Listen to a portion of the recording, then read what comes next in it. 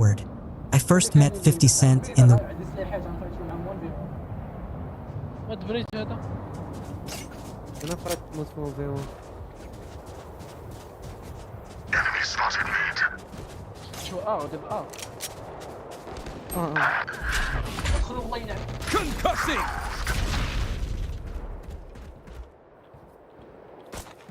Cover going out.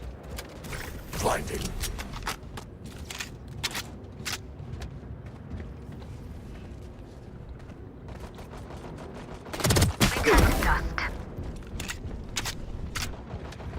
One enemy remaining. ما فهمش باللي هذا عندي سلاح وهما سايبين غادي يشدوا منطقه دوز عجيب انا اللي كنبين راه كنقول لك Cover going out. صافي هنا كله ترابس غتخبى تما كاين ترابس الاخر يا جي عندنا من ما عندنا من دخل يلا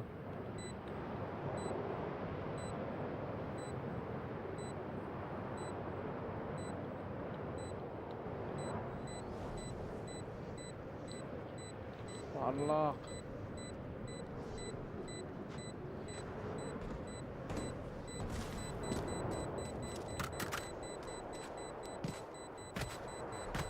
كنسمع وقال هادي نقول يا صاحبي رجعت السبون عندنا. I hate waiting. Let's do this.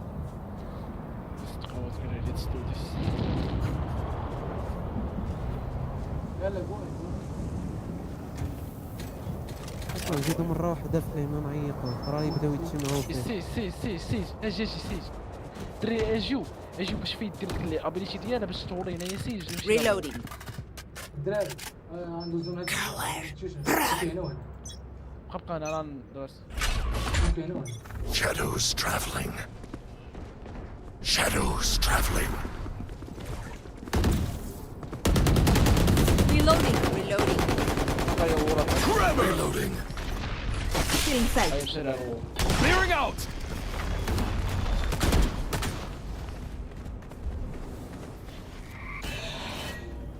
Our spike's down. Blinding. Spike down A. My ultimate is ready. I have retrieved the spike.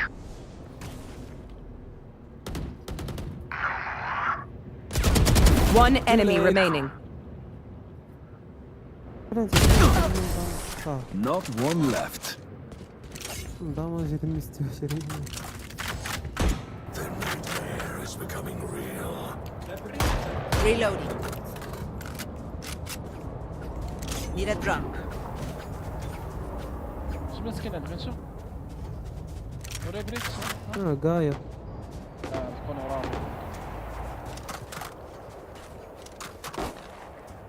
Need a drop. Weapon here. Thank you. Here. Gun here. Weapon here. Let me find Gun you. here. I have the spike. Cover going out. هيا وراش الدراري Enemy spotted A. Concussing. Blasting. Reloading. Still in sight. راسي. Enemy spotted A. رينا ادخل ارجع. Camera taken ارجع. out. سي جميد الدراري I have the Spike down A. Flash out.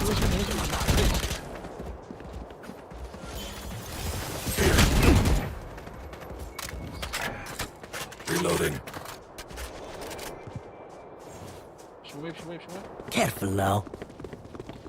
شي واحد تضرب هاك سبايك. I have retrieved the spike. سي راسي. Shadows traveling. ما يبريش فلاش Here. Blinding. 30 seconds left. Tremor.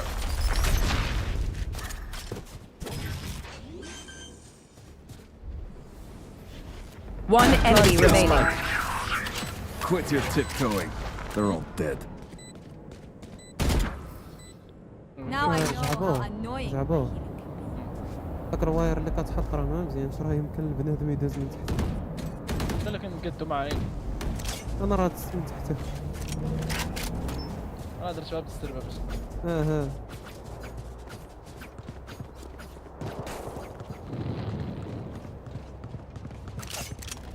راه قليل اللي كيديروا اللي يتمشوا لا ما كيدخل نيشان. Reloading.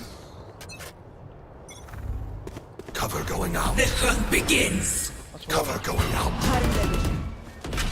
Feeling sight. Many Stealing sight. You're done. My ult ready. Concussing. Reloading. Clearing out. كفر. To dust. For you. My goodness. واحد يشتهفن. Right there. Spike planted. One enemy remaining. اجي قلت المطرة.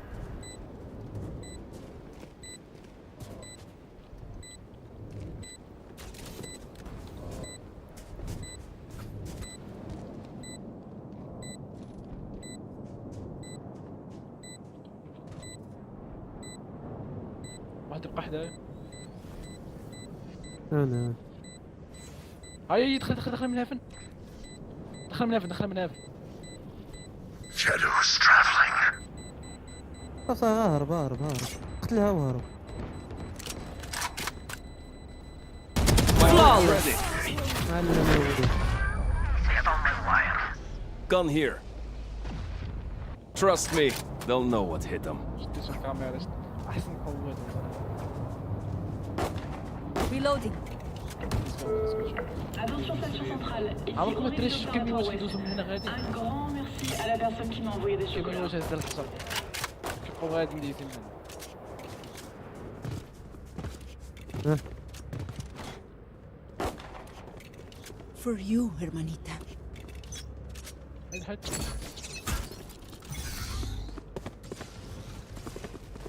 رجع في حالك رجع. هيا اجي خليهم نضيعوا الوقت احنا مسارين قبنا اخو. They will cover. My corazón. Reloading. Blindfolds.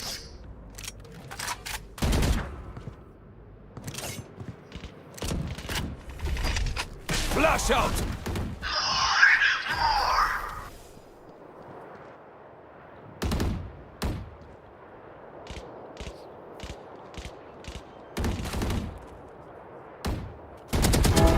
So of course. One enemy remaining.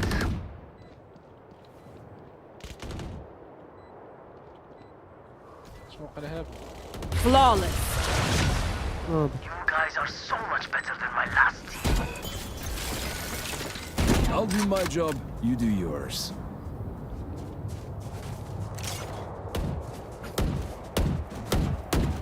ما متش. Reloading. وانا في وحده باقي ما متش. انت كترجع Reloading. للور. عاوتاني انت صايفر راه خاصك ترجع للور ما تبقاش كتراشي للقدام. Reloading. مزيان فري ار ليك اخويا. Reloading. ياك ما ممكن ندير والو انا يا ولد كذا. وبالعكس راه الا ما Cover مشيت going راه out. غينقصوا لك. Trevor. راه غيزيدوا لك ار Blasting! Stealing sight. Reloading. Pirates. Reloading. Watch them run.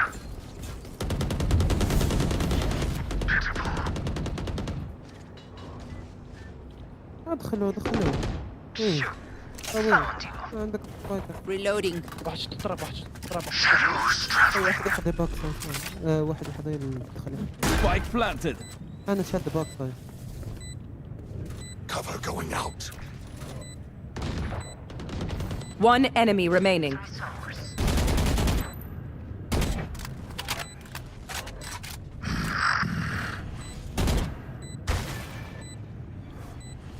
Flawless. Hell yeah! Next drink's on me! Stand tall. We are Valorant. We are fighters. قول الحمد لله قول الحمد لله. تعاود تحط تكون ورايا نعاود Reloading. انا عرفتي اش من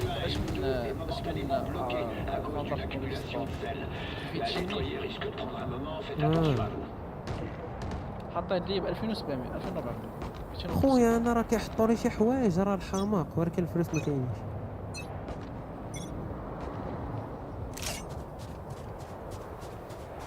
روتيت بلا ما تضيع وقت. عرفت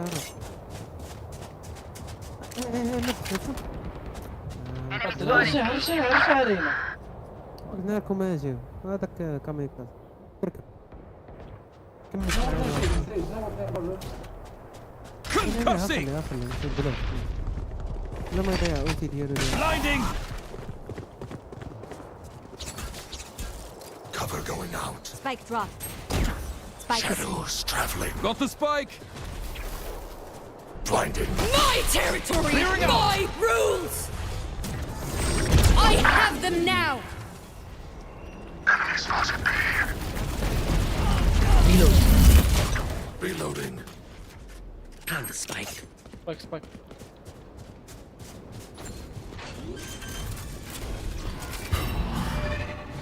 Spike planted!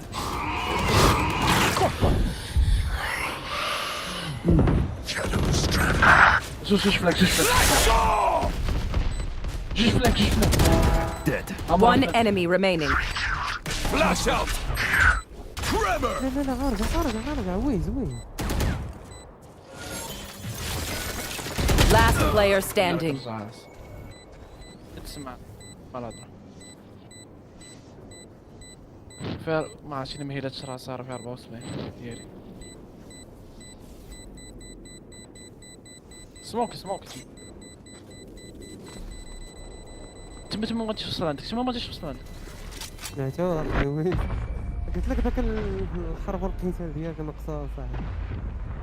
كتقمر والله الا كتقمر. Remember, اوه wipe the pins from your عندي guns. مو It's just good crime scene etiquette.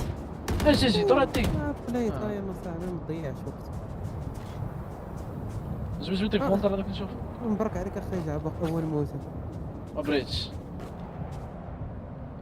جبت سربيات ما فيش يا الله اخي سباكسي يا الله يا هاك روح. بحالي.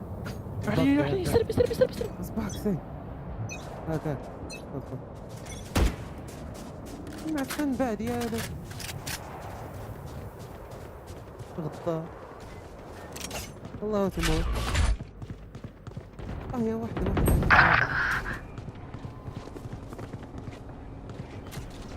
زيج اوجيني يا اخي زيج. Concussing! Tag.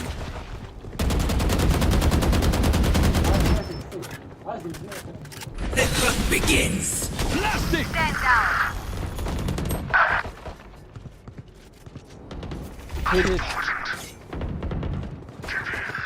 My ultimate is ready. Watch them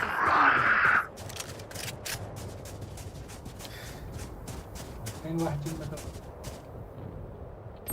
I have dropped the spike. You will not kill my allies. والله كيشوط تخرة. كان بنموت بزاف.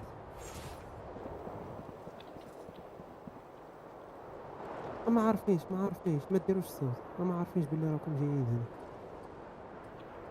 شاف 30 seconds left. الاخرين مشاو بحالهم Camera taken out. كاين بي باش مشيتو. بلانت. Spike planted! Blinding! Last player standing.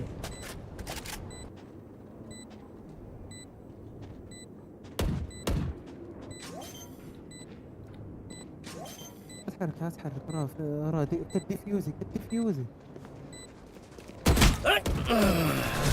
انا نورم ما كبر ما كيشوط انا نورم. As much as this world hurt me, it's mine, and I will kill to the Can end. someone get this? Thank you. ريفر Can someone get this? Thank you.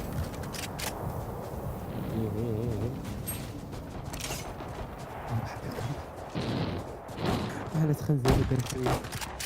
Reloading. Reloading. واه تيري في السمر. Reloading. Cover going out. Shadows traveling. Trevor! Clearing out! My ultra. Someone is A. Reloading.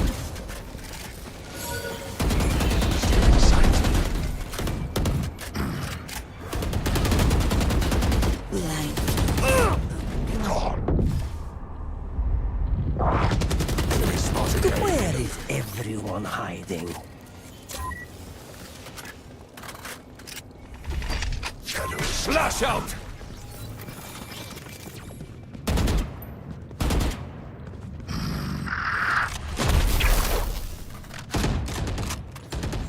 One enemy remaining. Blinding!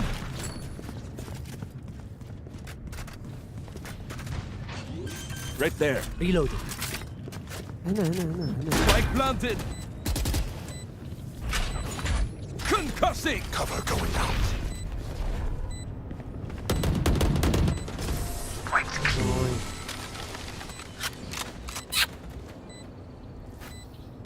They're just batteries. And I need a recharge. لا قاعد يبغى كلب بيك.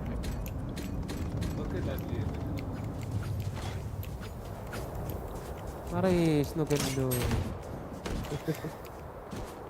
بربارك. Reloading. Reloading. Reloading. لا تيرو في هاد البنفسجي. كيبدا يدور. Reloading. Reloading. Cover going out. Shadows traveling. Trevor! Reloading. Reloading. Blasting! Got you. Reloading. Enemy spotted A. Reloading. Reloading. دراري. Reloading. زيرنا. ما شافوش كاميرا ديالي ترى. من شوي. One dead. Reloading. رينا مازال. Cutting their vision. Blinding. Healing you. اي One enemy remaining. ماشي رينا شتي تخبط. Someone is mid. Here. Flawless. رينا right over them. Last round before the switch. Don't be cheap. Spend it all before it's gone. سمعتوني. رينا دبت بكاميرا شتي 4 مرات. Reloading. Here. Here.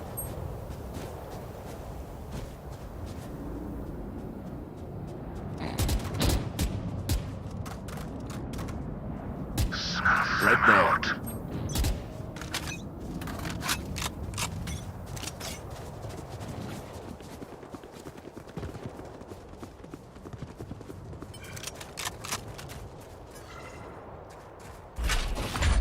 كيبان لي واحد الثلاث. My territory, my rules. Shadows traveling. You I have planted the spike. Reloading. Flash out! Enemy in attack spawn. Concussing! Worthless. My ult's ready.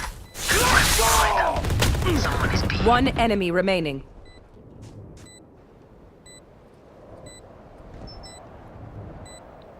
Cover going out.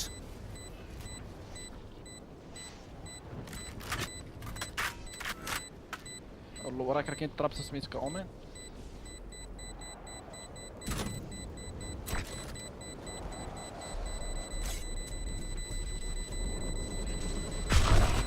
Scatter. Tripwire destroyed.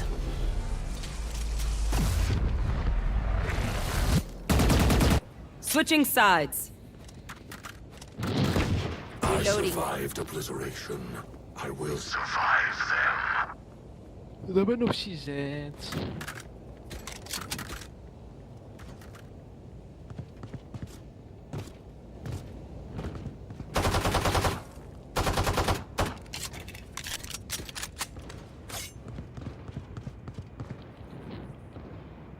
ما تمولش كاميكاز لا لا لا هني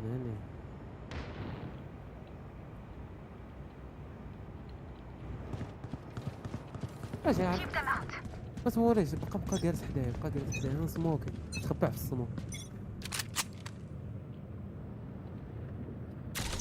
دخل معايا دخل اصاحبي شنو ما الدراري عندكم عندي عارف بتفو فايت كتشيكي بنت كده هاني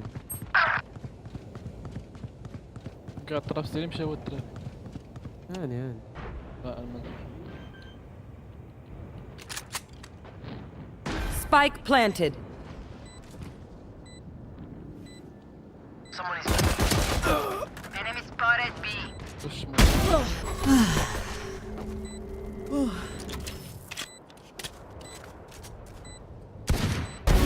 Adios.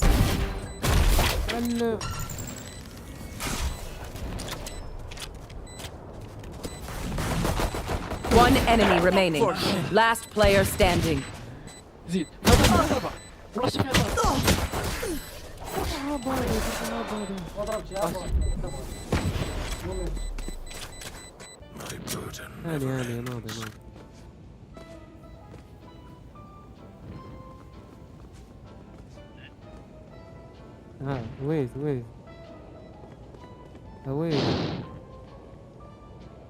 ويز جبت الحب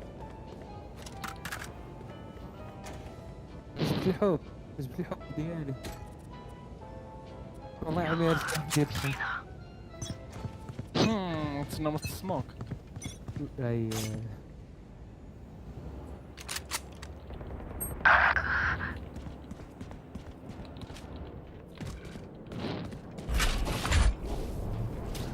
مني ما تعودش Trevor! Clearing out!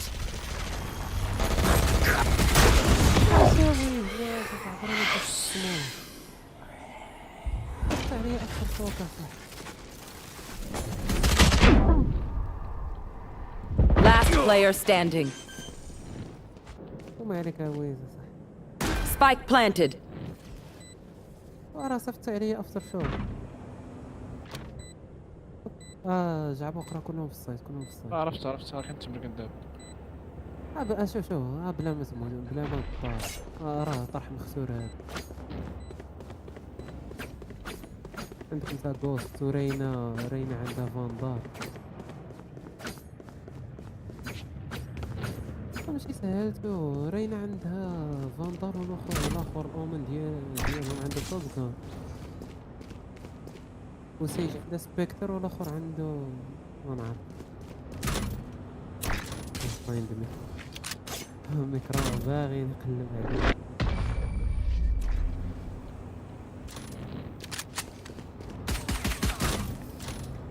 Wait until I blind them to strike.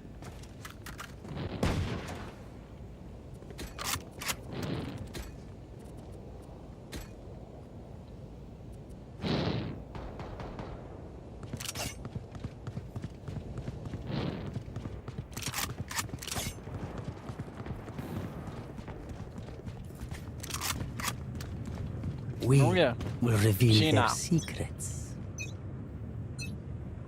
فولي جيل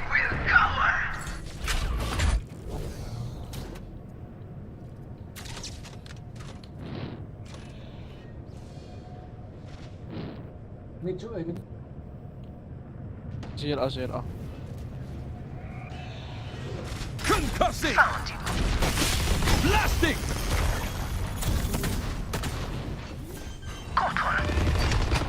Blinding! Spike planted. Pitiful. Last player standing.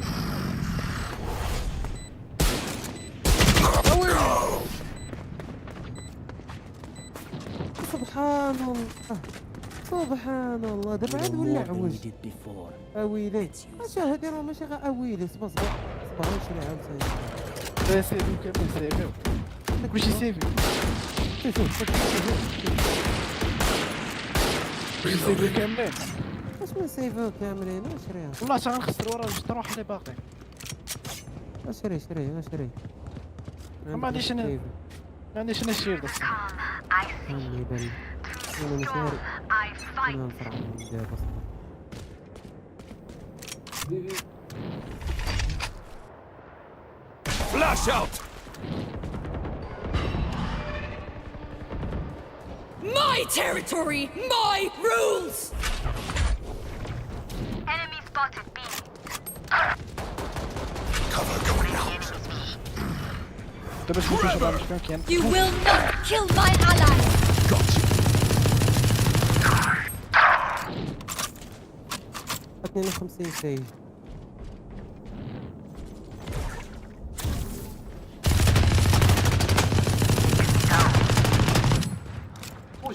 Spike planted. ثلاثة One enemy remaining. كورنر Last player standing.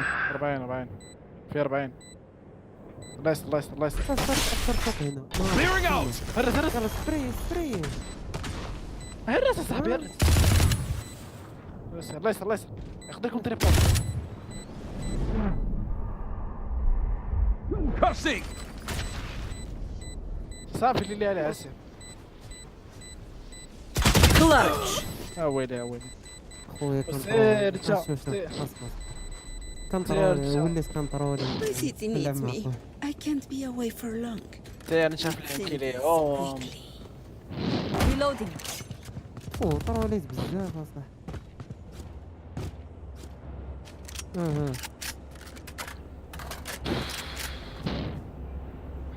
Here.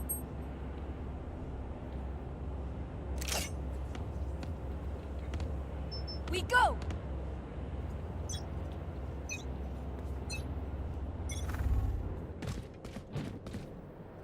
ما عندهم Destroyed.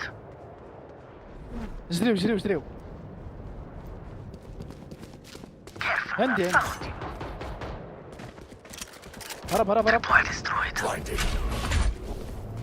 Trevor. Amateur. جوا تليبورت My ultimate is ready. One enemy remaining. Spike down A. على ايه ما عندك 6 رايت شو اما It ends for now. Spike is A. جيب لي فندق. Match point. Can someone get this? A single battle between us and victory. Reloading.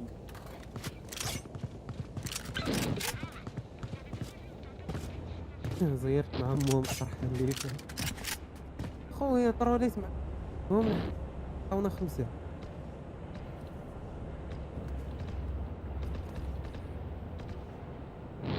Okay, let's get set up. The hunt begins. Blinding.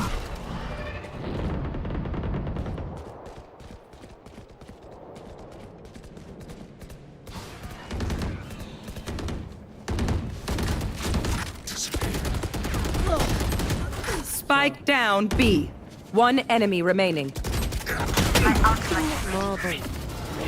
Defenders win. Hell yeah. Who's up for another? Spike spotted B. Your duty is not over. هي غنرجعو للبرونز زوز.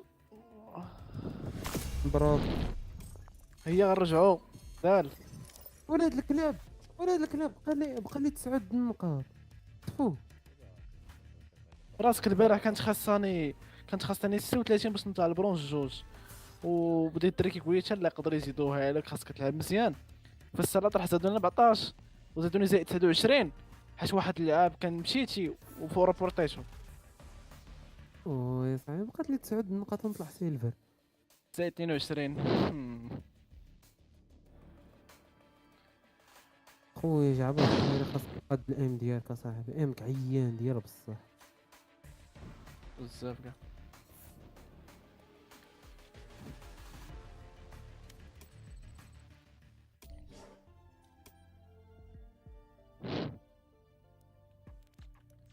دراري زيدوني 11 صح كنحوس نلعب بسيج مامي سايش ما ميسيس لعب بنش يا ما ميسيس خليه ودا يلعب ديوليس. صرت ذكي شي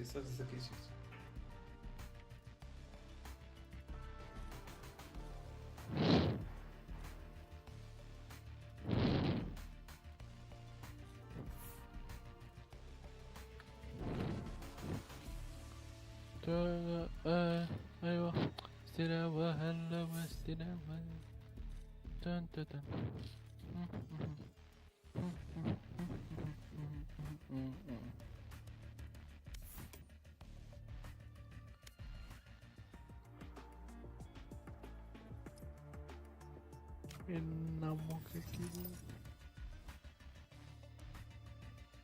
شهر رانك 3 وين؟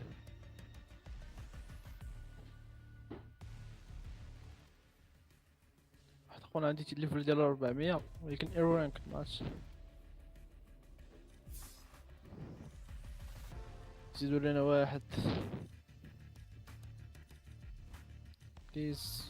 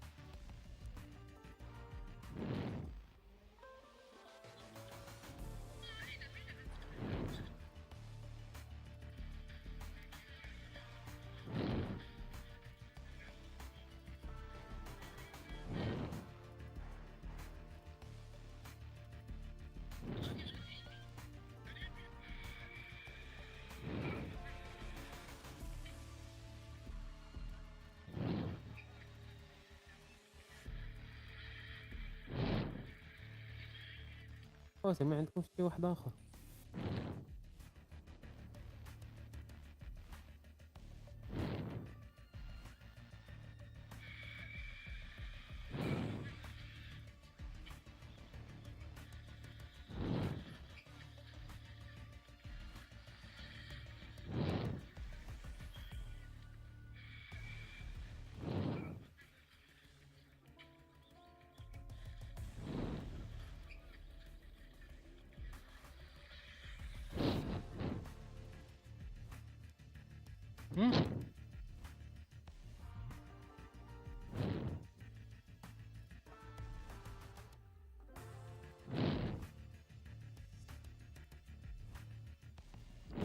يعني ندبرو دابا هاد الواحد هذا.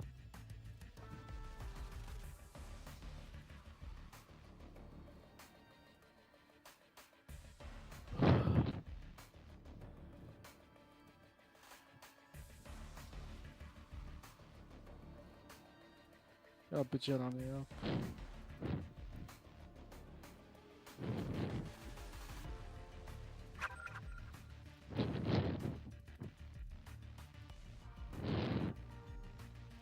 هو واحد هو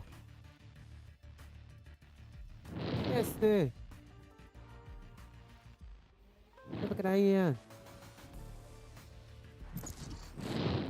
فقر هاي ياسي مالو واش اصلا يعني اللي بخير يعني Match found. ياك عرفتي انا بعدا شكون خويا من صوت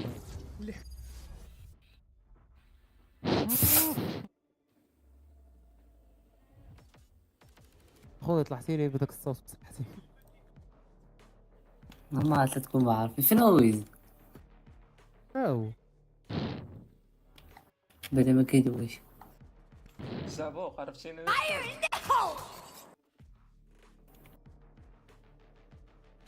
وانت سيت تقود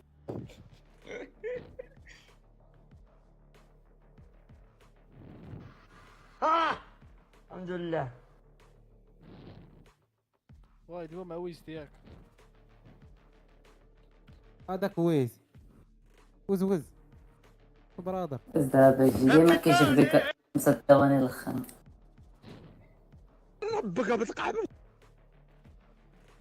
بتقعب يا بتقعب خليني بتقعب نموت بتقعب خليني ربك تتفرقع بتقعب وقطعتي عليهم شتي كتهضري مع واحد اخر في ابل. شمن نوع ديال القعاب انت؟ شمن نوع ربك ديال القعاب؟ وين طبن امك؟ فين هو القلب اللي عندك يا بتقعب؟ Select your فين هو agent. القلب اللي عندك؟ الى طبن امك يا ويا المنقول. القصة معانا ويا المنقول. مر هذا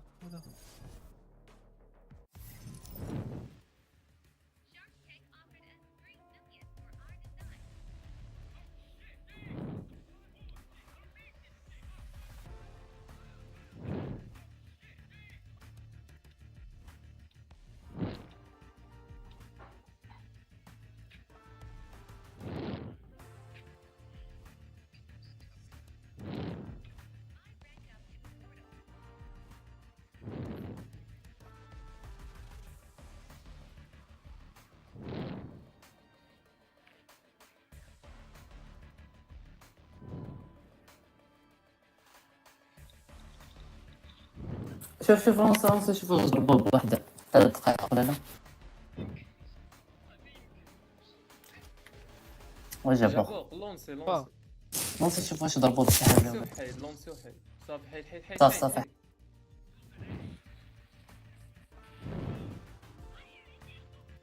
صبت نوصلوا للويز.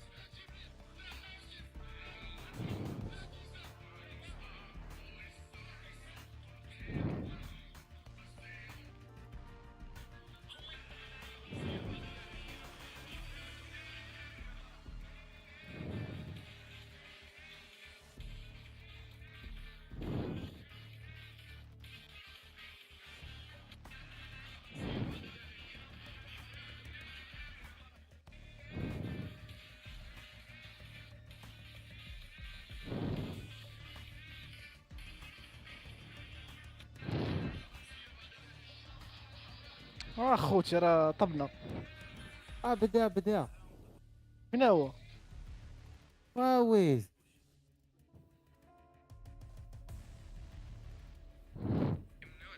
ما كيعقدني ملي كيمشي بحالو بحال ما كنعرف واش هو كاين ولا ما كاين.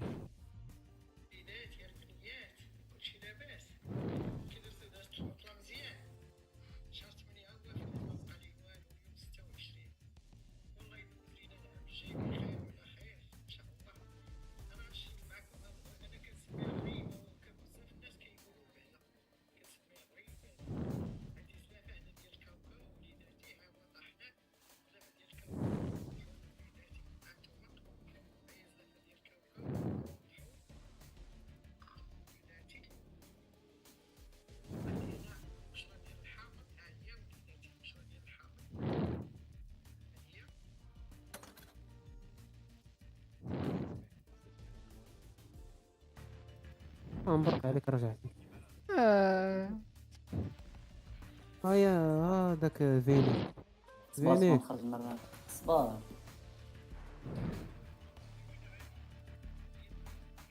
حاط بلوكا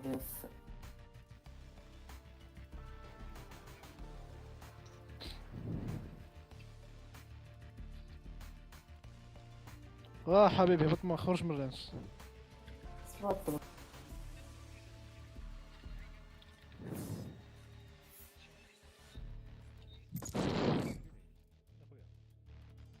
انا خاي ويز بس عليك لا مع الصحة الله يدعيك يلا صورتك في انستغرام. يلا جي مزيان اخي خذ راحتك.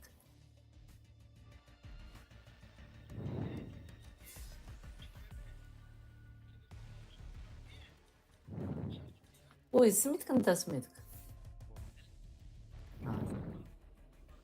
سميتك؟ بدر. خضر طالع البدر وانا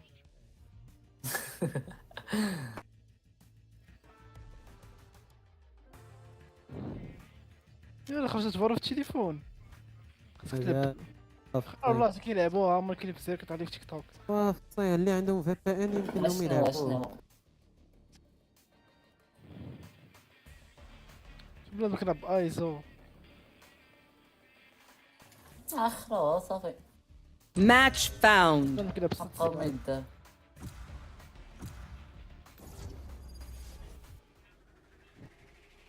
وشي ما فيهاش. الا انت كتلعب بيسي ومشيتي لعبتيها تبان لك خاريه داك الجرافيك اللي فيها من غير الجرافيك فالو تاع التليفون تولي صعيب التحكم. فالو عيانه فالو ابار التحكم كندوي لك انا على الجرافيك اما الا كشي هروي كيلعب فري فاير غادي واو. اش من دوك اللي كيلعبوا فري فاير كيقدسوا فري فاير اصلا. الدقانيد واخويا شافو ها اسمع الدقانيد واخويا كيزيدوا فري فاير مال هادو فري فاير جيم الصراحه هي شوف دوز خويا اللي ما لعبش فري فاير في صغره لا لعبتها ولكن ما بقيتش كنحملها. انا احسن برايميت لا راه شوف راه برايم تاع فري فاير اقوى برايم ولكن تلعبها لحد الان راه ما بلانش. ولكن تلعبها دابا لغايه الساعه وديك الساعه متخيل. الصراحه انا لعبتها في 2019. اسمعني اقوى جيم في البيرفورمانس اسمع اخلي نكمل البيرفورمانس ديال اللعب كاين اللي غتمشي تقلب غتلقى 2000 و2020 2021 فري فاير طوب ديال الطوب اصلا ما يمكنش كتخدمها في الجو انا صاحبي راه بالسيف. بس واحد الحاجه المغرب اكثر لعبه دازت فيها مشهوره في التاريخ هي متقولش هي كونتر سترايك. ودابا صبر دابا راه سي نورمال تكون صاحبي مشهوره حيت برام راه ما عندوش بيسي بزاف. واحد عنده الجوان في 2017 راه كان كيلعبها وما عارف ولكن هاد الساعه راه اكثر لعبه مشهوره في المغرب هي فالو. هاد الساعه لا صاحب بيسي بحيث عاوتاني الباسيات ولا ساهل تجيبهم هاد الوقيت. واش مامكنش تقارن بيسي مع التليفون تعادوا مع تعادوا. بس هي دابا كتعطيهم واحد الاهتمام في شكل كتحس بشحال كتلقى اشاره كتلقاك بغيتي تاخذ بيسي جيم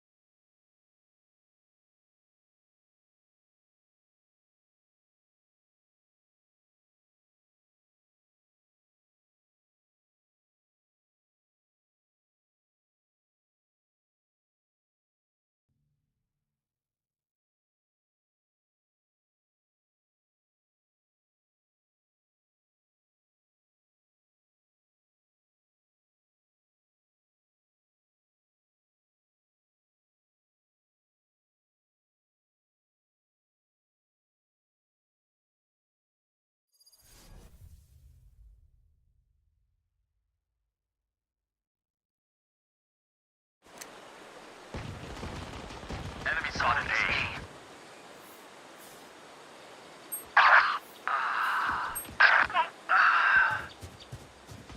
Let go.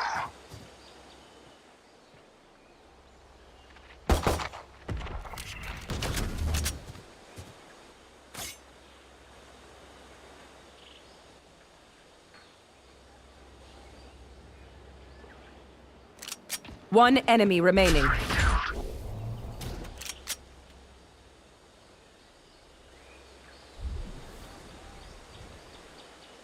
Last player standing.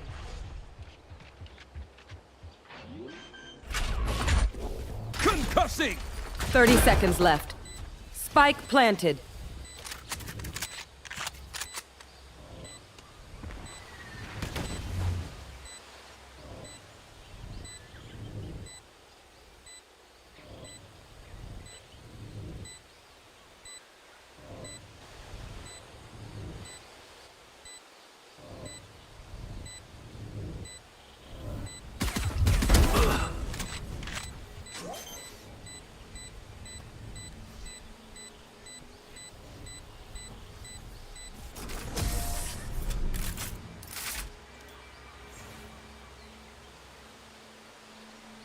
I can feel their panic rising.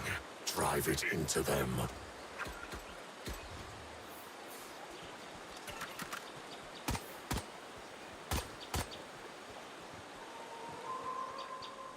اخويا ويز عودت عليك تكوفريني خائن. هو بيورا راهي كارينا اخويا كارينا الله يحميكم. هم كاريكم الطرح اللي راه كاريتهم الطرح اللي فات غاسل. الطرح اللي قبل منه تا هو فعلا. شكون انت يلاه نمشي معنا الطرف. Enemy spotted A. Reloaded. نهضر على راسي انا. معاهم تشامبر. بلاي ليتس بلاي. راسك متسام برا سمير هذاك باش تكون كبار. علاش؟ راه سمير ما عنديش راسك. Cover going out. ما في صفرين. لا لا لا لا لا لا خليه هو اللي يحلو. لا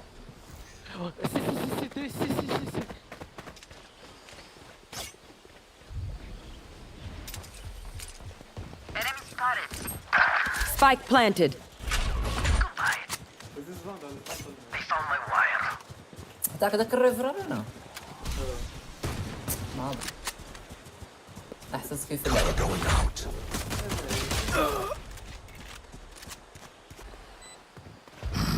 Last player standing. Unimportant. Blinding. ريلودي ادخل. نسيت. نايس تخاي. كلبه. فريند their ديالو chamber. نوبر صاحبي عاد جديد على اللعبة. انا عطيني سكيل لحظة. ها كيتخبع. Need a drop. Thank you. واو واشيبس هذاك اللي كيخص الشيب.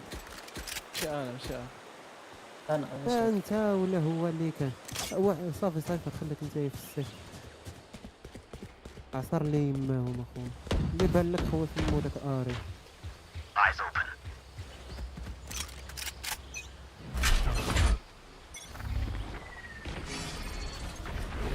Shadows traveling.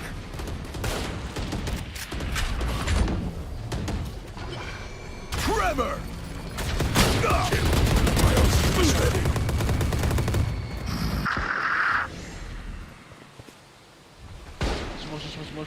شوش.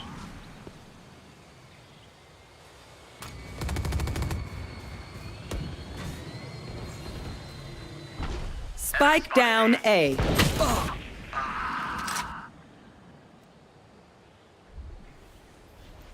باغاش نبيك حيت ما عنديش شيلد.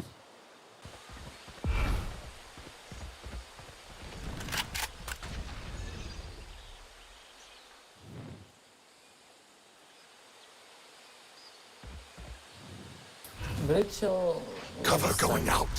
ماما كيف بلانتيو. Spike planted. Disappear. Blinding. يزولوا. Watch them run. Damn it. Last player standing. عاوني عاوني. Shadows traveling.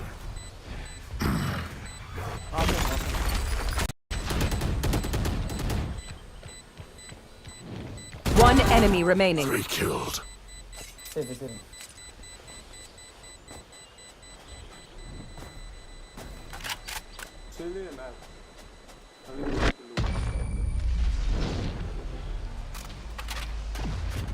زعبوق صاحبي دابا ما شتيش لاخو. They will scurry. Need a drop. And then they will die. تشيك ما تجيش شي حاجه. واش غنشري لك عندي 2000 وصاحبي. انا قلت لك الاول. واخا نبغي نشري له ما عنديش، عندي 2000 يلا نشري قدورة. زعما انا قاول بنا قال لي قلت لك الاول. هو راه فري، هو قال لي الاول راه هو اللي غنشري له. كنت طلبتو كامل راه Okay. No surely.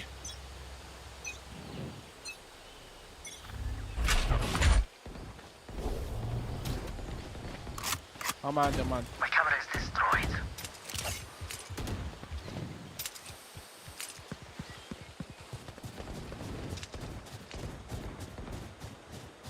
Found you. Cover going out. The hunt begins.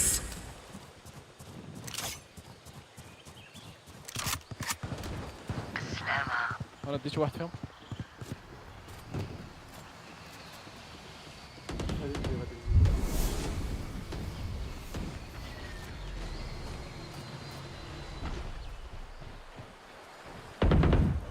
دري عاونوا Concussing. Blasting. Cutting their vision.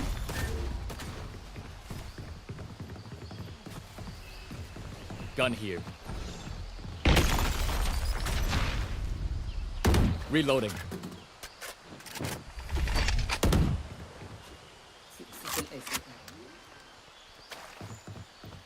Thirty seconds left. Spike planted.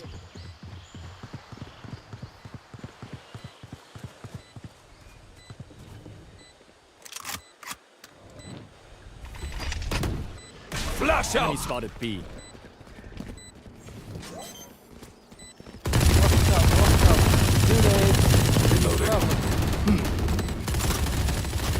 Reloading. One enemy remaining. Shameful performance. Reload. My ult is ready. Got it. We're clear. Gun here. Gun here. We know more than we did before. Let's use that. I need واحد this. يشري لي يلا انا قلت. شو My كان thanks. عندك سكينه ايزو. ريتك اخوي. لا ما عنديش كان ندخل عند رامي.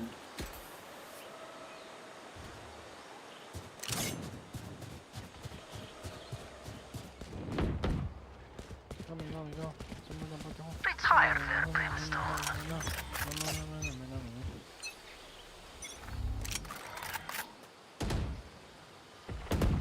It's you and me. ضيعت رجلي. كلبه. هو اللي على شبك انت. Tremor. Stealing sight. Spike down A. Clearing out. Blinding. راه هنا.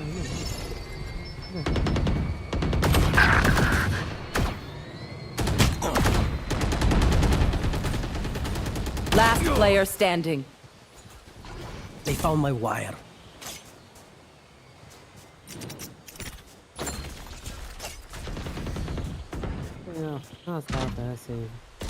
I must wait a moment. واحد راه جايك من هنا.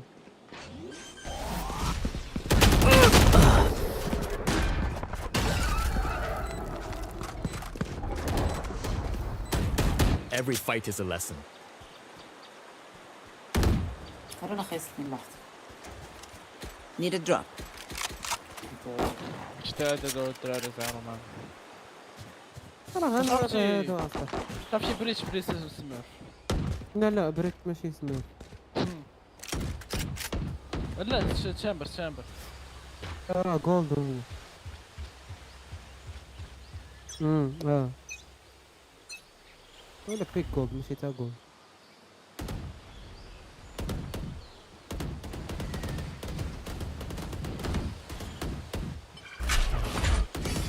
Prepare for hellfire! Concussing! Flash out! Enemy spotted A. Blinding!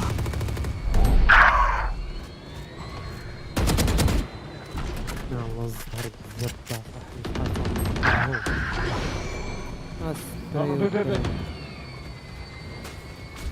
My ult's ready. Spike down A. انت على موسم Off your feet! No distraction. Last player standing. صار امها وصافي بلا ما تضيع وقت. Careful now. 30 seconds left.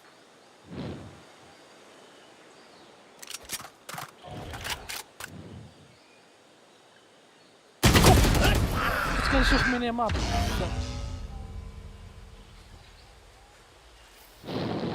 They think they know pain. They can't begin to comprehend it.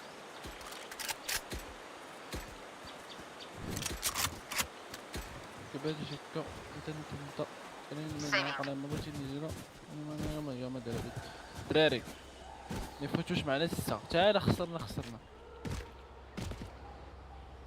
لا ما نخسروش اخويا. إني خاشلدم. زيروا هاد الدراري يلعبوا معكم.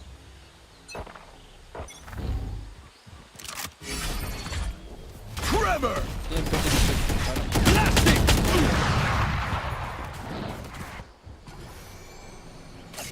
The hunt begins.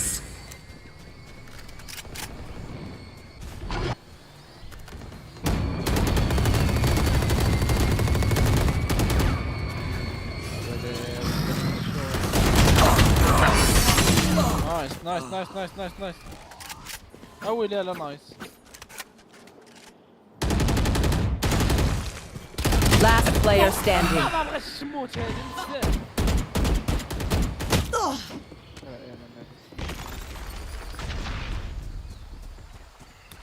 متبقاوش تسيفيوا صاحبي، بقاو ضاربوا تحتاوا صاحبي.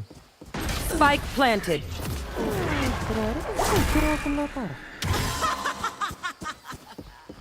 Forgive me, بقيتي انت Valorant. الاخر، علاش لا علاش ما تقلاتش فيه؟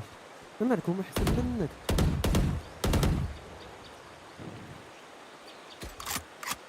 هذا الطرابس ديال خويا ديرهم هنا هما كيعيقوا فيها.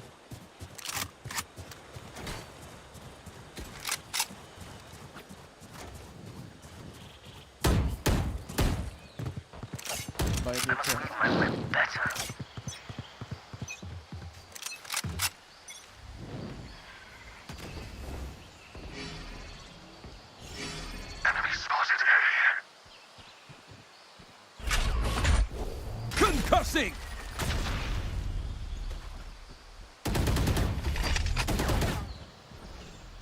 Flash out!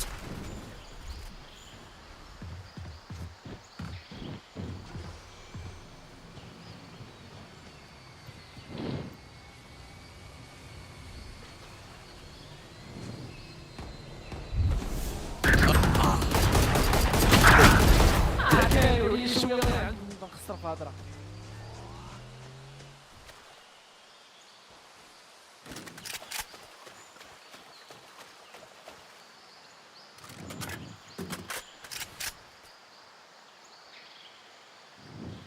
Spike planted.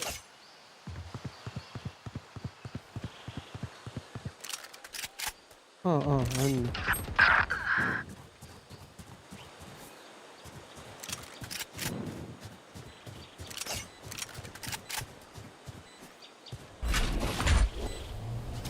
Trevor!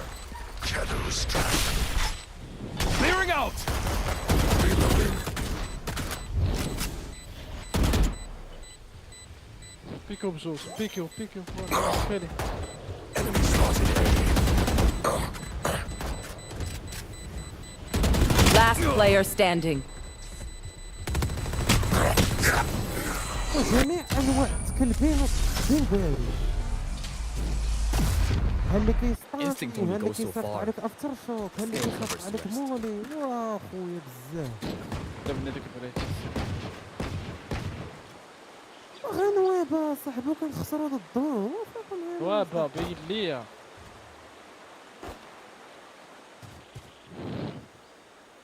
الدير اللي قلنا عليه سمارف ديالهم وكيخور ما كيعرفش يلعب. Okay, let's get set up.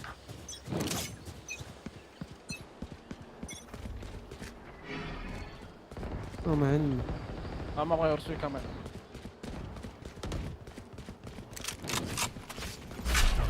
اما دخلوا عندي. Reloading.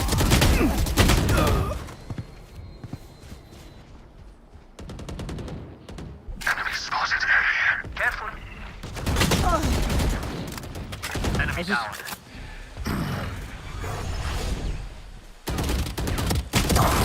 Ultimate is ready.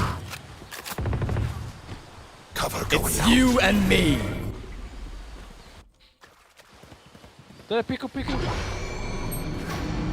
Last player standing. One enemy remaining. Spike down A. Cutting their vision.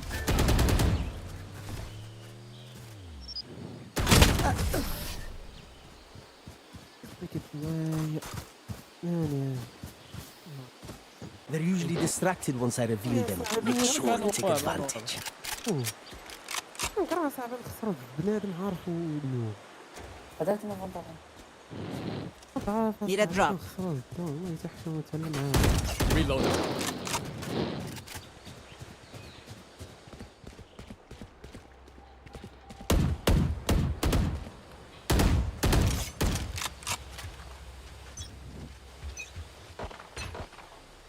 You want to play? Let's play. Multiple enemies. Cover going out. Prepare for hellfire.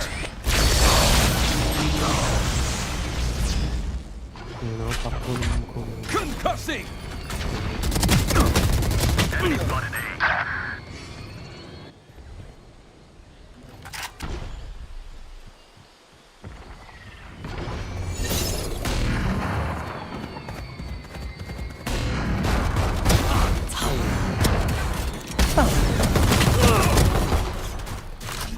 Spike down A. Where is everyone hiding? نوب عيان. Last player standing. هذا بينك خويا والله الا بحال هكا تخلع. I'm waiting. والله الا بحال هكا تخلع خويا. هذا فهمتيني خويا راه ماشي كاستم هادي، راه ماشي كاستم. ما غيتسناك انت بجوايه على الضرب يحترم امك. Reloading. كاستم دير وانطا.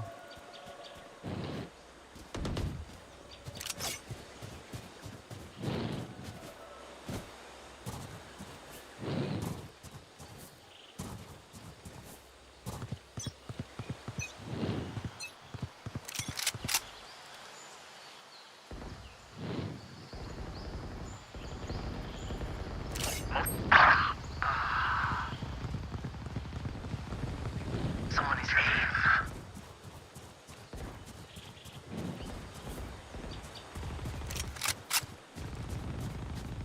They found. اديت واحد. Spike down A. شي واحد يستار كي ولا ندير شي. Enemy spotted A. حبون ضمك. Off your feet! Last player standing.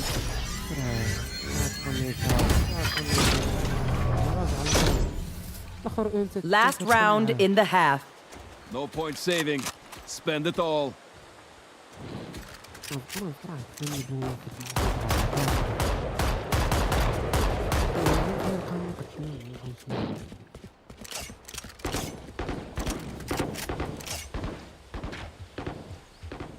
I need this.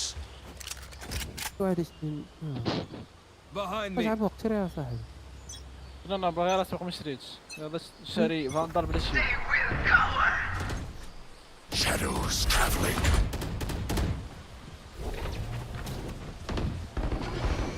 Tremor. The hunt begins. Shadows traveling. Careful now. I'll have my eyes down. Spike down A. عاطي عصا ديما من المطار. يا خويا بزاف. One enemy remaining. خويا بزاف على لعب عنده. عرفتي كيشبعو Switching sides. كيبقاو يعصرو فاش حتى كيشبعو. My burden never ends. حل واحد دابا هو نتكلبوا عليهم في اتاك. خويا شوف بداو تشريو اريس اودن. اللي قدر يشري اودن يشري. لعبهم مقحمين اخويا.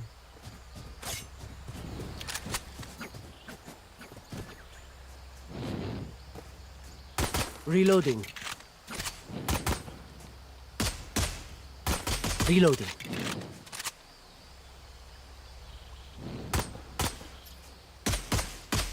Reloading. This is business.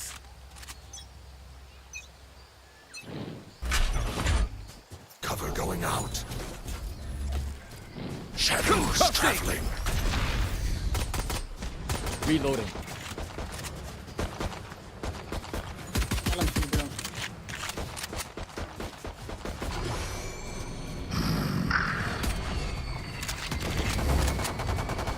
You were a mistake. Still in sight. جار. Reloading. Reloading. Plant the spike. ورجع مع هو. Shadows فلاش traveling. I have planted the spike. Show me a target. Stand aside. عندي Break him واحد down. هنا. جاي تما.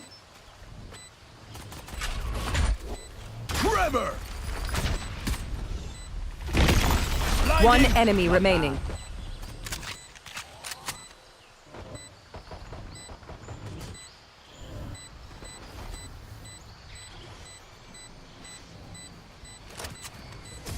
Let's pack it up.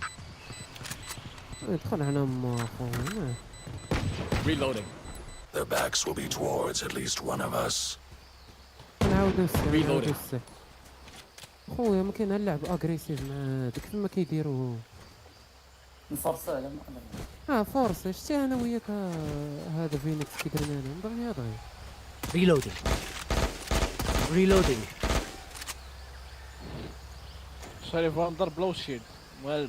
لا لا I لا get لا what لا I want. لا باش غنمشي لك. بيع كاميكاز بيع. سيكوس. هات لك Cover going out. Enemies can't see. Shadows traveling. Careful. Blinding. Reloading.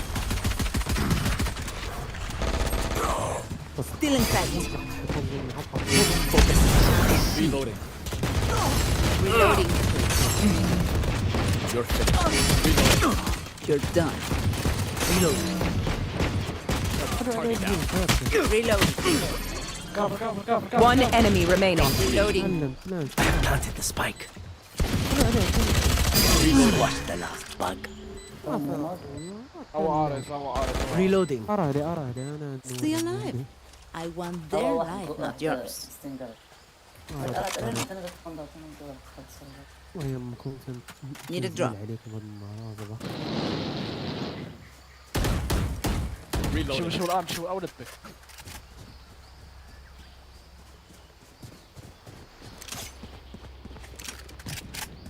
Reloading. Okay. اشوف بلانتي وليا هنا. Stopping fire. Shadows traveling. Destabilizing. Clearing out. خد. Nice try. كفر. I have planted the spike. Cover going out.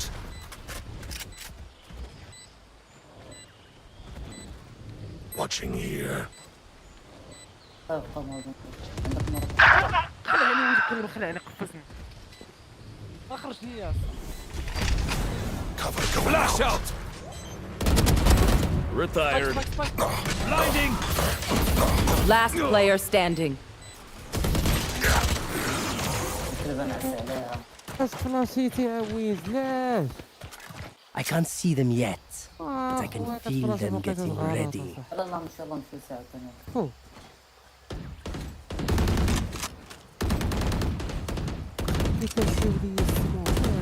Reloading. اجي ولبي.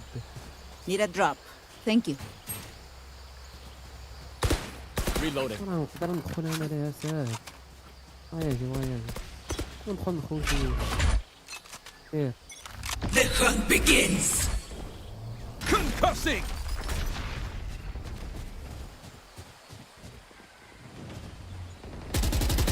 Got one. Making cover. ادخلوا. Over there. Focusing. Got the spike. Enemy spotted. Spike down B. Spike.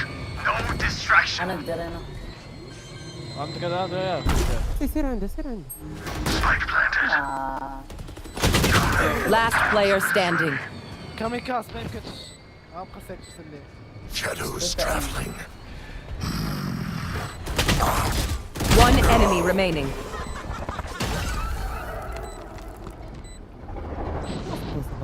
العار قول لي كاميكاس كي درتي له. ولنا عليك بكري يا اخو.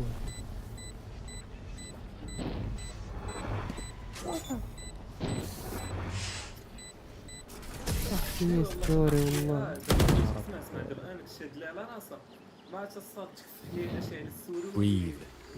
Then commit. Reloading. ما فهمتش صاحبي مالي مع هاد البرونز هذا، حتى كتبقى لي 10 ولا 9 نقاط باش نطلع، عاد كنولي نخسر. Need a drop. بقى لي 9 نقاط صاحبي نطلع سيلفر. انت ماشي. انا الرانك اب ديالي هو هذا. I'm coming for you, ISO. سهل اخو سهل تنفضوا.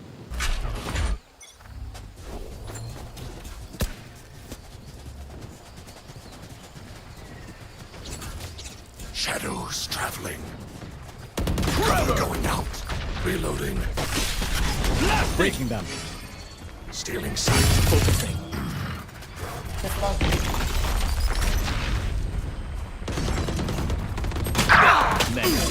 ايفون 105 Spike down C.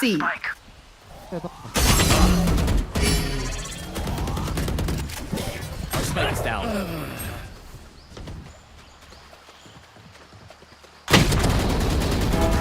Finished. My ultra.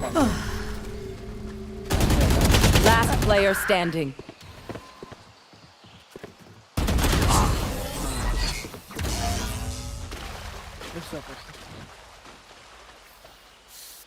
Match point. I find them. I kill them. Simple as that. سير نفسيس. الله معاهم باش بازو. ترى شي اودي.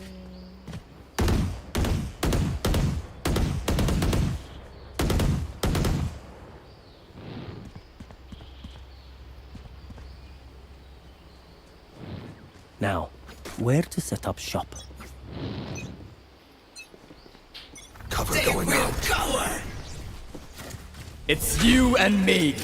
Shadows traveling. شكون انت؟ Watch them. عنده اوضن وتقلب قوي. Right there. Should be a target. Enemy spotted A. رينا 125 درنا تفلاه. خلاص غسبري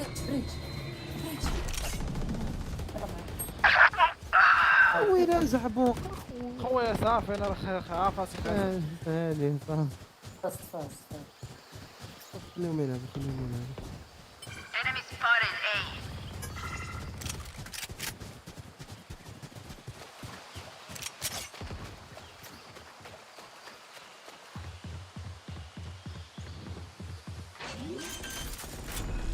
Enemy spotted A.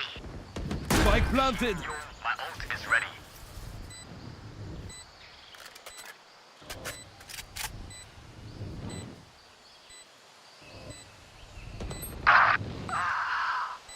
ثمانين فريم.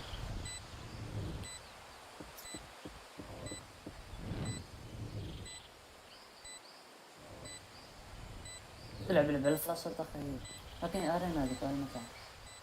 شوف ارينا حدا فلانك Concussing. هذا فلاش. Flash out. One enemy remaining. My ult's ready. ناضل. Quit your tiptoeing. They're all dead. I survived obliteration. I will survive them. I need a gun. عرفتي كيستفزوني دوك اللي كيقولوا زعما القحاب راه انا هذا. Reloading. Reloading. بريتش.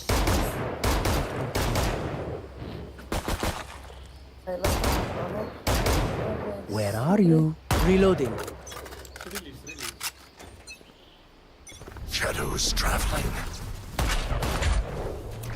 Let us begin. No distraction. Clearing out. Stealing sight. الله يرزق. Prepare for hellfire.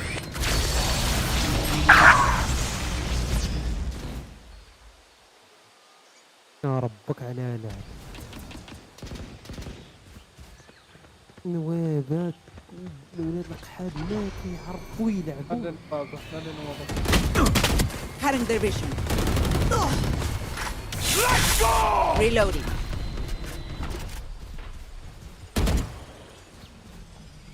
لا تقطع مرة البطل. لا فلاك. Off your feet. Last player standing. Defenders win.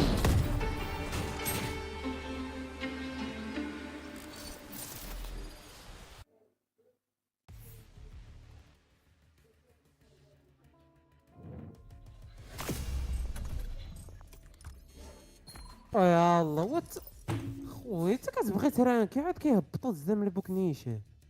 كنقصولك 30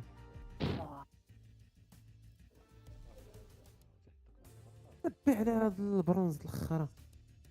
قصولك 8. وين تطلع لي في كري هاد البرونز.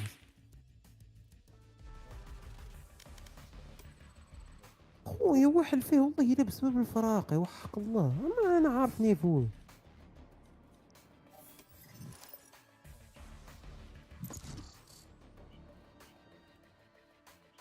يا رغم ما يصير.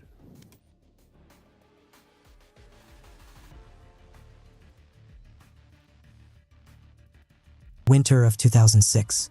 He had been a fan of my book, The 48 Laws of Power, and he was interested in collaborating on a book project. In the meeting, we talked about war, terrorism, the music business. What struck me most was that we had a remarkably similar way of looking at the world, one that transcended the great differences in our backgrounds. For instance, in discussing the power games he was experiencing at that time in the music business, we both looked past people's benign explanations for their behavior and tried to figure out what they were really up to. He developed this way of thinking on the dangerous streets of Southside Queens where it was a necessary life skill. I came to it by reading a lot of history and observing the crafty maneuvers of various people in Hollywood, where I worked for many years. The perspective, however, is the same. We left the meeting that day with an open-ended idea about a future project. As I pondered the possible theme of this book over the following months, I became increasingly intrigued by the idea of bringing our two worlds together. What excites me about America is its social mobility, people continually rising from the bottom to the top and altering the culture in the process. On another level, however, we remain a nation that lives in social ghettos. Celebrities generally congregate around other celebrities. Academics and intellectuals are cloistered in their worlds. People like to associate with those of their kind. If we leave these narrow worlds, it is usually as an observer or tourist of another way of life. What seemed an interesting possibility here was to ignore our surface differences as much as possible and collaborate on the level of ideas, illuminating some truths about human nature that go beyond class or ethnicity.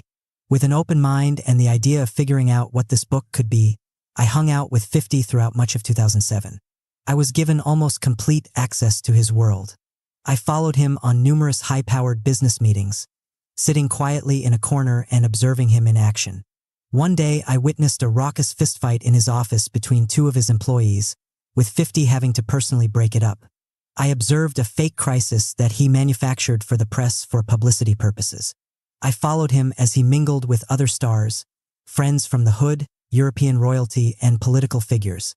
I visited his childhood home in Southside Queens, hung out with his friends from his hustling days, and got a sense of what it could be like to grow up in that world.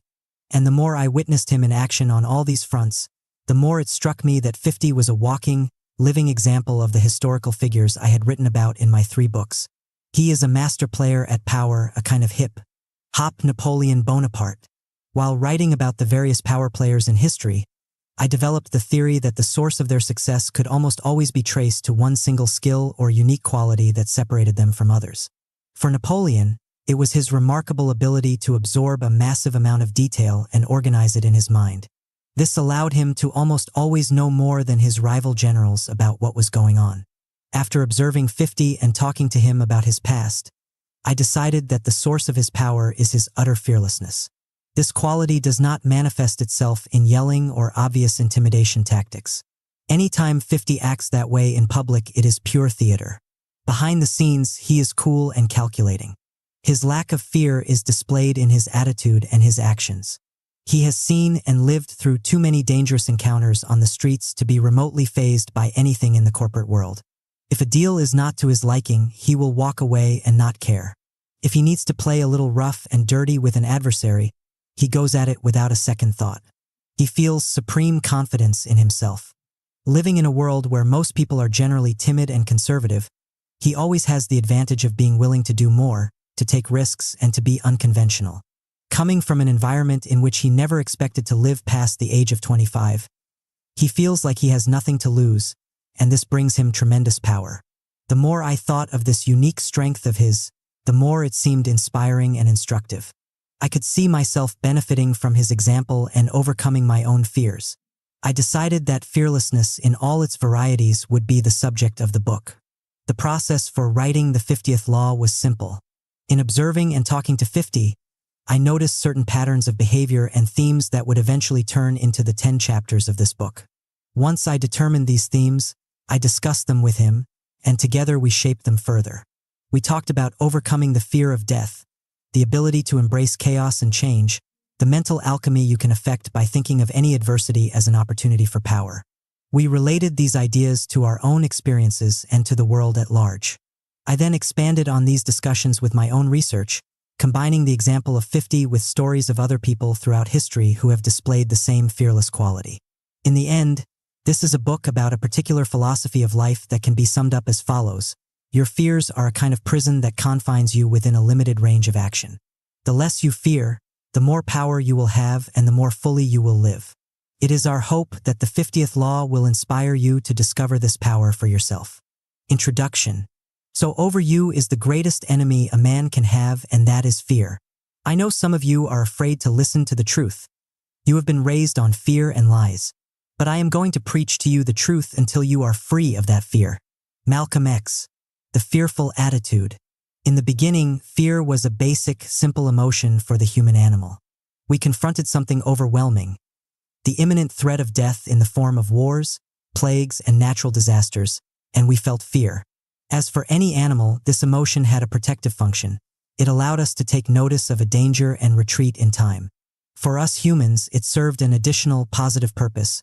We could remember the source of the threat and protect ourselves better the next time. Civilization depended on this ability to foresee and forestall dangers from the environment. Out of fear, we also developed religion and various belief systems to comfort us. Fear is the oldest and strongest emotion known to man, something deeply inscribed in our nervous system and subconscious.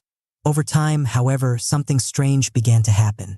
The actual terrors that we faced began to lessen in intensity as we gained increasing control over our environment. But instead of our fears lessening as well, they began to multiply in number. We started to worry about our status in society, whether people liked us or how we fit into the group.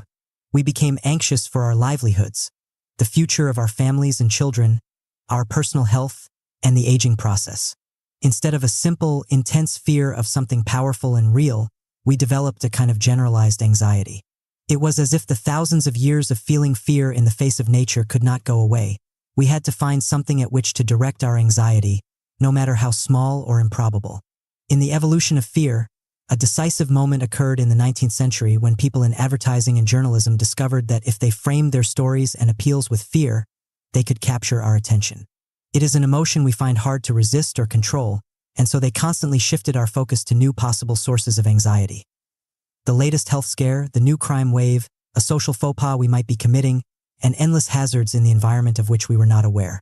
With the increasing sophistication of the media and the visceral quality of the imagery, they have been able to give us the feeling that we are fragile creatures in an environment full of danger, even though we live in a world infinitely safer and more predictable than anything our ancestors knew. With their help, our anxieties have only increased. Fear is not designed for such a purpose. Its function is to stimulate powerful physical responses, allowing an animal to retreat in time. After the event, it is supposed to go away. An animal that cannot not let go of its fears once the threat is gone will find it hard to eat and sleep. We are the animal that cannot get rid of its fears, and when so many of them lay inside of us, these fears tend to color how we view the world. We shift from feeling fear because of some threat to having a fearful attitude towards life itself. We come to see almost every event in terms of risk. We exaggerate the dangers and our vulnerability. We instantly focus on the adversity that is always possible. We are generally unaware of this phenomenon because we accept it as normal. In times of prosperity, we have the luxury of fretting over things. But in times of trouble, this fearful attitude becomes particularly pernicious. Such moments are when we need to solve problems, deal with reality, and move forward. But fear is a call to retreat and retrench. This is precisely what Franklin Delano Roosevelt confronted when he took office in 1933. The Great Depression that had begun with the stock market crash of 1929 was now at its worst. But what struck Roosevelt was not the actual economic factors but the mood of the public. It seemed to him that people were not only more fearful than necessary, but that their fears were making it harder to surmount adversity. In his inaugural address to the country, he said that he would not ignore such obvious realities as the collapse of the economy and that he would not preach a naive optimism. But he implored his listeners to remember that the country had faced worse things in its past, periods such as the Civil War. What had brought us out of such moments was our pioneer spirit, our determination and resolve. This is what it means to be an American. Fear creates its own self-fulfilling dynamic. As people give in to it, they lose energy and momentum. Their lack of confidence translates into inaction that lowers confidence levels even further, on and on. So, first of all, he told the audience, "Let me assert my firm belief that the only thing we have to fear is fear itself, nameless, unreasoning, unjustified terror, which paralyzes needed efforts to convert retreat into advance." What Roosevelt sketched out in his speech is the knife's edge that separates failure from success in life. That edge is your attitude, which has the power to help shape your reality. If you view everything through the lens of fear, then you tend to stay in retreat mode. You can just as easily see a crisis or problem as a challenge, an opportunity to prove your mettle, the chance to strengthen and toughen yourself, or a call to collective action. By seeing it as a challenge, you will have converted this negative into a positive purely by a mental process that will result in positive action as well. And in fact, through his inspiring leadership, FDR was able to help the country shift its mindset and confront the Depression with a more enterprising spirit.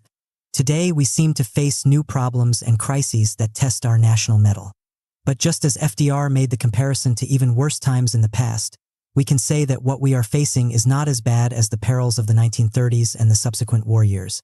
In fact, the reality of 21st century America is something more like the following. Our physical environment is safer and more secure than any other moment in our history. We live in the most prosperous country in the world.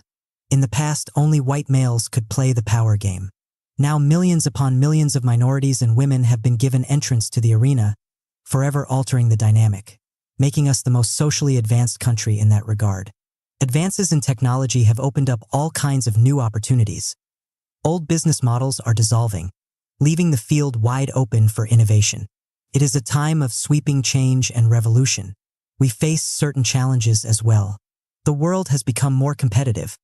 The economy has undeniable vulnerabilities and is in need of reinvention. As in all situations, the determining factor will be our attitude, how we choose to look at this reality. If we give in to the fear, we will give disproportionate attention to the negative and manufacture the very adverse circumstances that we dread. If we go the opposite direction, cultivating a fearless approach to life, attacking everything with boldness and energy, then we will create a much different dynamic. Understand, we are all too afraid of offending people, of stirring up conflict, of standing out from the crowd, of taking bold action. For thousands of years, our relationship to this emotion has evolved, from a primitive fear of nature to generalized anxiety about the future to the fearful attitude that now dominates us. As rational, productive adults, we are called upon to finally overcome this downward trend and to evolve beyond our fears. The fearless type. The very first thing I remember in my early childhood is a flame. A blue flame jumping off a gas stove somebody lit. I was 3 years old. I felt fear, real fear, for the first time in my life. But I remember it also like some kind of adventure, some kind of weird joy, too. I guess that experience took me someplace in my head I hadn't been before. To some frontier, the edge, maybe, of everything possible. The fear I had was almost like an invitation, a challenge to go forward into something I knew nothing about. That's where I think my personal philosophy of life started, with that moment. In my mind, I have always believed and thought since then that my motion had to be forward, away from the heat of that flame. Miles Davis. There are 2 ways of dealing with fear, one passive, the other active. In the passive mode, we seek to avoid the situation that causes us anxiety. This could translate into postponing any decisions in which we might hurt people's feelings. It could mean opting for everything to be safe and comfortable in our daily lives, so no amount of messiness can enter. When we are in this mode, it is because we feel that we are fragile and would be damaged by an encounter with the thing we dread. The active variety is something most of us have experienced at some point in our lives. The risky or difficult situation that we fear is thrust upon us. It could be a natural disaster, a death of someone close to us, or a reversal in fortune in which we lose something. Often in these moments, we find an inner strength that surprises us. What we feared is not so bad. We cannot avoid it and have to find a way to overcome our fear or suffer real consequences. Such moments are oddly therapeutic because finally we are confronting something real, not an imagined fear scenario fed to us by the media. We can let go of this fear. The problem is that such moments tend to not last very long or repeat themselves too often. They can quickly lose their value and we return to the passive avoidance mode. When we live in relatively comfortable circumstances, the environment does not press on us with obvious dangers, violence, or limitations to our movement. Our main goal then is to maintain the comfort and security we have, and so we become more sensitive to the slightest risk or threat to the status quo. We find it harder to tolerate feelings of fear because they are more vague and troubling, so we remain in the passive mode. Throughout history, however, there are people who have lived in much tighter circumstances, dangers pressing in on them on a daily basis. These types must confront their fears in the active mode again and again and again. This could be growing up in extreme poverty, facing death on the battlefield, or leading an army in war, living through tumultuous, revolutionary periods, being a leader in a time of crisis, suffering personal loss or tragedy, or having a brush with death. Countless people grow up in or with such circumstances and their spirit is crushed by adversity. But a few rise above. It is their only positive choice. They must confront these daily fears and overcome them, or submit to the downward pull. They are toughened and hardened to the point of steel. Understand, no one is born this way. It is unnatural to not feel fear. It is a process that requires challenges and tests. What separates those who go under and those who rise above adversity is the strength of their will and their hunger for power. At some point, this defensive position of overcoming fears converts to an offensive one, a fearless attitude. Such types learn the value not only of being unafraid but also of attacking life with a sense of boldness and urgency and an unconventional approach, creating new models instead of following old ones. They see the great power this brings them and it soon becomes their dominant mindset. We find these types in all cultures and all time periods, from Socrates and the Stoics to Cornelius Vanderbilt and Abraham Lincoln. Napoleon Bonaparte represents a classic fearless type. He began his career in the military just as the French Revolution exploded. At this critical moment in his life, he had to experience one of the most chaotic and terrifying periods in history. He faced endless dangers on the battlefield as a new kind of warfare was emerging, and he navigated through innumerable political intrigues in which one wrong move could lead to the guillotine. He emerged from all of this with a fearless spirit, embracing the chaos of the times and the vast changes going on in the art of war. And in one of his innumerable campaigns, he expressed the words that could serve as the motto for all fearless types. In the spring of 1800, he was preparing to lead an army into Italy. His field marshals warned him that the Alps were not passable at that time of year and told him to wait, even though waiting would spoil the chances for success. The general replied to them, "For Napoleon's army, there shall be no Alps," and mounted on a mule, Napoleon proceeded to personally lead his troops through treacherous terrain and past innumerable obstacles. It was the force of one man's will that brought them through the Alps, catching the enemy completely by surprise and defeating them. There are no Alps and no obstacles that can stand in the way of a person without fears. Another example of the type would have to be the great abolitionist and writer Frederick Douglass, who was born into slavery in Maryland in 1817. As he later wrote, slavery was a system that depended on the creation of deep levels of fear. Douglass continually forced himself in the opposite direction. Despite the threat of severe punishment, he secretly taught himself to read and write. When he was whipped for his rebellious attitude, he fought back and saw that he was whipped less often. Without money or connections, he escaped to the North at the age of 20. He became a leading abolitionist, touring the North and telling audiences about the evils of slavery. The abolitionists wanted him to stay on his lecture circuit and repeat the same stories over and over, but Douglass wanted to do much more, and he once again rebelled. He founded his own anti-slavery newspaper, an unheard-of act for a former slave. The newspaper went on to have tremendous success. At each stage of his life, Douglass was tested by the powerful odds against him. Instead of giving in to the fear of whippings, being alone on the streets of unfamiliar cities, facing the wrath of the abolitionists, he raised his level of boldness and pushed himself further onto the offensive. This confidence gave him the power to rise above the fierce resistances and animosities of those around him. That is the physics that all fearless types discover at some point, an appropriate ratcheting up of self-belief and energy when facing negative or even impossible circumstances. Fearless people do not emerge exclusively from poverty or a harsh physical environment. Franklin Delano Roosevelt grew up in a wealthy, privileged family. At the age of 39, he contracted polio, which paralyzed him from the waist down. This was a turning point in his life, as he faced a severe limitation to his movement and possibly an end to his political career. He refused, however, to give in to the fear and the downward pull on his spirit. He went the opposite direction, struggling to make the most of his physical condition and developing an indomitable spirit that would transform him into our most fearless president.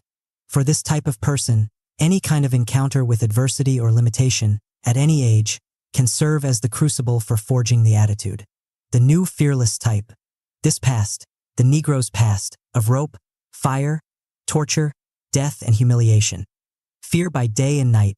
Fear as deep as the marrow of the bone.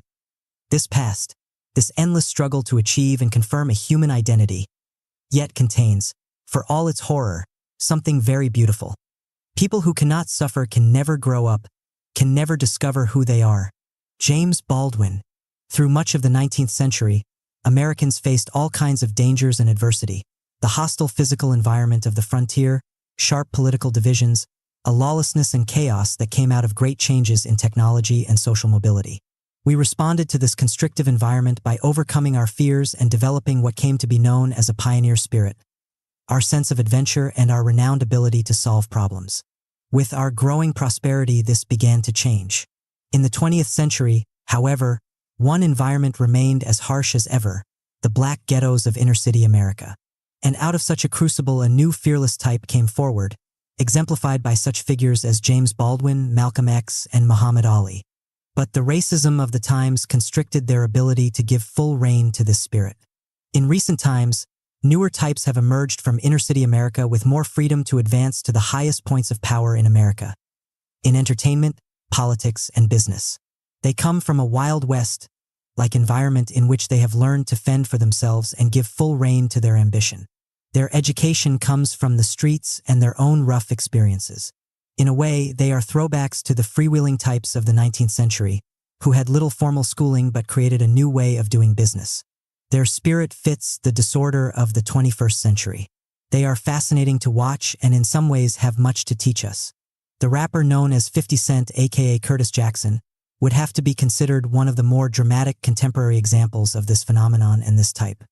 He grew up in a particularly violent and tense neighborhood, Southside Queens, in the midst of the crack epidemic of the 1980s. And in each phase of his life, he has had to face a series of dangers that both tested and toughened him, rituals of initiation into the fearless attitude he has slowly developed. One of the greatest fears that any child has is that of being abandoned, left alone in a terrifying world. It is the source of our most primal nightmares. This was 50's reality. He never knew his father, and his mother was murdered when he was 8 years old. He quickly developed the habit of not depending on other people to protect or shelter him. This meant that in every subsequent encounter in life in which he felt fear, he could turn only to himself. If he did not want to feel the emotion, he had to learn to overcome it on his own. He began hustling on the streets at any early age, and there was no way he could avoid feeling fear. On a daily basis, he had to confront violence and aggression. And seeing fear in action so routinely, he understood what a destructive and debilitating emotion it could be. On the streets, showing fear would make people lose respect for you. You would end up being pushed around and more likely to suffer violence because of your desire to avoid it. You had no choice. If you were to have any kind of power as a hustler, you had to overcome this emotion. No one could read it in your eyes. This meant that he would have to place himself again and again in the situations that stimulated anxiety. The first time he faced someone with a gun, he was frightened. The second time, less so. The third time, it meant nothing. Testing and proving his courage in this way gave him a feeling of tremendous power. He quickly learned the value of boldness, how he could push others on their heels by feeling supreme confidence in himself. But no matter how tough and hardened they become, hustlers usually face one daunting obstacle: the fear of leaving the streets that are so familiar and that have taught them all of their skills. They become addicted to the lifestyle, and even though they are likely to end up in prison or die an early death, they cannot leave the hustling racket. 50, however, had greater ambitions than to become merely a successful hustler, and so he forced himself to face and overcome this one powerful fear. At the age of 20 and at the peak of his hustling success, he decided to cut his ties to the game and dive into the music racket without any connections or a safety net. Because he had no plan B, because it was either succeed at music or go under, he operated with a frantic, bold energy that got him noticed in the rap world. He was still a very young man when he had faced down some of the worst fears that can afflict a human: abandonment, violence, radical change, and he had emerged stronger and more resilient. But at the age of 24, on the eve of the release of his first record, he came face to face with what many of us would consider the ultimate fear, that of death itself. In May of 2000, an assassin poured 9 bullets into him in broad daylight as he sat in a car outside his house. One bullet going through his jaw and coming within a millimeter of killing him. In the aftermath of the shooting, Columbia Records dropped him from the label, canceling the release of his first album.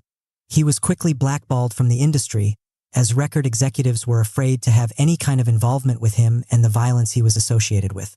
Many of his friends turned against him, perhaps sensing his weakness. He now had no money.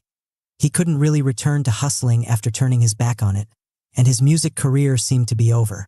This was one of those turning points that reveals the power of one's attitude in the face of adversity.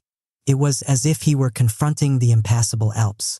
At this moment, he did as Frederick Douglass did. He decided to ratchet up his anger, energy, and fearlessness. Coming so close to death, he understood how short life could be. He would not waste a second. He would spurn the usual path to success, working within the record industry, nabbing that golden deal, and putting out the music they thought would sell. He would go his own way, launching a mixtape campaign in which he would sell his music or give it away, for free on the streets. In this way, he could hone the hard and raw sounds that he felt were more natural to him. He could speak the language of the hood without having to soften it at all. Suddenly, he felt a great sense of freedom. He could create his own business model, be as unconventional as he desired. He felt like he had nothing to lose, as if the last bits of fear that still remained within him had bled out in the car that day in 2000. The mixtape campaign made him famous on the streets and caught the attention of Eminem, who quickly signed 50 to his and Dr. Dre's label, setting the stage for 50's meteoric rise to the top of the music world in 2003, and the subsequent creation of the business empire he has forged since. We are living through strange, revolutionary times. The old order is crumbling before our eyes on so many levels. And yet, in such an unruly moment, our leaders in business and politics cling to the past and the old ways of doing things. They are afraid of change and any kind of disorder. The new fearless types, as represented by 50, move in the opposite direction.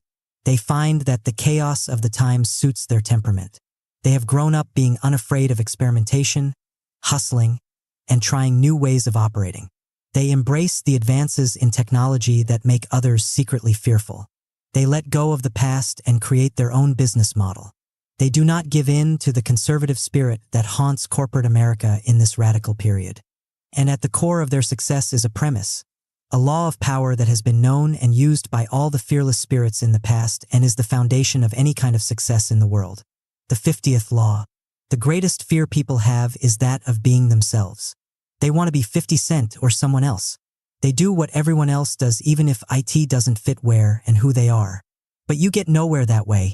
Your energy is weak and no one pays attention to you. You're running away from the one thing that you own. What makes you different? I lost that fear. And once I felt the power that I had by showing the world I didn't care about being like other people, I could never go back. 50 Cent. The 50th law is based on the following premise.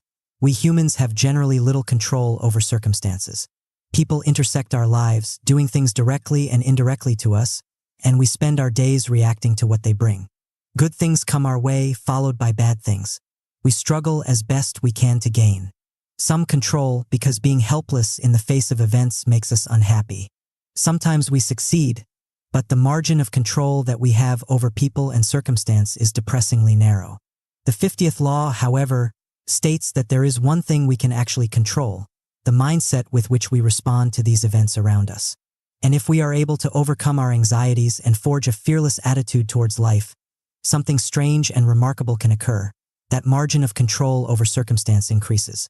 At its utmost point, we can even create the circumstances themselves, which is the source of the tremendous power that fearless types have had throughout history. And the people who practice the 50th law in their lives all share certain qualities: supreme boldness, unconventionality, fluidity, and a sense of urgency that give them this unique ability to shape circumstance. A bold act requires a high degree of confidence.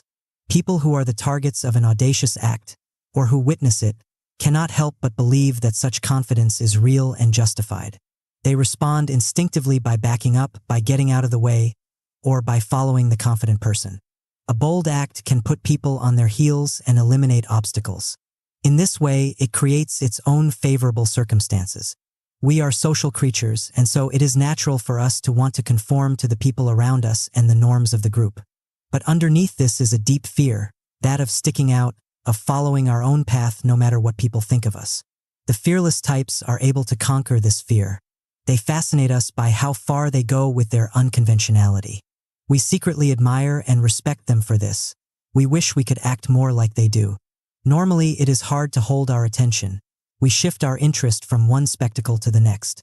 But those who fearlessly express their difference compel our attention on a deeper level for a longer duration, which translates into power and control. Many of us respond to the shifting circumstances of life by trying to micromanage everything in our immediate environment. When something unexpected happens, we become rigid and we respond by employing some tactic that worked in the past. If events change quickly, we are easily overwhelmed and lose control. Those who follow the 50th law are not afraid of change or chaos. They embrace it by being as fluid as possible. They move with the flow of events and then gently channel them in the direction of their choice, exploiting the moment. Through their mindset, they convert a negative, unexpected events into a positive, an opportunity. Having a brush with death or being reminded in a dramatic way of the shortness of our lives can have a positive therapeutic effect. Our days are numbered, and so it is best to make every moment count, to have a sense of urgency about life, could end at any moment. The fearless types usually gain such awareness through some traumatic experience. They are energized to make the most of every action, and the momentum this gives them in life helps them determine what happens next. It is all rather simple. When you transgress this fundamental law by bringing your usual fears into any encounter, you narrow your options and your capacity to shape events. Your fear can even bring you into a negative field where your powers are reversed. Being conservative, for instance, can force you into a corner in which you are more likely to lose what you have in the long run because you also lose the capacity to adapt to change. Trying so hard to please people can actually end up pushing them away. It is hard to respect someone who has such an ingratiating attitude. If you are afraid to learn from your mistakes, you will more than likely keep repeating them. When you transgress this law, no amount of education, connections, or technical knowledge can save you. Your fearful attitude encloses you in an invisible prison, and there you will remain. Observing the 50th law creates the opposite dynamic. It opens possibilities, brings freedom of action, and helps create a forward momentum in life.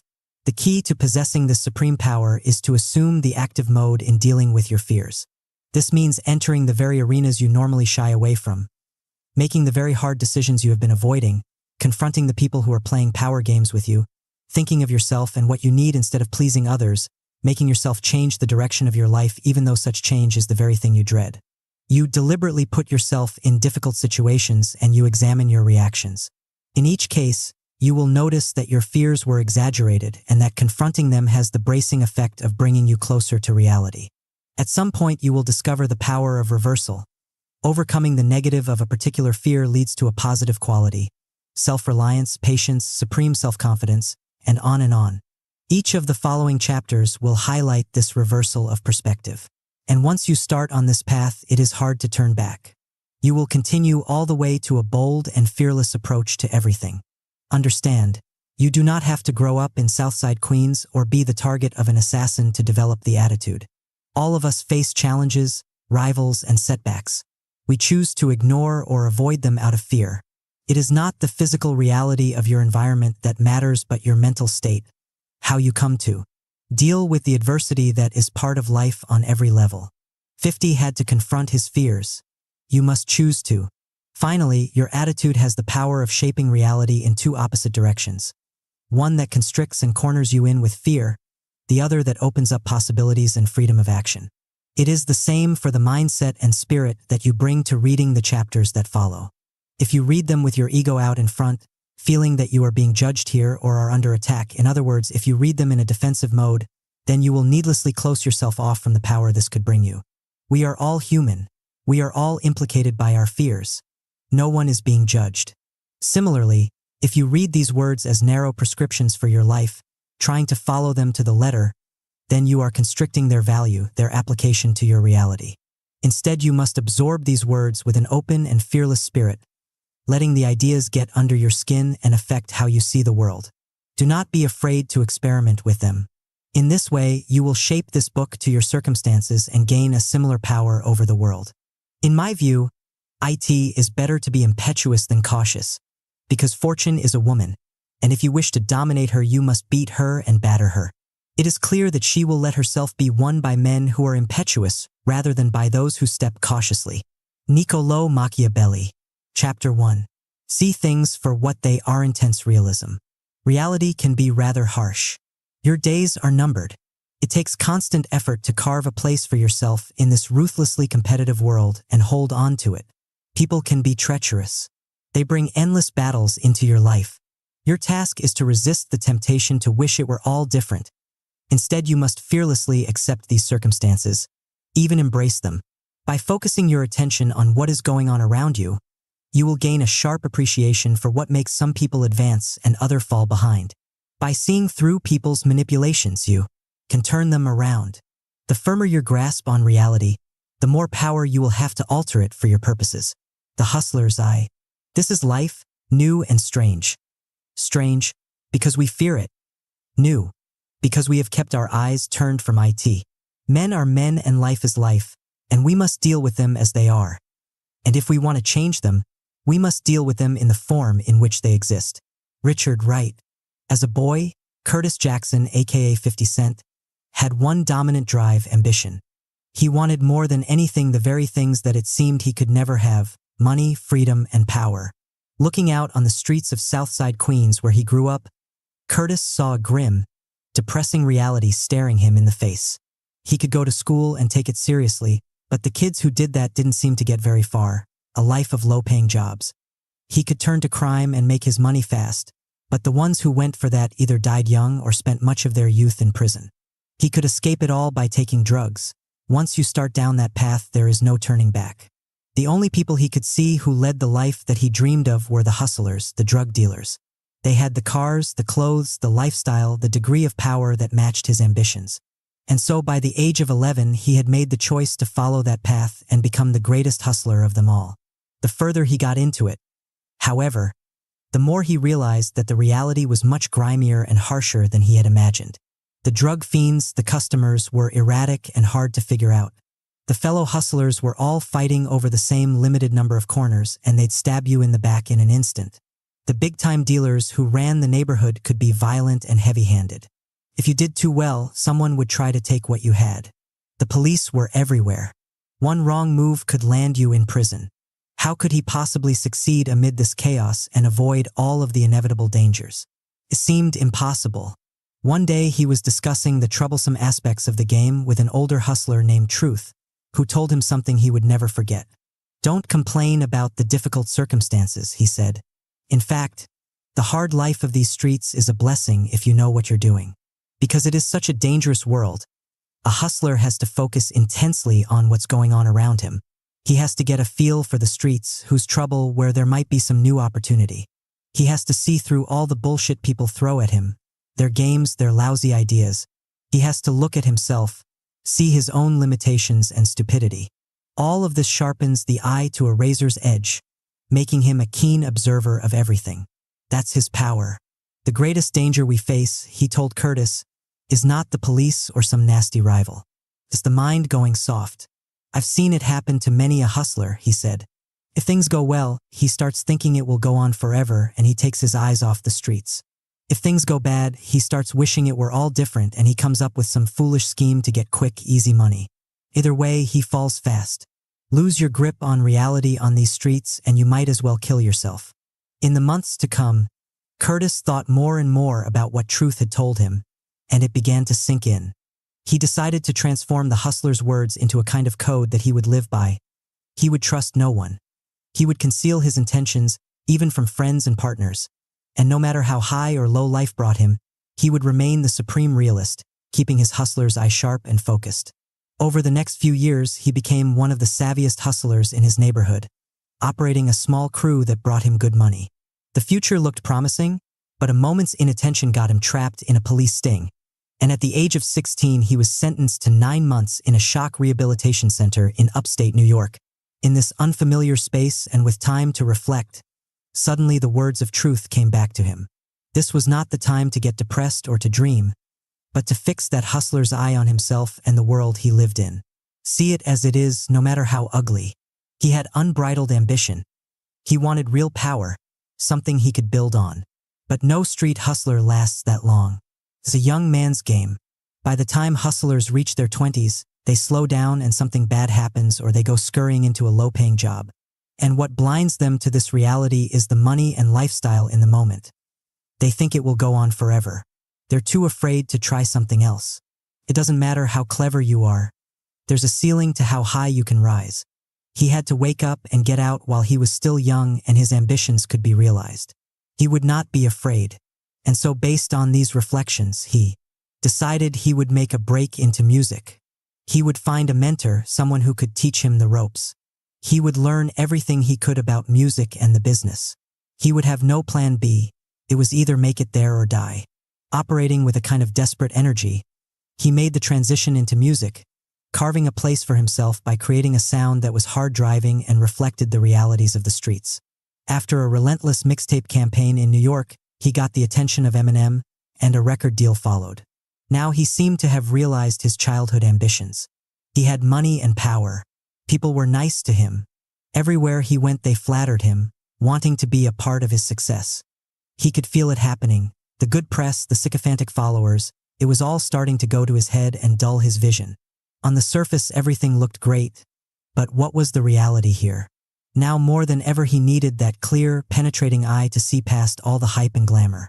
The more he looked at it, the more he realized that the reality of the music business was as harsh as the streets. The executives who ran the labels were ruthless. They distracted you with their charming words, but in fact they could care less about your future as an artist. They wanted to suck you dry of every dollar they could get out of you. Once you were no longer so hot, you would find yourself slowly pushed to the side.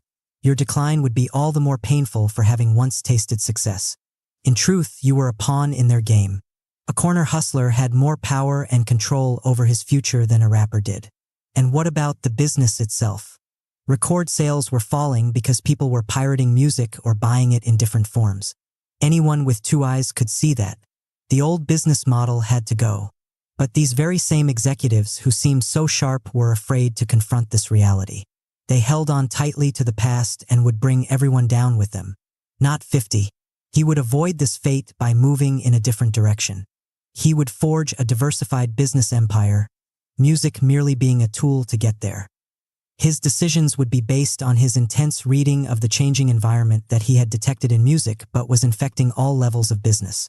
Let others depend on their MBAs, their money, and their connections. He instead would rely upon that hustler's eye that had brought him from the bottom of America to the top in just a few short years. The fearless approach. Reality is my drug. The more I have of it, the more power I get and the higher I feel. Minus 50 Cent.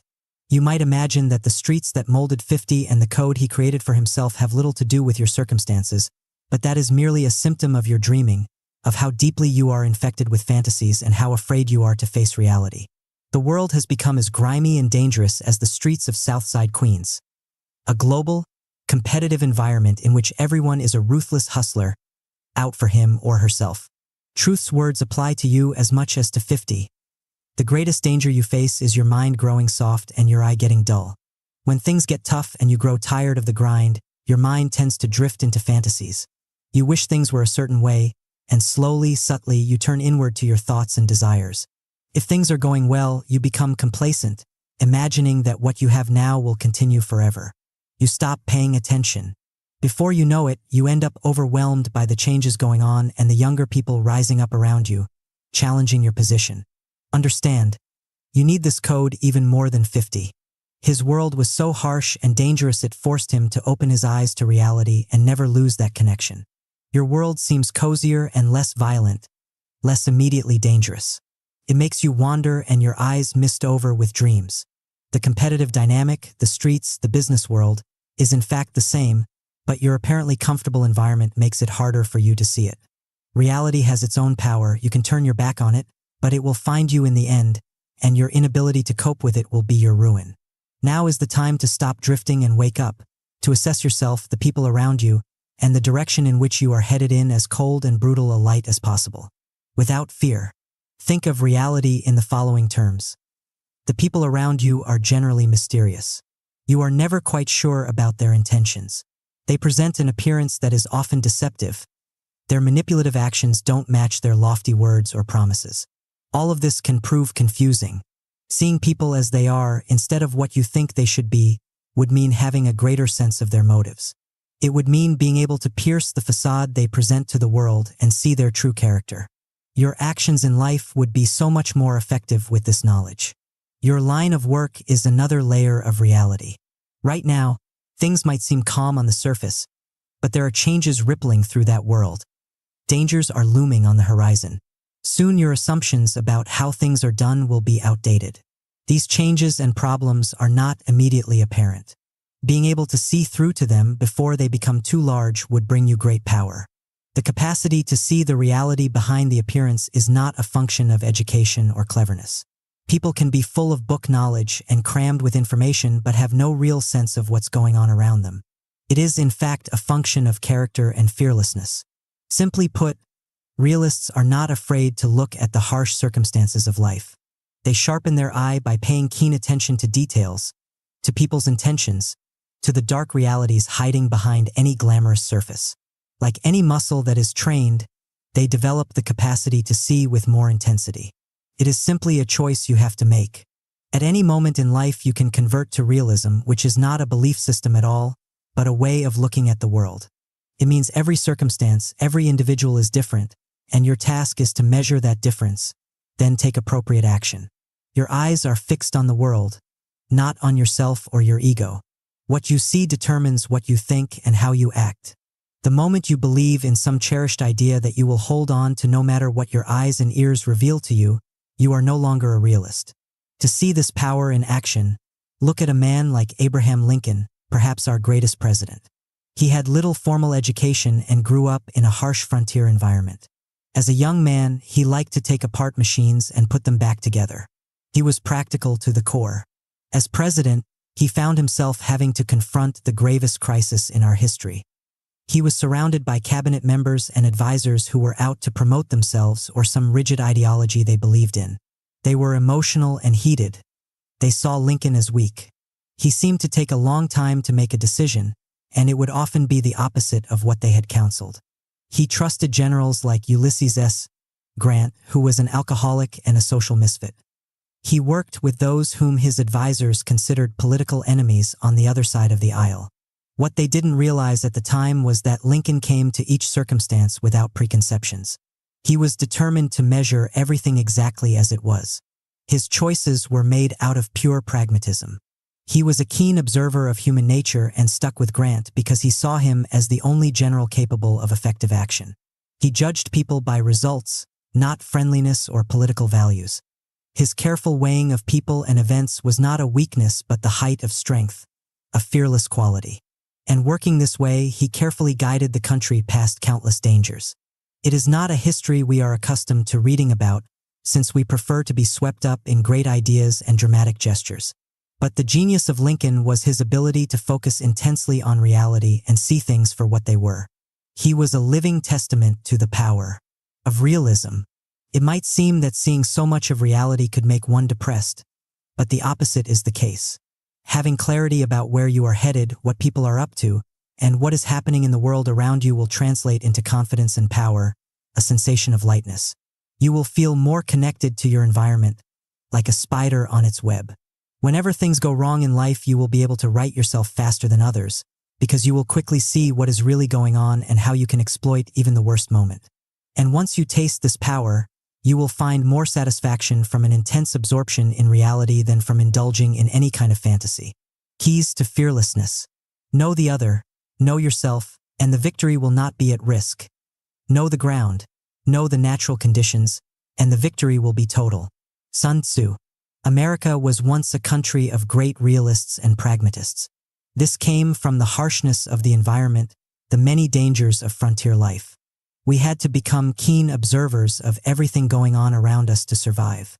In the 19th century, such a way of looking at the world led to innumerable inventions, the accumulation of wealth, and the emergence of our country as a great power. But with this growing power, the environment no longer pressed upon us so violently, and our character began to change. Reality came to be seen as something to avoid. Secretly and slowly we developed a taste for escape. From our problems, from work, from the harshness of life. Our culture began to manufacture endless fantasies for us to consume. And fed on such illusions, we became easier to deceive, since we no longer had a mental barometer for distinguishing fact from fiction. This is a dynamic that has repeated itself throughout history. Ancient Rome began as a small city-state. The citizens were tough and stoic.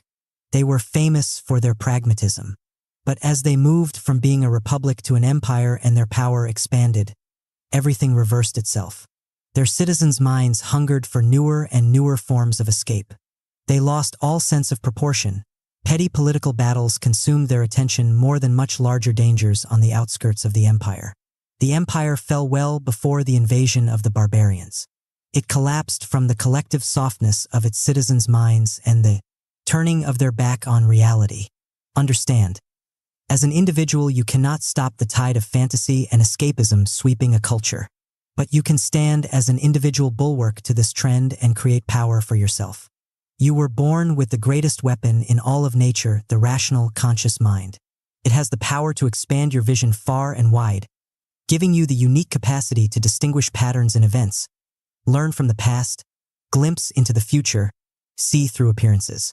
Circumstances are conspiring to dull that weapon and render it useless by turning you inward and making you afraid of reality. Consider it war. You must fight this tendency as best you can and move in the opposite direction. You must turn outward and become a keen observer of all that is around you. You are doing battle against all the fantasies that are thrown at you. You are tightening your connection to the environment. You want clarity, not escape and confusion. Moving in this direction will instantly bring you power among so many dreamers. Regard the following as exercises for your mind, to make it less rigid, more penetrating and expansive, a sharper gauge of reality. Practice all of them as often as you can. Rediscover curiosity, openness. One day it came to the attention of the ancient Greek philosopher Socrates that the oracle at Delphi had pronounced him the wisest man in the world. This baffled the philosopher. He did not think himself worthy of such a decree. It made him uncomfortable. He decided to simply go around Athens and find a person who was wiser than he. That should be easy and it would disprove the oracle. He engaged in many discussions with politicians, poets, craftsmen, and fellow philosophers. He began to realize that the oracle was right. All the people he talked to had such a certainty about things, venturing solid opinions about matters of which they had no experience. They were full of so much air. If you questioned them at all, they could not really defend their opinions, which seemed based on something they had decided years earlier. His superiority, he realized, was that he knew nothing. This left his mind open to experiencing things as they are, the source of all knowledge. This position of basic ignorance was what you had as a child. You had a need and hunger for knowledge to overcome this ignorance, so you observed the world as closely as possible, absorbing large amounts of information. Everything was a source of wonder. With time, our minds tend to close off. At some point, we feel like we know what we need to know. Our opinions are certain and firm. We do this out of fear. We don't want our assumptions about life challenged. If we go too far in this direction, we can become extremely defensive and cover up our fears by acting with supreme confidence and certainty. What you need to do in life is return to that mind you possessed as a child, opening up to experience instead of closing it off. Just imagine for a day that you do not know anything, that what you believe could be completely false. Let go of your preconceptions and even your most cherished beliefs. Experiment. Force yourself to hold the opposite opinion or see the world through your enemy's eyes. Listen to the people around you with more attentiveness. See everything as a source for education, even the most banal encounters. Imagine that the world is still full of mystery. When you operate this way, you will notice that something strange often happens. Opportunities will begin to fall into your lap because you are suddenly more receptive to them.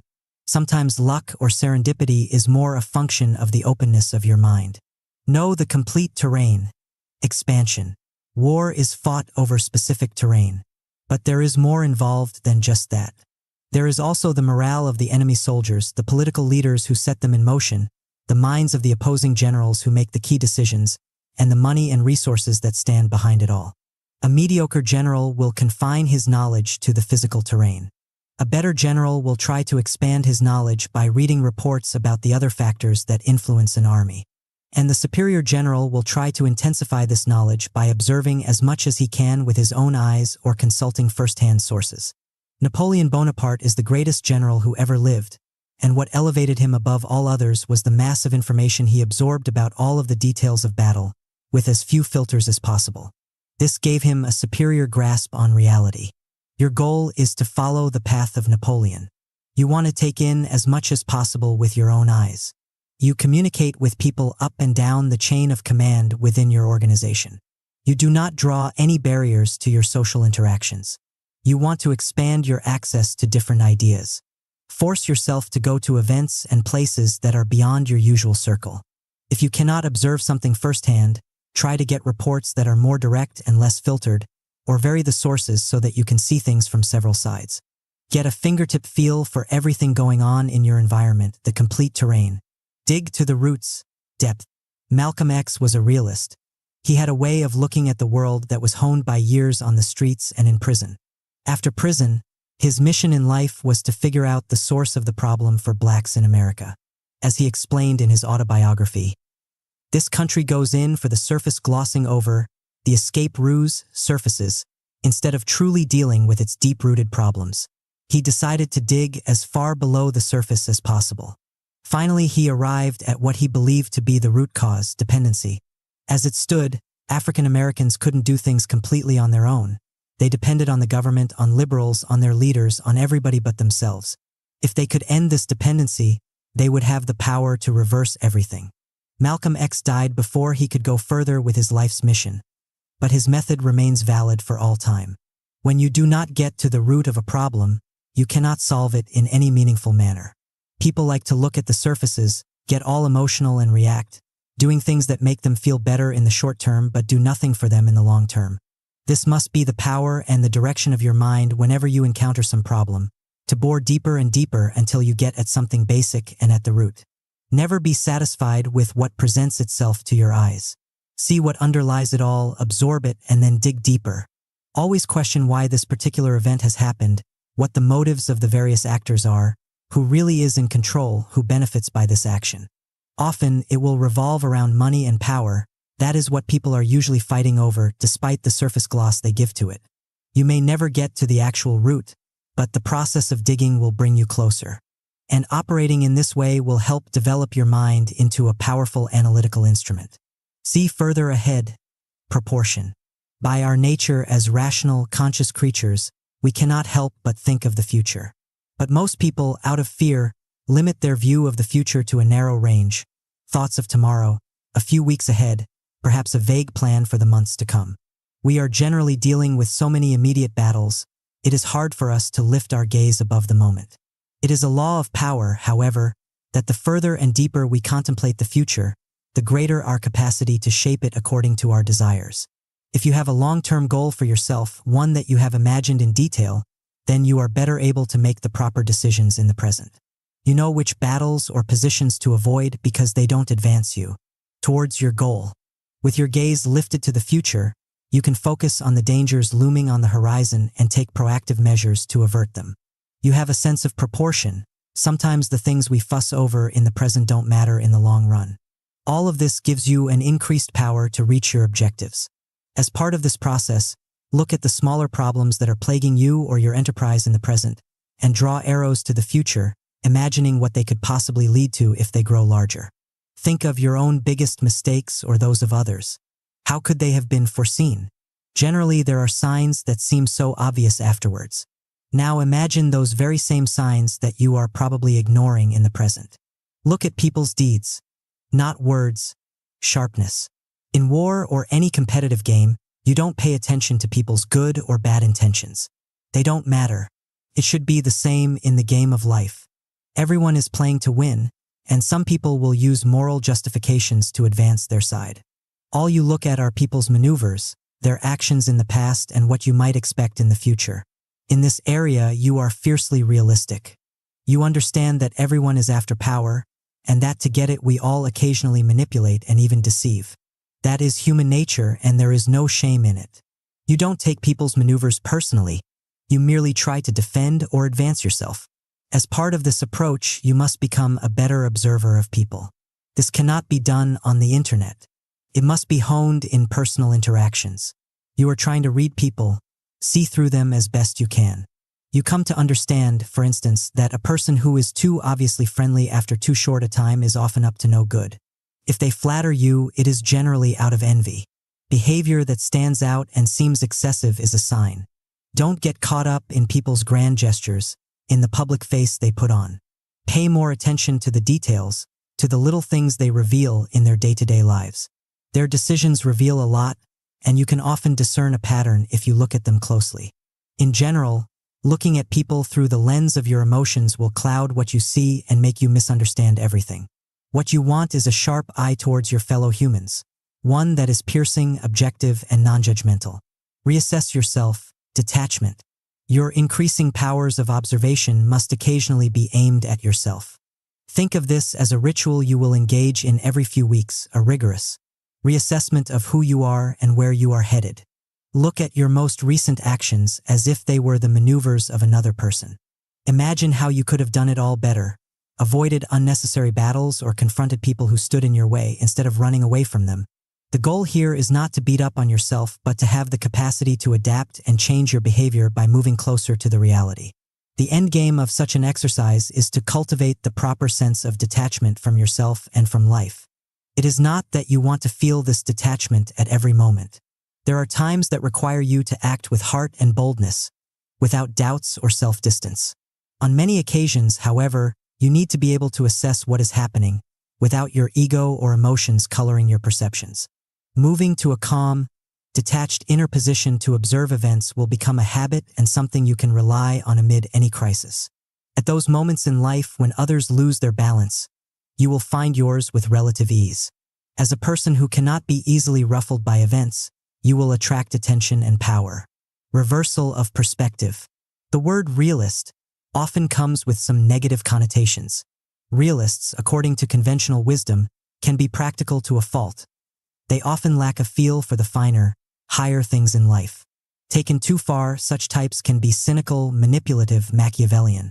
They stand in contrast to dreamers, people of high imagination who inspire us with their ideals or divert us with their fantastical creations.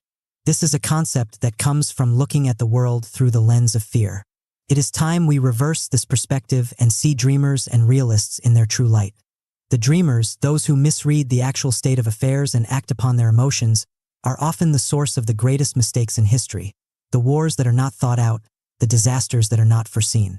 Realists, on the other hand, are the real inventors and innovators. They are men and women of imagination, but their imagination is in close contact with the environment, with reality. They are empirical scientists, writers with a sharp understanding of human nature, or leaders who guide us thoughtfully through crises. They are strong enough to see the world as it is, including their own personal inadequacies. Let us take this further. The real poetry and beauty in life comes from an intense relationship with reality in all its aspects. Realism is in fact the ideal we must aspire to, the highest point of human rationality. People who cling to their delusions find it difficult, if not impossible, to learn anything worth learning. A people under the necessity of creating themselves must examine everything, and soak up learning the way the roots of a tree soak up water. James Baldwin, Chapter 2. Make everything your own, self-reliance. When you work for others, you are at their mercy. They own your work. They own you. Your creative spirit is squashed. What keeps you in such positions is a fear of having to sink or swim on your own. Instead, you should have a greater fear of what will happen to you if you remain dependent on others for power. Your goal in every maneuver in life must be ownership, working the corner for yourself. When it is yours to lose, you are more motivated, more creative, more alive. The ultimate power in life is to be completely self-reliant, completely yourself. The hustler's empire. Human nature is so constituted that it cannot honor a helpless man, although it can pity him, and even this it cannot do long, if the signs of power do not arise. Frederick Douglass. After serving a short sentence in a Brooklyn rehabilitation program for his first offense as a drug dealer, Curtis Jackson returned to the streets virtually back at square one. The money he had earned the previous few years as a corner hustler was all gone, and his once loyal customers had all found other dealers to buy from. A friend, now running a fairly large crack cocaine operation, offered Curtis a job bagging up drugs. He would be paid a daily wage, and not a bad one. Curtis desperately needed the money, so he accepted the offer. Perhaps further down the road his friend would cut him in on some of the action and he could reestablish his own business. But from the first day on the job, he realized that this was all a mistake. He was working with a group of other baggers, all former dealers. They were now hired help. They had to show up at a certain time and bow down to the authority of their employers. Curtis had lost not only his money but also his freedom. This new position went against all of the survival lessons he had learned up till then in his short life. Curtis had never known his father, and his mother had been murdered when he was 8 years old. His grandparents had essentially raised him. They were loving and kind, but they had a lot of children to look after and not much time to give individual attention. If he wanted any kind of guidance or advice, there was nobody in his life to turn to. At the same time, if he wanted anything new, such as clothes, he did not feel comfortable asking his grandparents. They did not have much money. What all of this meant was that he was essentially alone in this world. He could not rely on anyone to give him anything. He would have to fend for himself. Then crack cocaine exploded on the streets in the mid-1980s and everything changed in neighborhoods like his. In the past, large gangs controlled the drug business, and to be involved you had to fit into their structure and spend years moving up the ladder. But crack was so easy to manufacture and the demand was so high that anyone, no matter how young, could get in on the game without any startup capital. You could work on your own and make good money. For those like Curtis who grew up with little parental supervision and a disdain for authority, being a corner dealer was the perfect fit. No political games, no bosses above you. And so he quickly joined the growing pool of hustlers dealing crack on the streets of Southside Queens. As he got further into the game, he learned a fundamental lesson. There were endless problems and dangers confronting the street hustler. Undercover cops, fiends, and rival dealers scheming to rob you. If you were weak, you looked for others to help you or for some crutch to lean on, such as drugs or alcohol. This was the path of doom. Eventually, your friend would not show up as promised or your mind would be too clouded by drugs to see someone's treachery. The only way to survive was to admit you were on your own, learn to make your own decisions, and trust your judgment. Do not ask for what you need but take it. Depend only on your wits. It was as if a hustler, born amid squalor and cramped quarters, possessed an empire. This was not something physical, the corner that he worked or the neighborhood he wanted to take over. It was his time, his energy, his creative schemes, his freedom to move where he wanted to. If he kept command of that empire, he would make money and thrive. If he looked for help, if he got caught up in other people's political games, he gave all of that away. In such a case, the negative conditions of the hood would be magnified and he would end up a beggar, a pawn in someone else's game. As he sat there bagging drugs that first day, Curtis realized that this went far beyond a momentary lull in his life in which he needed some quick money. This was a turning point. He looked at the other baggers. They all had suffered downturns in fortune, violence, prison time, etc. They had become scared and tired of the grind. They wanted the comfort and security of a paycheck. And this would become the pattern for the rest of their lives. Afraid of life's challenges, they would come to depend on other people to help them. Perhaps they could go on like this for several years, but the day of reckoning would come when there were no more jobs and they had forgotten how to fend for themselves. It was ludicrous for Curtis to imagine that the man now employing him to bag would someday help him set up shop. Bosses don't do things like that, even if they're your friends. They think of themselves and they use you. He had to get out now, before that empire slipped from his hands and he became yet another former hustler dependent on favors. He quickly went into full hustling mode and figured his way out of the trap. At the end of the first day, he made a deal with the baggers. He would dole out the daily cash he had been paid for the job to all of them. In return, he would teach them how to put less crack in each capsule but make it look full. He had been doing this on the street for years. They were then to give Curtis the extra crack that was left over from each capsule. Within a week, he had accumulated enough drugs to return to hustling on the streets, on his terms. After that, he swore to himself he'd never work for another person ever again. He would rather die. Years later, Curtis, now known as 50 Cent, had managed to segue into a music career, and after a fierce mixtape campaign on the streets of New York in which he became a local celebrity, he gained the attention of Eminem, who helped sign him to a lucrative deal on his own label within Interscope Records. For the launch of his debut album, Get Rich or Die Tryin', there was a lot of work to do. A marketing campaign, videos, artwork, and so he went to Los Angeles to work with Interscope on these projects. But the more time he spent in their cushy offices, the more he had the feeling that he was at yet another turning point in his life. The game these music executives were playing was simple. They owned your music and a lot more. They wanted to package the artist in their way, and this dictated all of the key decisions on the music videos and publicity. In return, they lavished you with money and perks. They created a feeling of dependence. Without their massive machine behind you, you were helpless in the face of a viciously competitive business. In essence, you were exchanging money for freedom. And once you internally succumbed to their logic and their money, you were finished. You were a high-paid bagger doing a job. And so, as before, 50 went into full hustling mode to reclaim his empire. In the short term, he schemed to shoot his own videos with his own money and come up with his own marketing schemes. To Interscope, it seemed like he was saving them time and resources, but to 50, it was a subtle way to regain control over his image.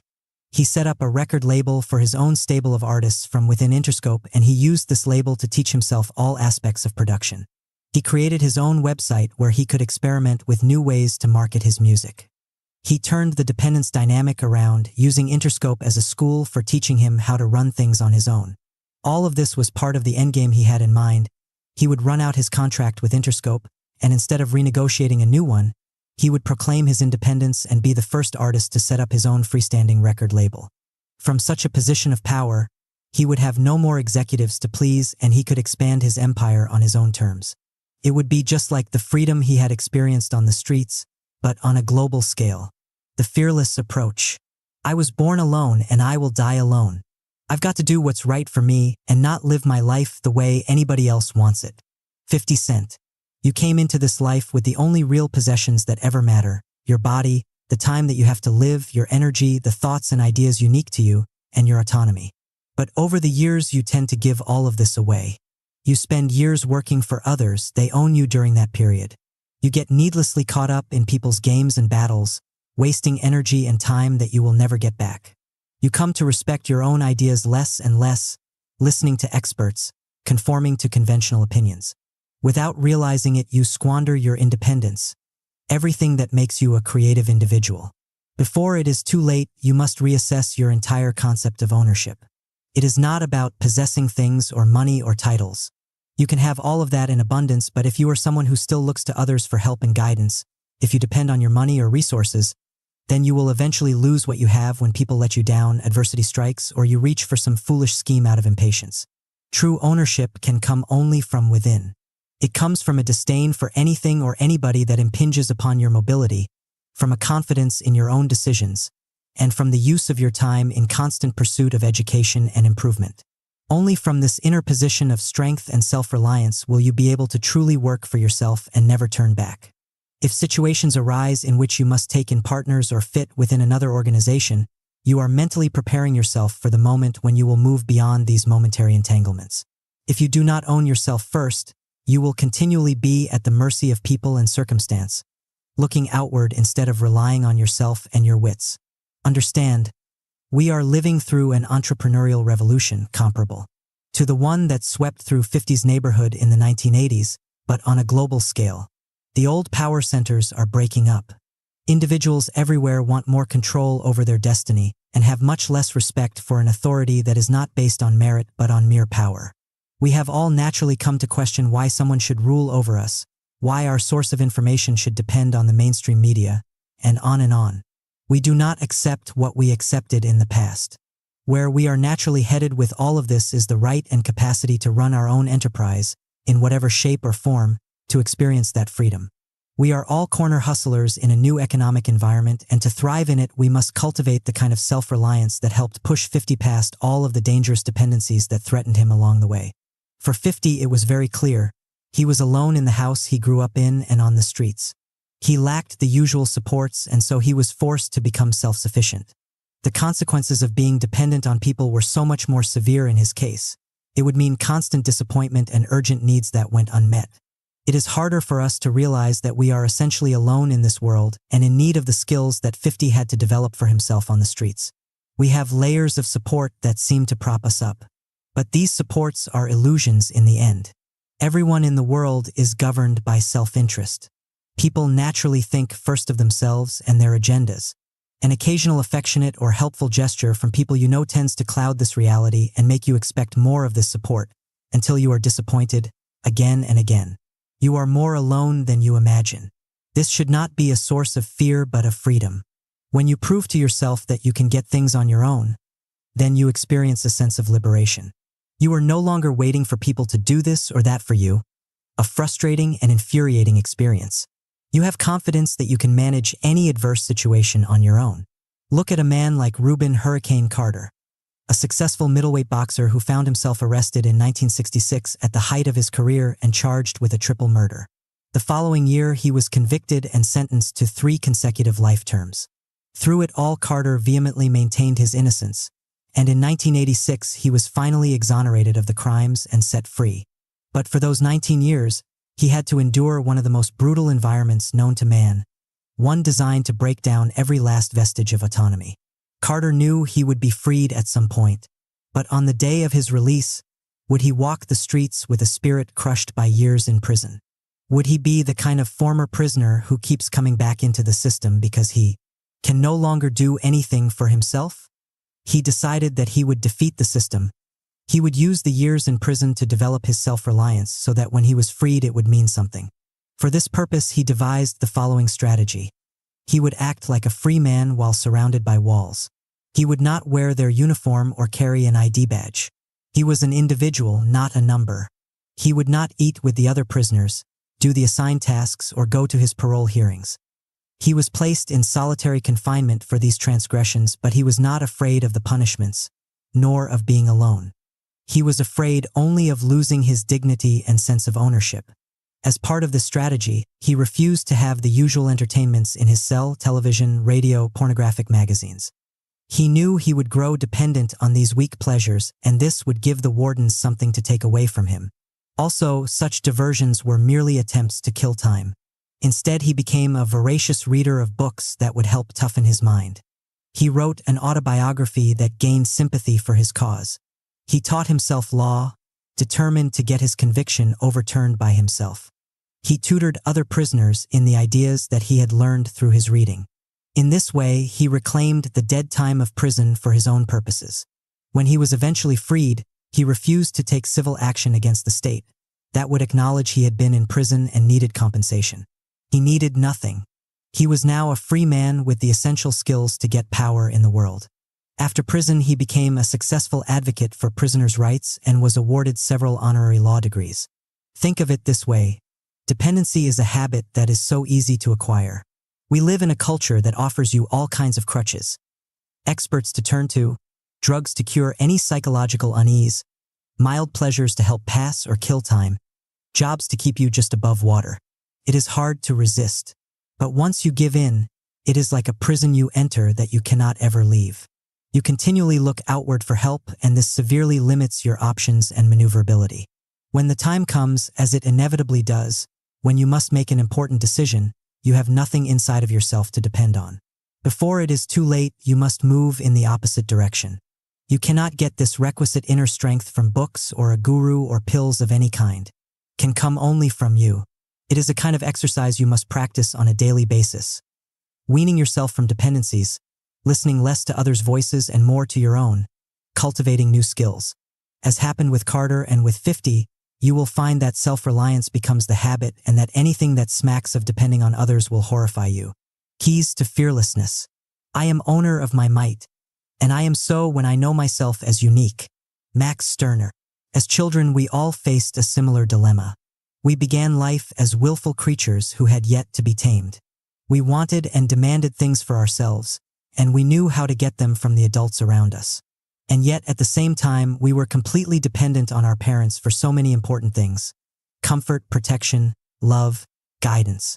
And so from deep inside, we developed an ambivalence. We wanted the freedom and power to move on our own, but we also craved the comfort and security only others could give us. In adolescence, we rebelled against the dependent part of our character. We wanted to differentiate ourselves from our parents and show that we could fend for ourselves. We struggled to form our own identity and not simply conform to our parents' values.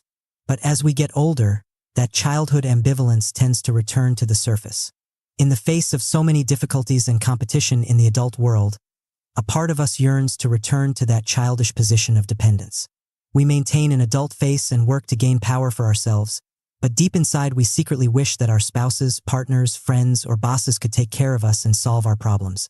We must wage a ferocious war against this deeply embedded ambivalence, with a clear understanding of what is at stake. Our task as an adult is to take full possession of that autonomy and individuality we were born with. It is to finally overcome the dependent phase in childhood and stand on our own. We must see the desire for a return to that phase as regressive and dangerous. It comes from fear of being responsible for our success and failure, of having to act on our own and make the hard decisions. We will often package this as the opposite, that by working for others, being dutiful, fitting in, or subsuming our personality to the group, we are being a good person. But that is our fear speaking and deluding us. If we give in to this fear, then we will spend our lives looking outward for salvation and never find it. We will merely move from one dependency to another. For most of us, the critical terrain in this war is the work world. Most of us enter adult life with great ambitions for how we will start our own ventures, but the harshness of life wears us down. We settle into some job and slowly give in to the illusion that our bosses care about us and our future, that they spend time thinking of our welfare. We forget the essential truth that all humans are governed by self-interest. Our bosses keep us around out of need, not affection. They will get rid of us the moment that need is less acute or they find someone younger and less expensive to replace us. If we succumb to the illusion and the comfort of a paycheck, we then neglect to build up self-reliant skills and merely postpone the day of reckoning when we are forced to fend for ourselves. Your life must be a progression towards ownership, first mentally of your independence, and then physically of your work owning what you produce. Think of the following steps as a kind of blueprint for how to move in this direction. Step 1. Reclaim dead time. When Cornelius Vanderbilt, 1794 to 1877, was 12 years old, he was forced to work for his father in his small shipping business. It was drudge work and he hated it. Cornelius was a willful, ambitious child, and so in his mind he made the following determination. Within a couple of years he was going to start his own shipping enterprise. This simple decision altered everything. Now this job was an urgent apprenticeship. He had to keep his eyes open, learn everything he could about his father's business, including how he could do things better. Instead of dull labor, it was now an exciting challenge. At the age of 16, he borrowed $100 from his mother. He used the money to buy a boat and began ferrying passengers between Manhattan and Staten Island. Within a year, he paid back the loan. By the time he was 21, he had made a small fortune and was on his way to becoming the wealthiest man of his time. From this experience, he established his lifelong motto: never be a minion, always be an owner. Time is the critical factor in our lives, our most precious resource. The problem when we work for others is that so much of this becomes dead time that we want to pass as quickly as possible, time that is not our own. Almost all of us must begin our careers working for others, but it is always within our power to transform this time from something dead to something alive. If we make the same determination as Vanderbilt to be an owner and not a minion, then that time is used to learn as much as we can about what is going on around us. The political games, the nuts and bolts of this particular venture, the larger game going on in the business world, how we could do things better. We have to pay attention and absorb as much information as possible. This helps us endure work that does not seem so rewarding. In this way, we own our time and our ideas before owning a business. Remember, your bosses prefer to keep you in dependent positions. It is in their interest that you do not become self-reliant, and so they will tend to hoard information. You must secretly work against this and seize this information for yourself. Step 2. Create little empires. While still working for others, your goal at some point must be to carve out little areas that you can operate on your own, cultivating entrepreneurial skills. This could mean offering to take over projects that others have left undone or proposing to put into action some new idea of your own, but nothing too grandiose to raise suspicion. What you are doing is cultivating a taste for doing things yourself, making your own decisions, learning from your own mistakes. If your bosses do not allow you to make such a move on any scale, then you are not in the right place. If you fail in this venture, then you have gained a valuable education. But generally taking on such things on your own initiative forces you to work harder and better. You are more creative and motivated because there is more at stake. You rise to the challenge. Keep in mind the following. What you really value in life is ownership, not money. If ever there is a choice, more money or more responsibility, you must always opt for the latter. A lower-paying position that offers more room to make decisions and carve out little empires is infinitely preferable to something that pays well but constricts your movements. Step 3. Move higher up the food chain. In 1499, Pope Alexander VI managed to carve out a principality for his son, Cesare Borgia, in the Romagna district of Italy. This was not easy. All kinds of rival powers were competing for control of the country. Families that dominated the political scene, foreign kings scheming to take over certain regions, city-states with spheres of influence, and finally the church itself. To secure Romagna for his son, the Pope had to win over one of the two most powerful families in Italy, make an alliance with King Louis XII of France, and hire a mercenary army. Cesare Borgia was a shrewd young man. His goal was to expand beyond Romagna and eventually unify all of Italy, making it a great power. But his position now depended on various outside forces that controlled his destiny, each one above the other. the army beholden to the powerful families and king of France, then the Pope himself who could die any day and be replaced by someone antagonistic to Borgia. These alliances could shift and turn against him. He had to eliminate these dependencies one by one until he could stand on his own with nobody above him. Using bribery, he put himself at the head of the family faction his father had allied him with, then moved to eliminate its main rival. He worked to get rid of the mercenary army and establish his own. He schemed to make alliances that would secure him against the French king who now saw him as a threat. He gobbled up more and more regions. He was on the verge of expanding his base to a point of no return when he suddenly fell gravely ill in 1504. Shortly thereafter, his father died and was soon replaced by a pope determined to stop Cesare Borgia. Who knows how far he could have gotten if his plans had not become unraveled by such unforeseen circumstances.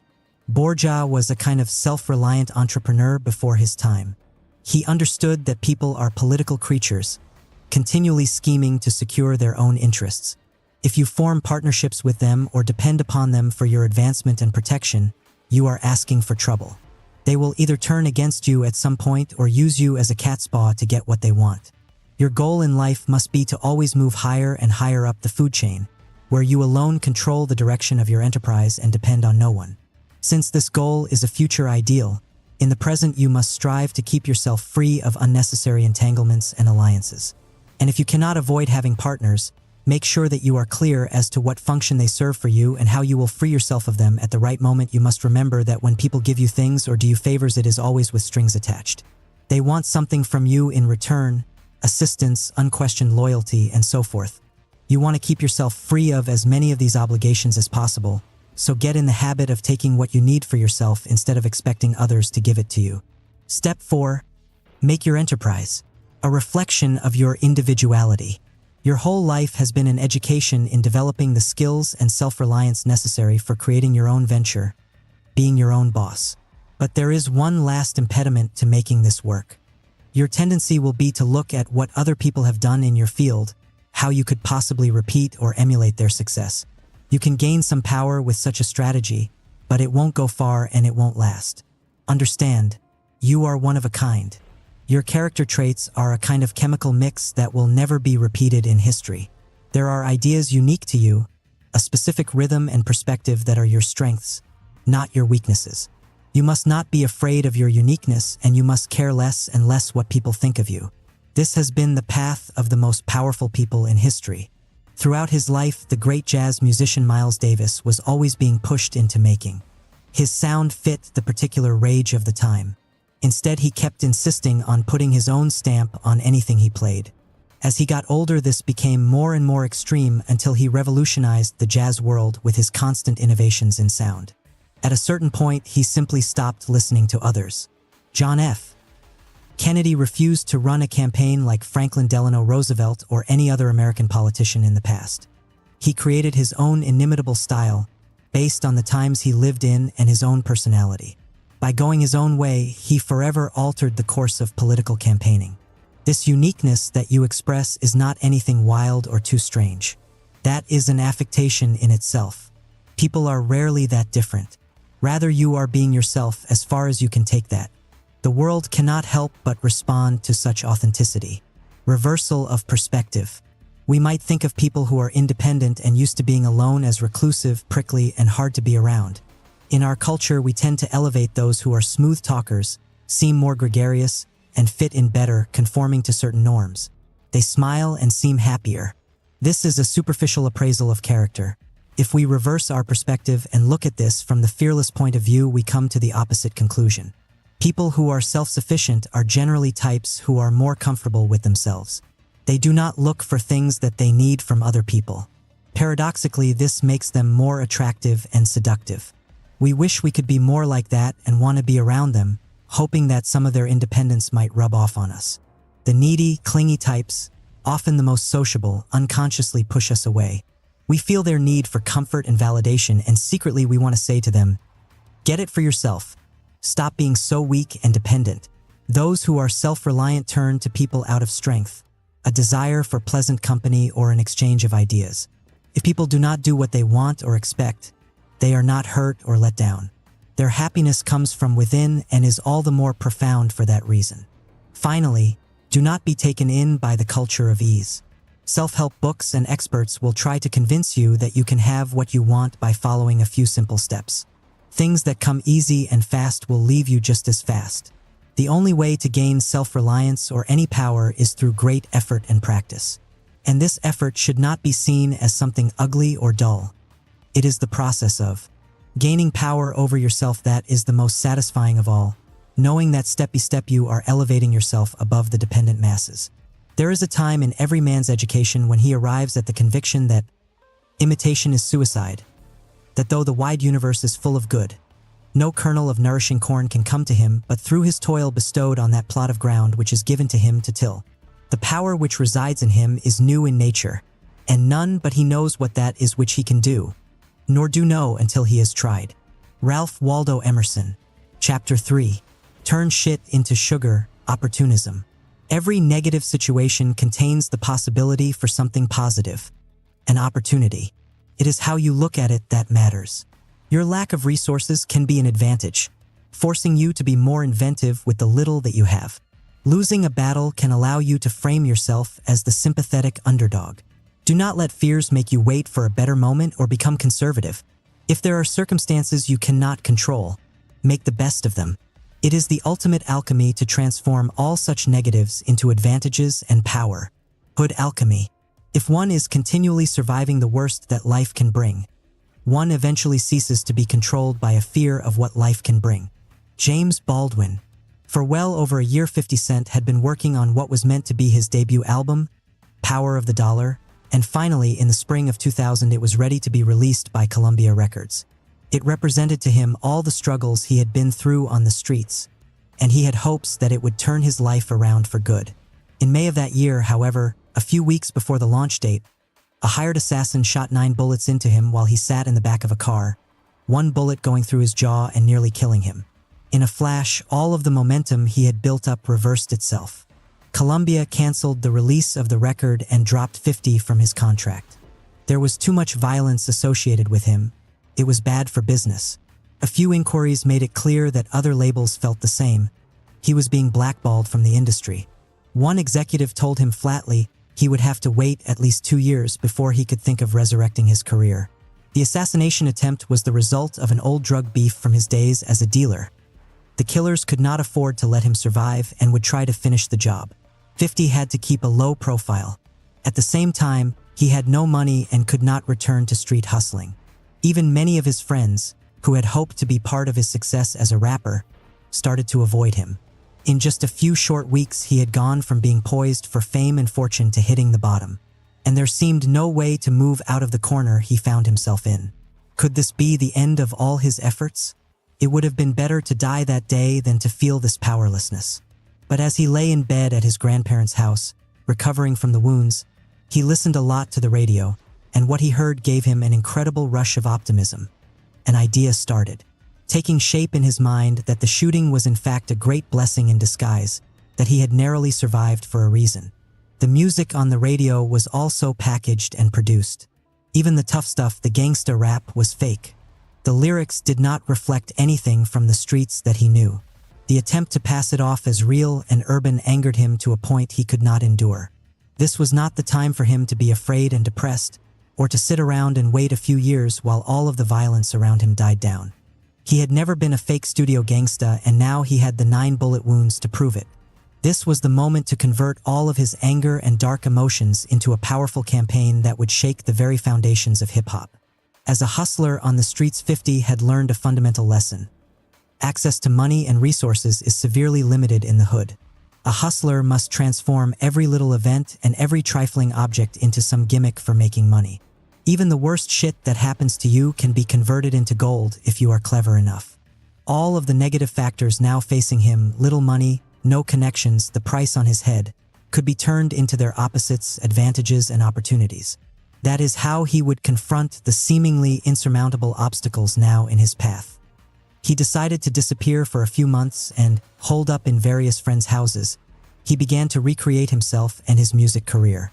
With no executives to have to please or worry about, he could push his lyrics and the hard sounds as far as he wanted. His voice had changed as a result of the pieces of bullets still lodged in his tongue. It now had a hiss. It was still painful for him to move his mouth, so he had to rap more slowly. Instead of trying to normalize and retrain his voice, he determined to turn it into a virtue. His new style of rapping would be more deliberate and menacing. That hiss would remind listeners of the bullet that had gone through his jaw. He would play all of that up. In the summer of 2001, just as people had begun to forget about him, 50 suddenly released his first song to the streets. It was called Fuck You, the title and the lyrics summarizing how he felt about his killers and everyone who wanted him to go away. Just putting out the song was message enough. He was defying his assassins openly and publicly. 50 was back, and to shut him up they would have to finish the job. The palpable anger in his voice and the hard-driving sound of the song made it a sensation on the streets.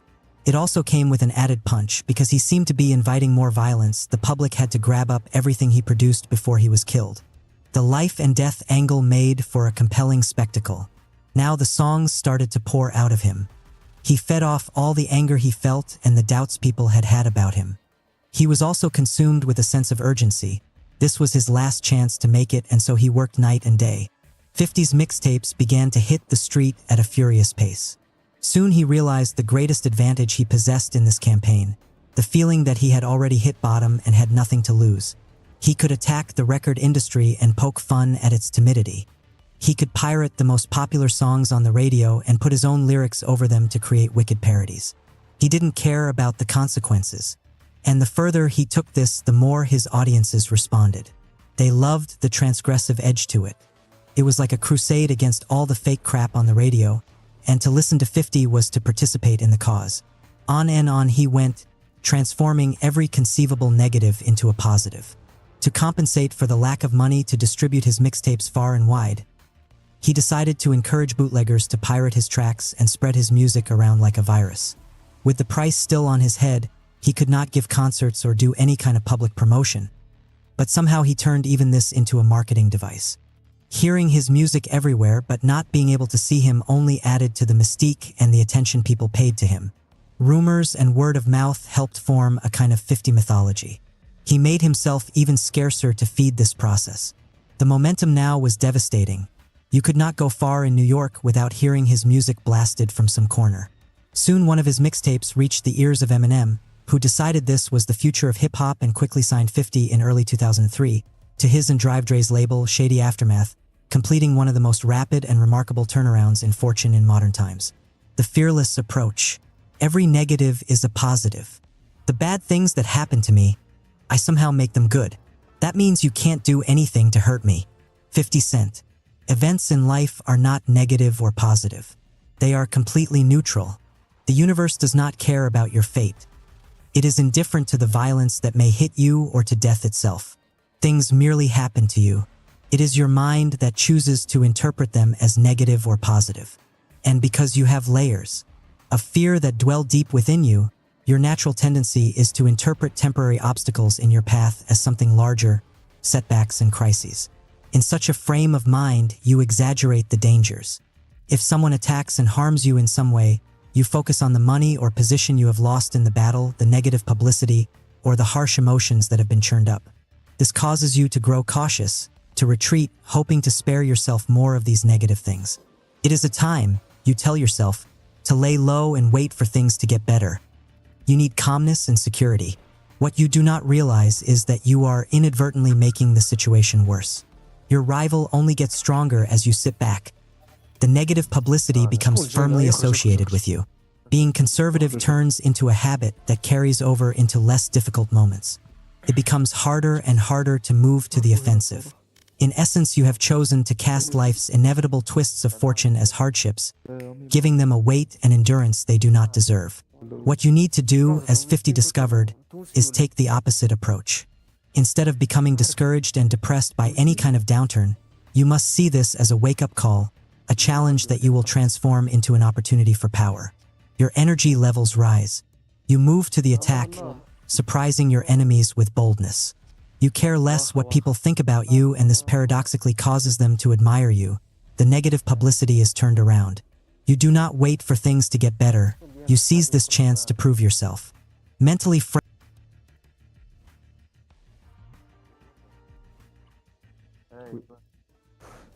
كاين صالح من ليبيا. صالح ليبيا طرابلس. السبي وراك. لا هذا خونا ويز من العروبية.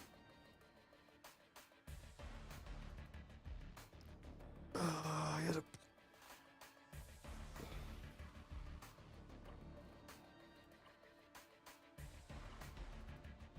بوجاك هورسمان. بالعربي.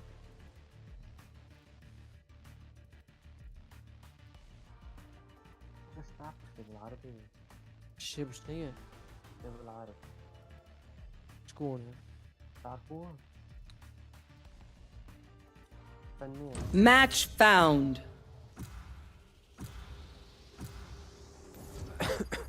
يغني شنيا؟ عنده أغنية متاع يغني راي. عنده أغنية متاع راي مش جزيري. لين مستل على الراي.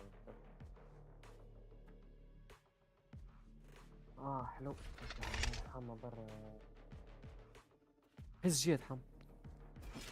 عادي ترى بصم. يا دي لبسيج. ايه اعطيك باش تهيليني ولا كيف؟ Stand in my way. I dare you. لعبة خمج. لعبة خمج. اساسا كل شي يعمل. عودها. لعبة خمج. لعبة فاهم انتي فاهمة. شنو هي ذي بلات؟ اخ يا ربي يا حم. ليش Their faith will need to be created. I already lived my nightmare. عادي حما اصله ديامور. حما دايما. حما كان ديامور بطل القاعة ما يلعبش ورجع. هيك عرفت خراب كل ما يعرضني. ديامور من جوميا. حتى مين؟ صالح المجموعة 3 ما يلعبوش ما عملوش هيك. حمل بيك 5 ستار يلعب. لبس تركيا. هذول كلها دوتشلاند. فيدي عنده باروكين. هيك. برضو بينج عندهم الكل. No peeking.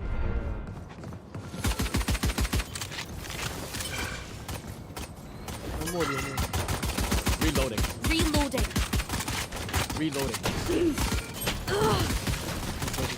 Reloading. Trevor! Reloading. Focusing. Blinding! Enemy spotted B. Reloading.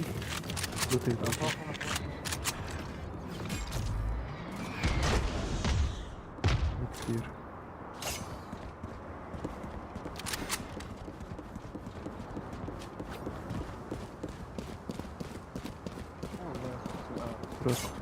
My camera is destroyed.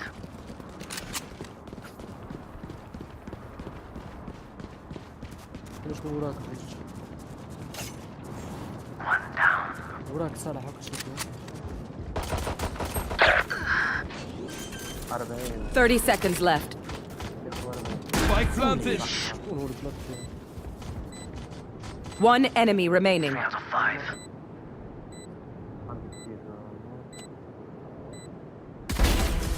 We bring enough body bags? I don't like your toy, Cypher. Don't spy on me.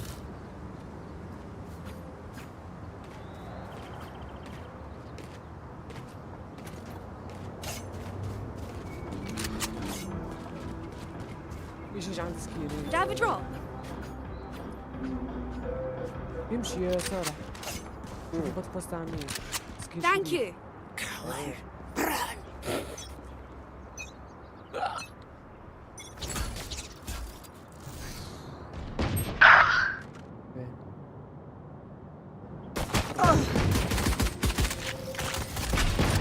Reloading. Reloading. Reloading. 3 out of 5.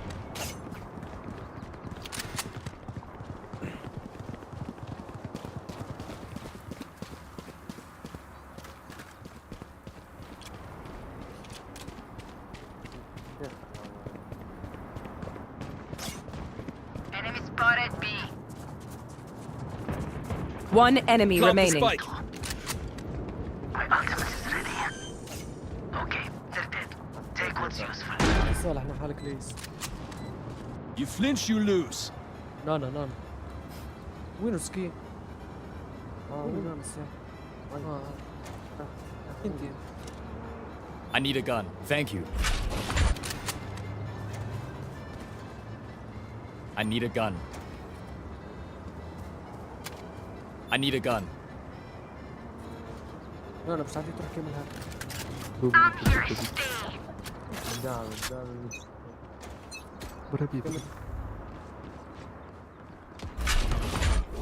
Enemy spotted. Concussing! وش تلعب؟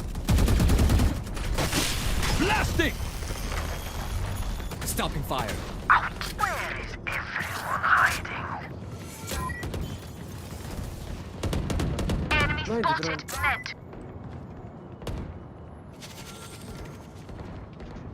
Right there. Buried. 3 out of 5. One enemy remaining. بس في في البي حاجة بقولك تو برا بلانت شمال فيه ودين Ace. محمد خالد So, you wee punk, how'd you pull that off? Keep it up. انا مين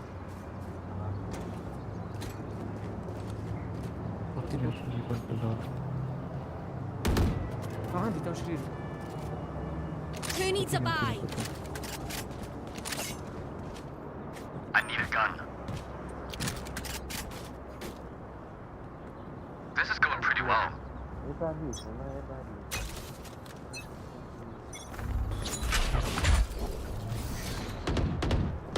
Dropping smoke. Trevor! Eagle-eyed.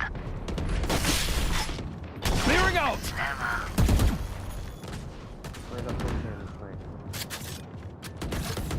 One enemy remaining. Out of 5. My ultimate is ready. Reloading. ليه دخل هذا Flawless. Reloading. Hell yeah! Next drink's on me! We're earning our vacation time.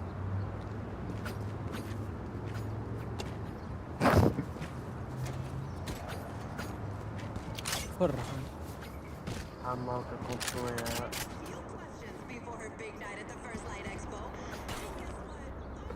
قليل كنت دايما كان عندي عام ما لعبتش ما تذكرش Roll for initiative. باش موت أكثر من هذاك جبت فرق صغير لعبت معاه صراحة Hush. My ult's ready. Enemy spotted. Mid. Camera taken out. Reloading. Enemy down. Where is everyone hiding? Dropping smokes. Concussing! Blasting!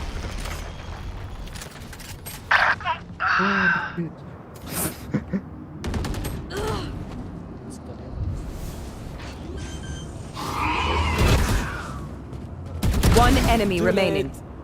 عندك انت ناني سارقة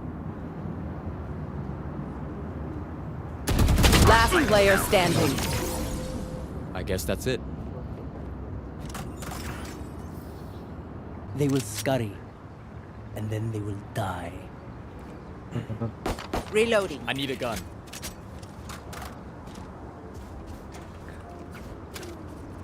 I need a gun.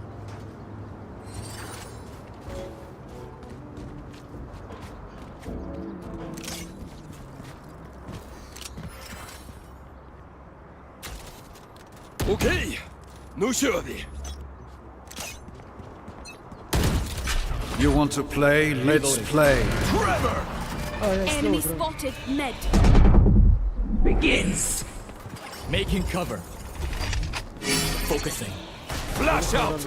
Our spike carrier is killed. Spike down mid. عندي رينا Refreshing.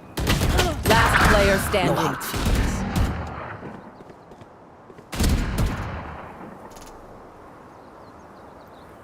ماشي بيكنيك. I have a cage triggered.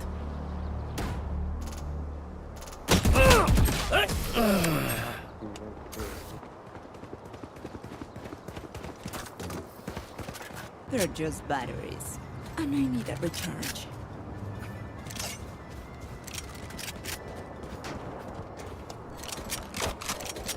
I need a gun.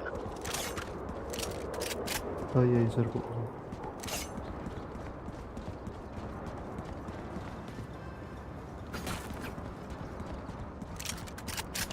كيف هي بتشوفنا طلعتها بالريفيو. ماني أكتبوش أنا بلايند. Concussing! Clearing out!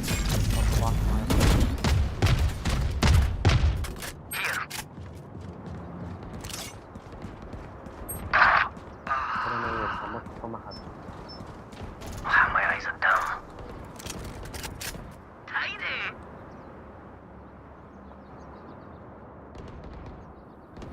Target down. My ult is ready. Enemy spotted A. One enemy remaining. Spike down A. عندي الكويتي.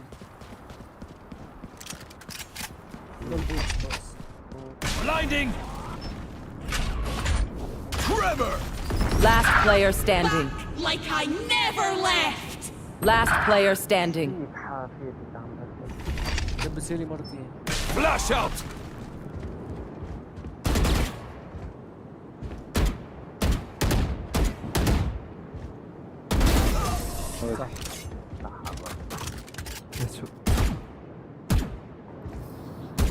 They're not getting the message. Leave it to me, I'll rough them up.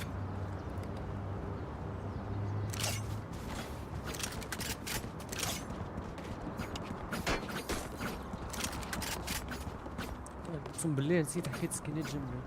انت ما فهمتكش. Reloading. اطلب. عندي بيع. Reloading. I need a gun. Time's up. Let's go.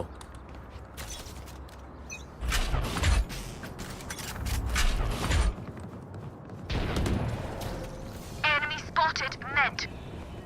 Concussing! Face your fear! Blinding! Reloading. Reloading. Reloading.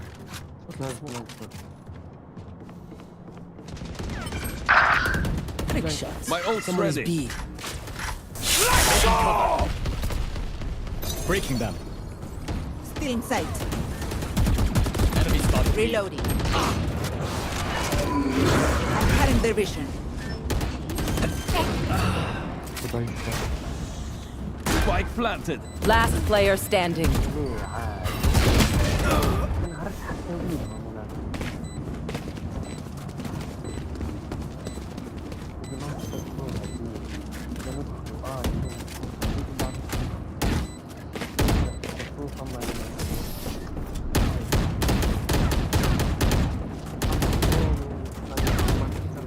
That chamber's dressed like a fancy waiter. Let's ask him for the wine list. I need a gun. Thank you.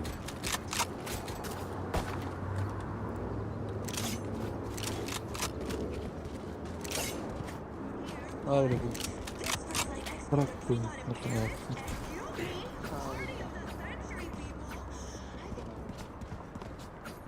will find you. You want to play? Let's play. Smokes. Trevor! Clearing out! Killed. My ultimate is ready. Flash out! Spikes down. Spike down B.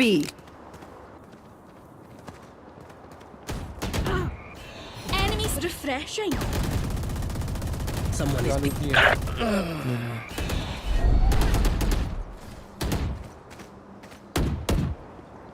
حاط فلاش. You're right. Last player standing. One enemy remaining. باك 5 دقايق في العلاقة. جنب البليوت.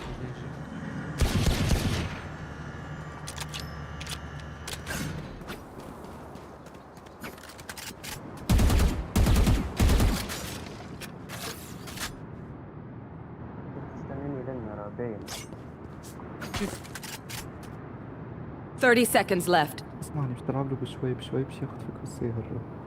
ديما هو كتجمب بيكي وكاو قبل ما كريت. فيه رشيد لي لونج. جمب بيك من شوي. They think they're better than us. I can tell.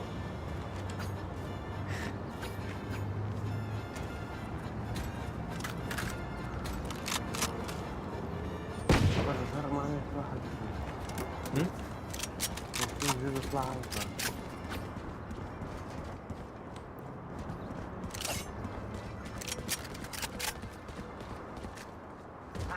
We survive.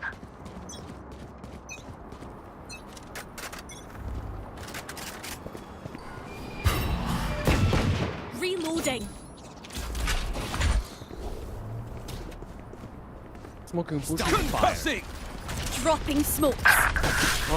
Blasting! Worthless. Where is everyone hiding? Enemy spotted A. Spike planted. Careful now.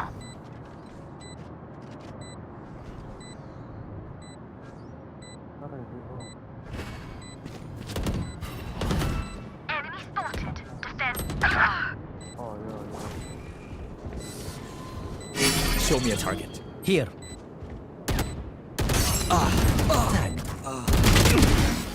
أخي بحياته وايز One enemy remaining. صح. Wiped clean. جيبوا كالوديا نحن. عطير صار. Come on! Get me in the line of fire. I need a gun. Thank you.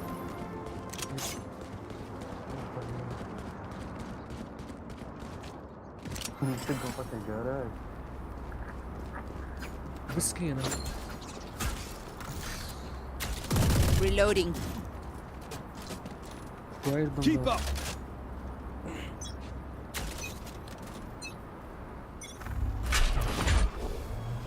Trevor! Clearing out! Blinding! Stop the fire. Someone is A.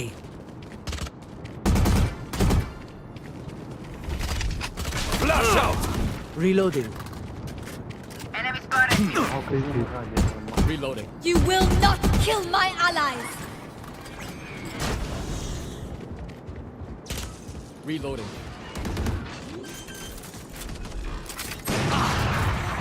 Spike planted! Concussing! Last player standing.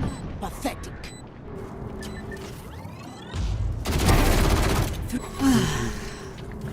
Cutting their vision.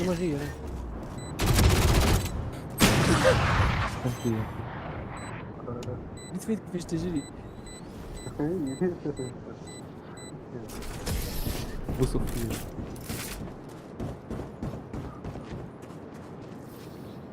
Last ult round is in ready. the half. Don't be cheap. Spend it all before it's gone.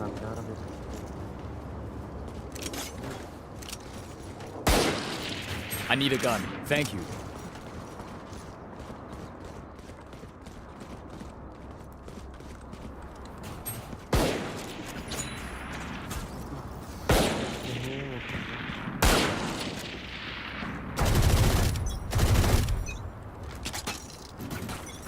They will cower. ايش عندك حمد؟ No peeking. Nothing. بوش. Hunter wished. Trevor! Time to go. برهز Blasting!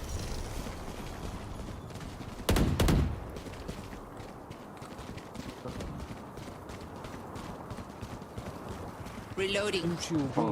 Enemy spotted me. شكون ميت؟ You want to play? Let's play. تنجم تلتيه. لا لا لا، عنده او بي خاطر هو اعمل شيلد والتيه. الاخر نبوش هذول اللي فيه. ليه ليه ليه لا لا. شنو شي بيرة؟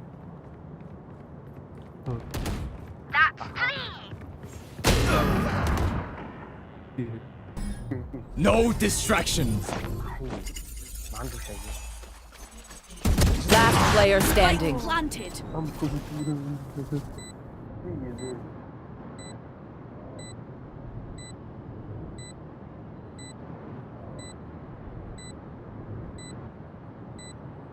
يفلكوزا. One enemy remaining. 4 in the dirt. وين حم؟ هاي Ace. هو الرب. Switching sides. They think they're so secure.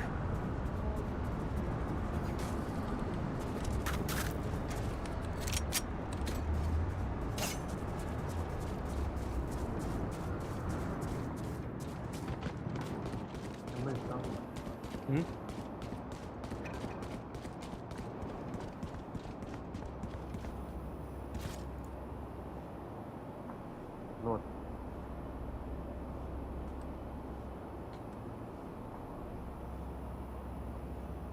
كان حالتي كان These attacks are very professional, huh?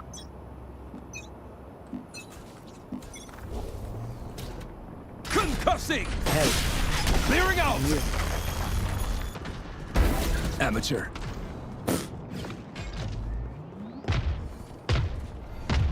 Still in sight.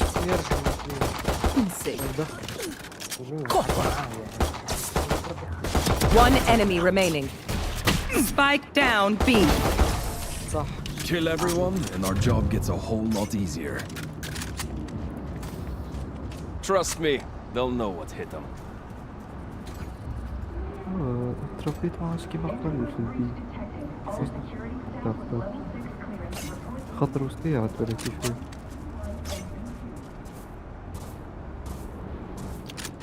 خاطر كان فوت قوي صيفر هنا. برشا. هذيك قاعدين تكيه.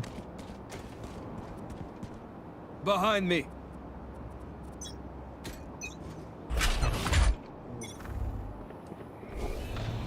Trevor! Blasting!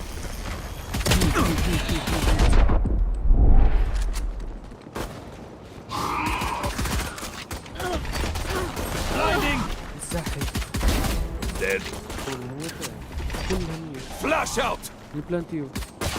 Making. Spike planted.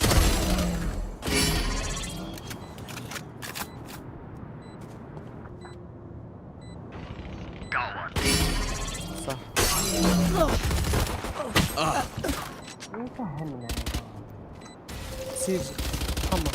One enemy remaining. سيج واحدة ايس. حطيتك. صح.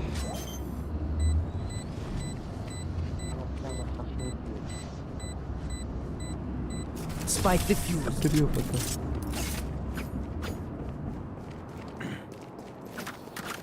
We doing this or what?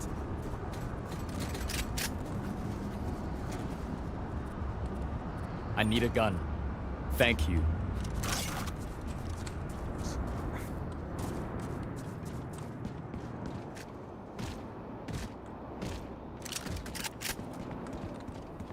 I need a gun.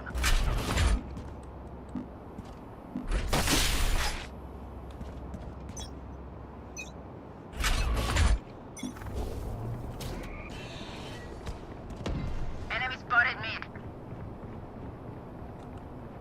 Concussing! So got.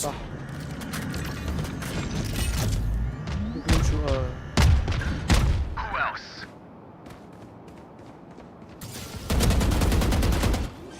Reload.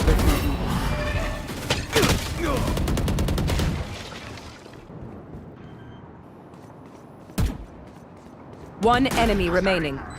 Spike planted.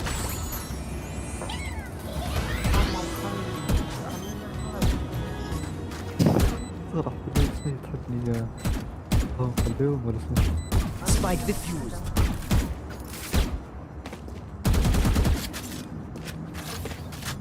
When we go out there, someone dies.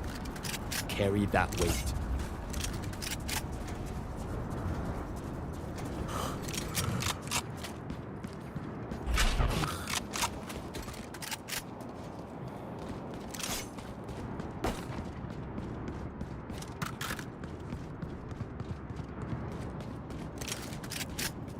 نكونوا يعني Good luck.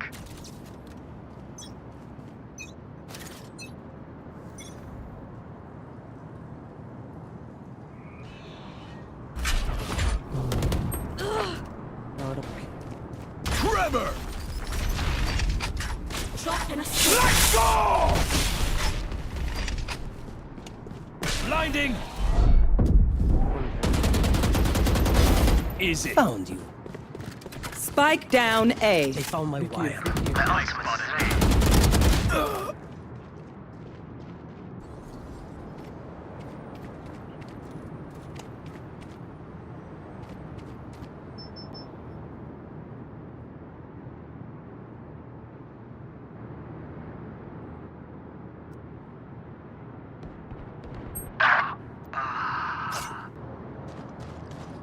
كاميرا 100 تشتغل.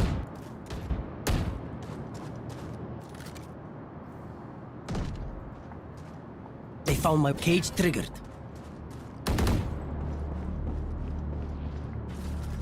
One enemy Headshot. remaining.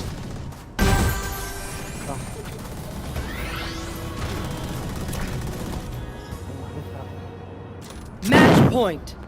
Stamp out their last breath.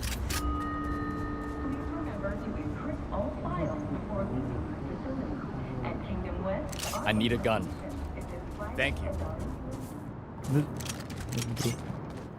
السوري disconnected Europe.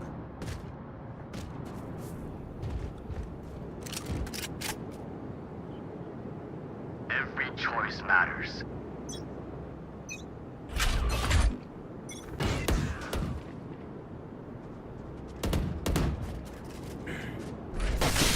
Clearing out! Spike down A.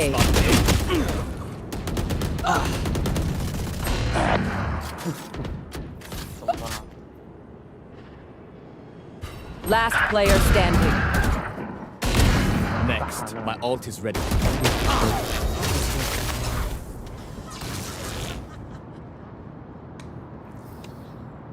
I didn't bring a snack. Did anyone bring a snack? It's okay, it's okay. I need a drop. I need a gun.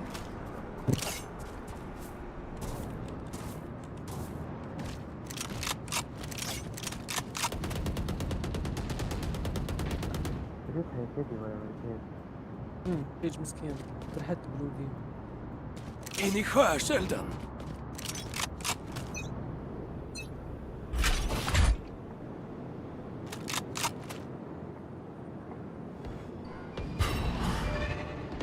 Enemy spotted. Net. مو ولا مرتين. إيه ثم زوز سنارينا وش اسمه. Hi. Bye. Concussing!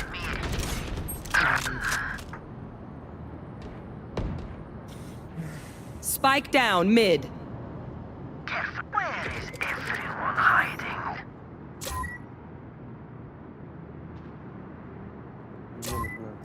One enemy remaining. Blasting!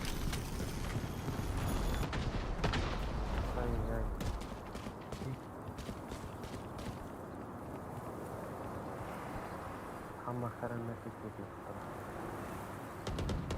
عليه سبيكر Enemy spotted B. تحب تكسير الراس.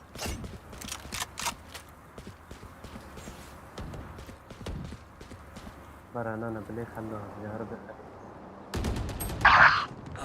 احرف راس.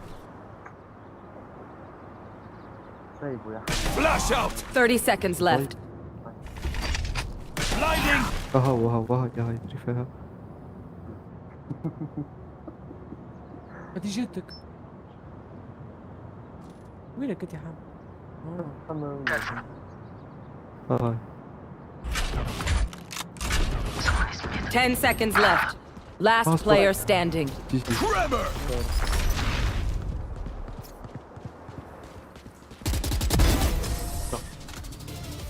Defenders win. Time to go home. Scrape these bugs off my boots.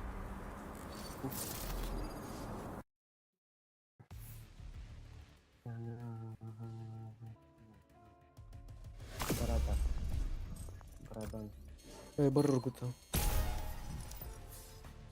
نكمل 5 ستار تخرج. مش نتفرج ولا بعدني.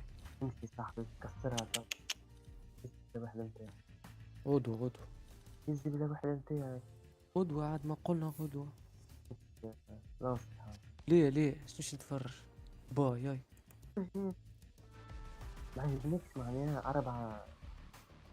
ايه بس 4 انت ما نحسبكش. لا ما تحسبنيش 3 ما عجبوكش خارج مخليهم. ربي يهديك. برا لعبوا صورك بعد صورة. يزي لا نصيحة. نصير شحال.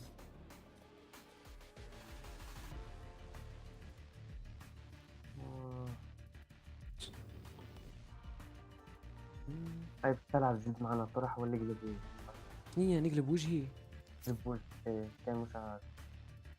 برا لعبوا سويفت واسمعوا الكلام. خير لكم الواحد نمشي. والله ما بلوكي. بلوكي بقول عليك حسيت برشا برا خير هاي. الطرح ما يجيبوش. كيفاه؟ برا يجيبوش برا. ايش كيفاه؟ باش تكملوا ولا؟ ايش هتتفرج يا زدت السيزون.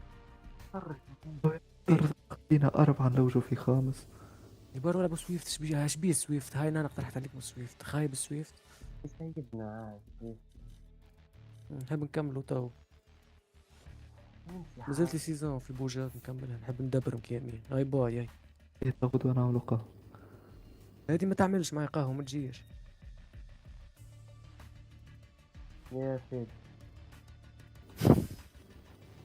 يعني نسيرو مش عملنا نحن تاني.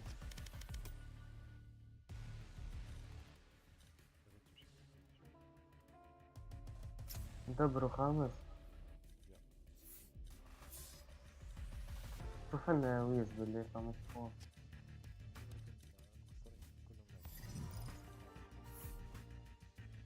هاي لا برا.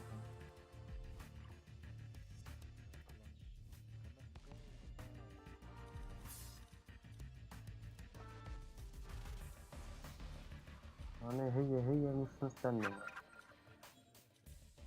هاربين. لعنة تادي. الله لا.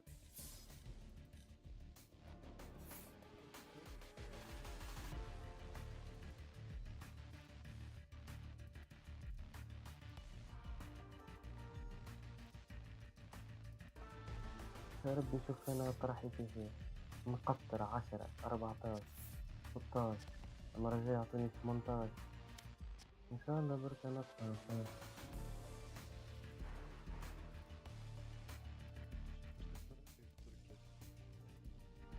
اقسم بالله والله في عملوها انا عارف.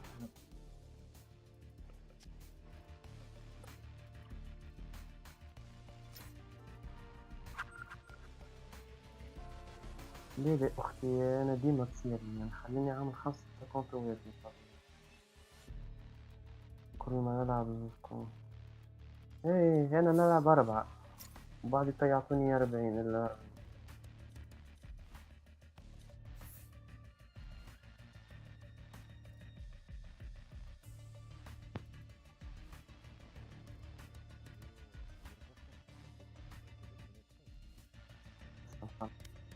تقريبا تقصد الطرح الثاني ديما يعني يتعدى خايب.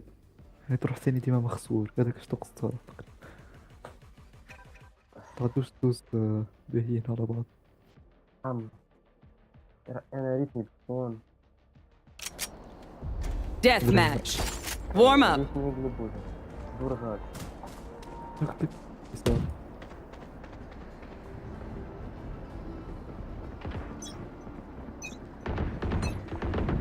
You want me serious? You got it.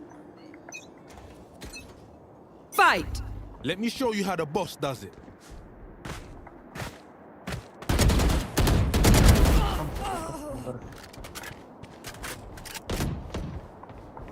لا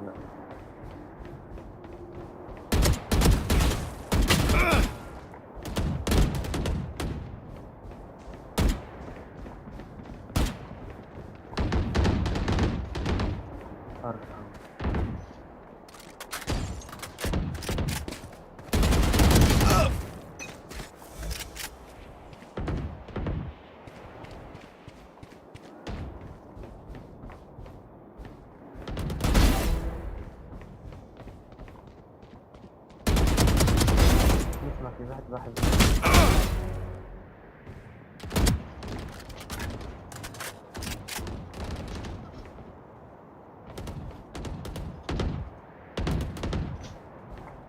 لا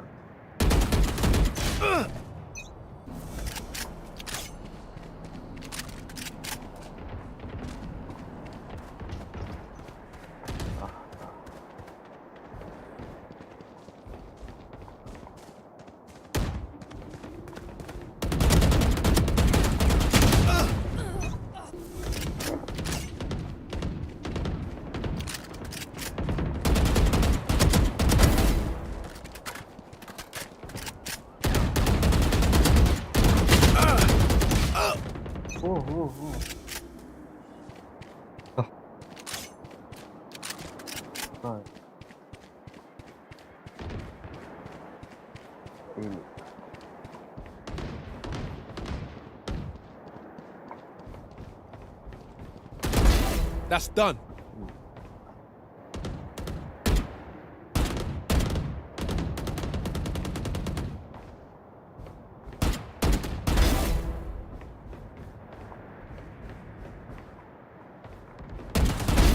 Raiders down. يا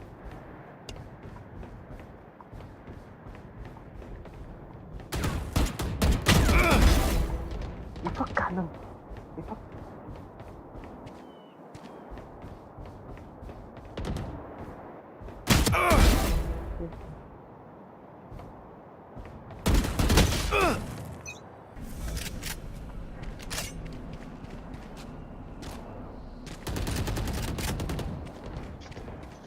نتفجع والله وليت نشوفها نتفجع. صح لا ما نسوي صح. Raiders down.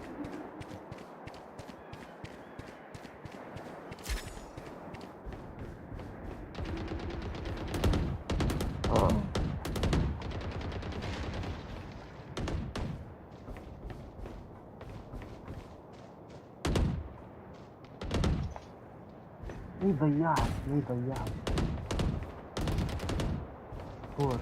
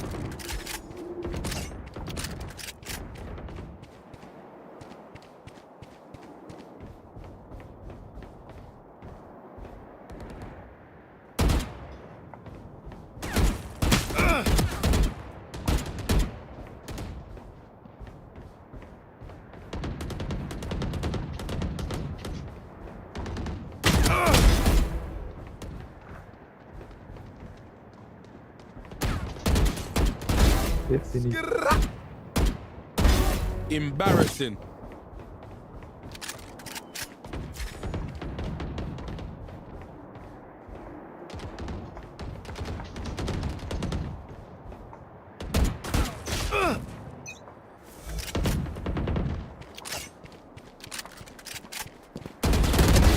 Rain is down. كراوتي تهبلني.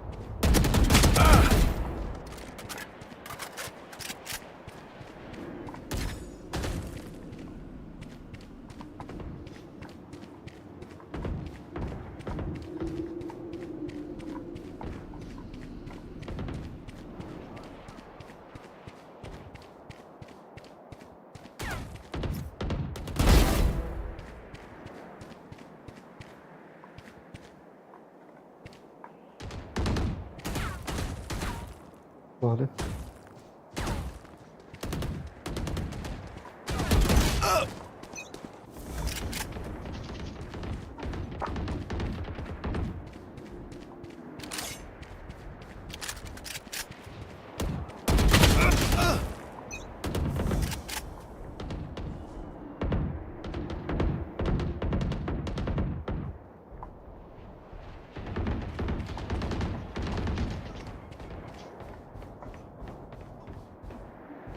Ten kills remaining.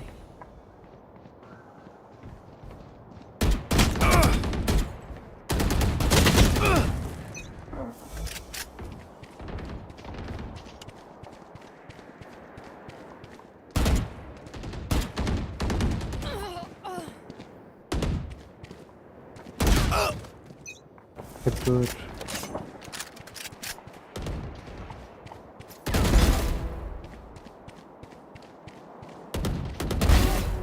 حما يلعن شكون علمك تلعب. فيك مسار. Quadra.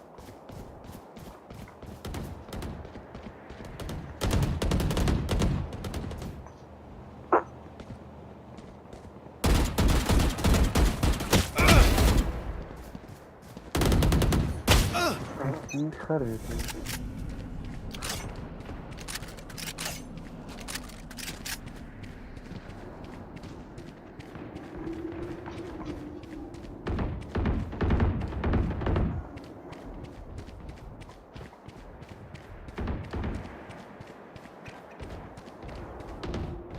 One minute remaining.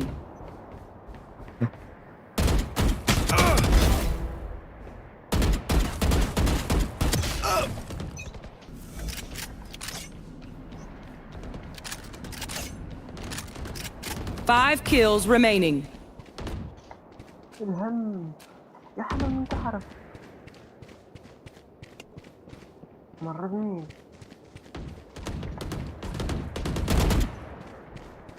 30 seconds left.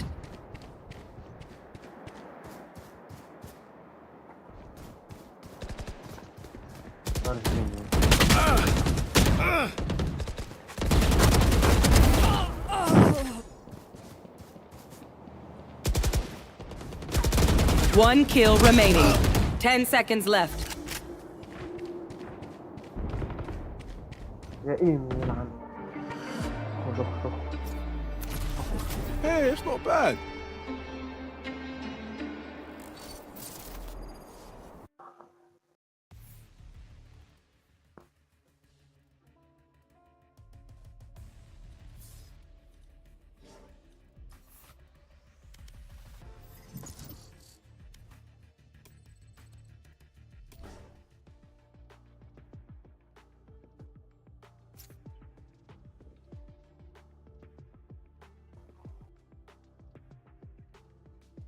شنو هي فريند ريكوست تاع شنو لانسي يا حمد. لو في يعمل يحب يرجع شنو وين في يعمل يحب يرجع. حب ترجع بقى قولوا برا رقص بس كلم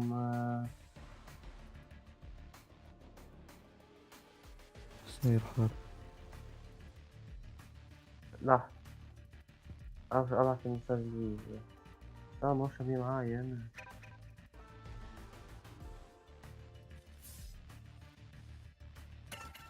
ابعث له محمد، ابعث له ولا إيه؟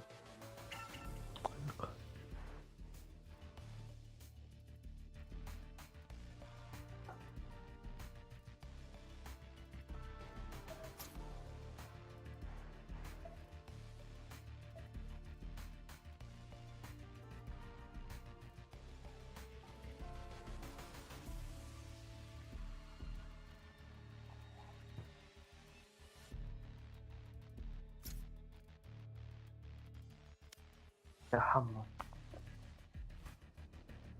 لحظة اسكت، لحظة صراحة.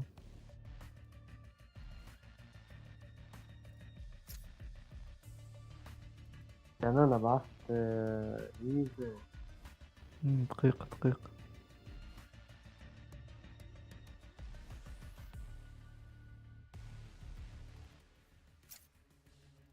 يبقى قبلني إيمي، سامحنا صاحبي، أما عنا صاحبنا باش يجي، فهمتني.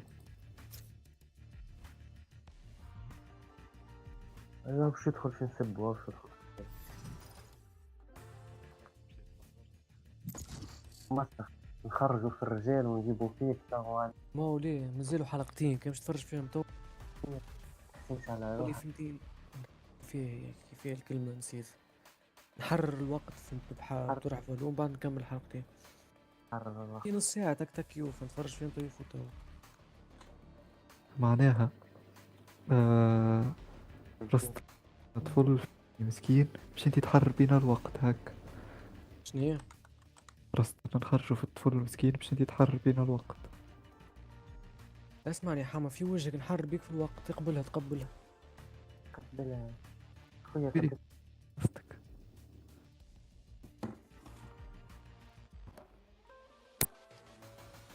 راني نشوف في حالهم وكل باز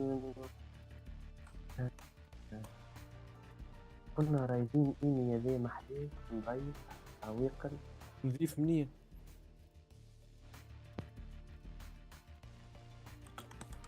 معرفش يتكلم مش ما عارف.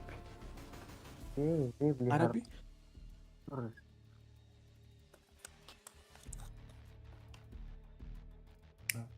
حاط جلتي في الوحدة متاعي مانيش في قمة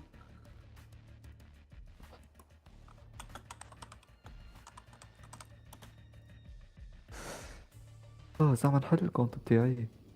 ليه؟ هذا انا ليه اوفيس حل. ليه يا ولد سكيت كون خليك ريال.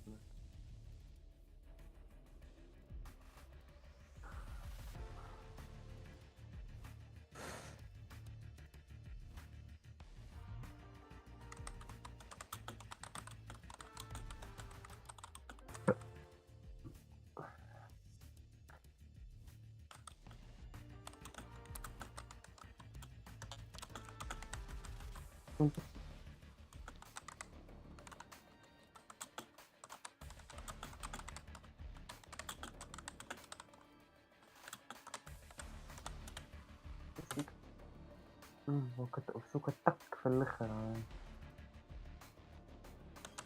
كتري كيف عرفت كيف بدا يكتب يا صلاح. عرفت يعملها روك الفازة بدي، عرفت كان باسبوع تحسه ينزل ويطلع يديه لفوق ولا كيف. ايه يدي ما تربش ليه والله. قبل كي كنا صغار نمشوا للبيبلينات. عمي بده يكتب 7 سنين. عرفت تفكرها صراحة بيبلينات القديمة كان على الكياس وين الصاغي. Match found. وين الصاغي هذيك على الكياس. بحذينا غادي بحذا الدار بحذا وين في دي يسكن. ما يعرف نسيت. عشنا غادي على البيبلينات نمشوا وقتها نحلوا جوجل نبدو نلعبوا في دراغون بول. لعبة بوزوز على جوجل. ايه قبل نمشي نفرج في اليوتيوب. صالح وقتها فهمتي مدري بونتي صفروا مع ديبان تصل. ماشي نحطك الكاس نحط الفن. نتفكر مرة يا صالح مشيت ببلينات، عديت نص ساعة تقريبا وحدي، وقت بقيت نلعب كل شيء. ريت في الاخر انا ما نعرفش نستوعب، انا صغير على الاخر. عرفتك اللي قلبت له ليكرون، عرفت ولد مقلوب ليكرون صيوا فيه وقت فهمتني. جاي هو يلقى ليكرون مقلوب، جاي ولا يكش عليا درجة هي وقت نتفكر، وهو بيدو ما عرفش يرجعها وقت.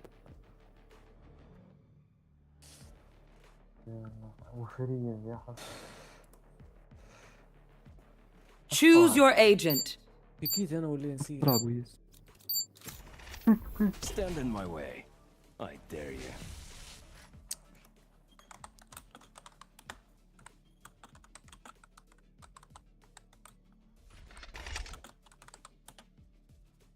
عمك العادة ما كفيت. عادة ما كفيت. معناش سنتينل وما بداية خايبة، لازم شكون فيها برشا فلانك وكل.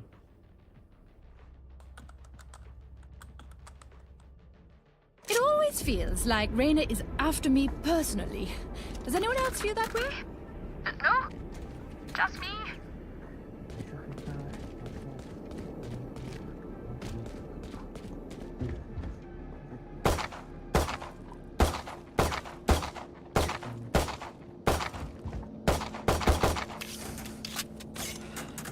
سنايدر برا دي.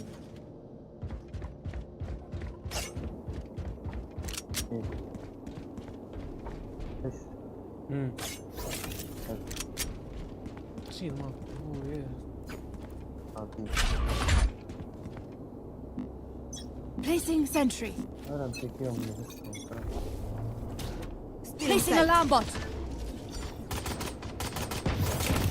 Reloading. Enemy spotted. Egg turrets destroyed. Pitiful. اليوم ما راح نسوي كل عمل فيهم. Flash out. Bomb grenade out. Spike down A. Spike spotted A. One enemy remaining.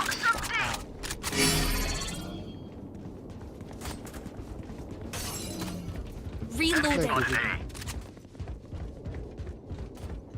اي فلان. Reloading. Reloading. Gun here. The enemy only looks composed. Their hearts tell a different story.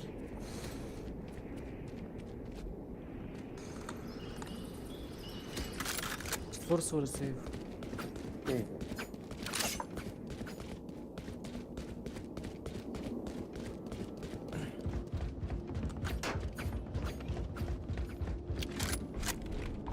Come on then.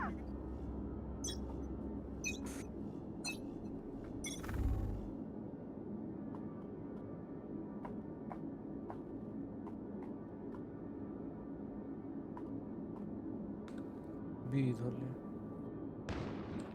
Enemy spotted A. سموكي بي بي بي بي بي بي بوشين بي.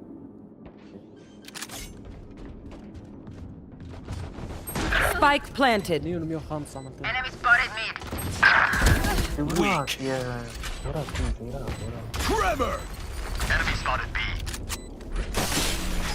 Blasting! Enemy spotted B.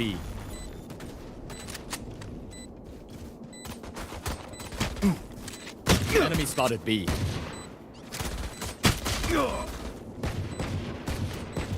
Neutral. Last player standing.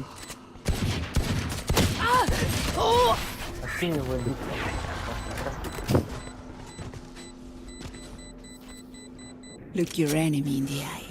It helps with accuracy.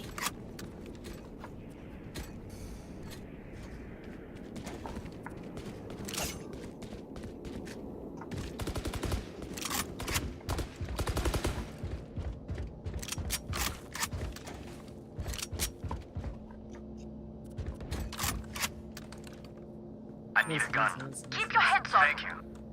ميرسي.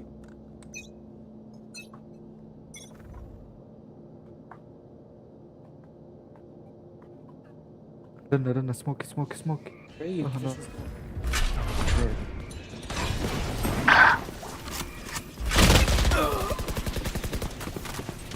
Spike down A. Last player standing. عنده ريس. ليش قدرنا مع الناس. Spike planted.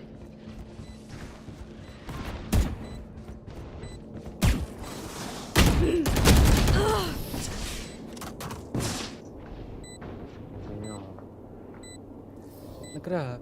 Their jet is playing hard to get. All right, I'll play.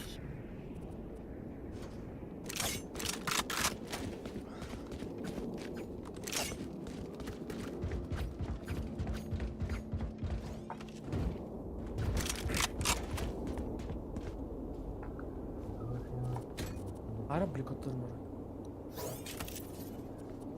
Let's have some fun. Turret out.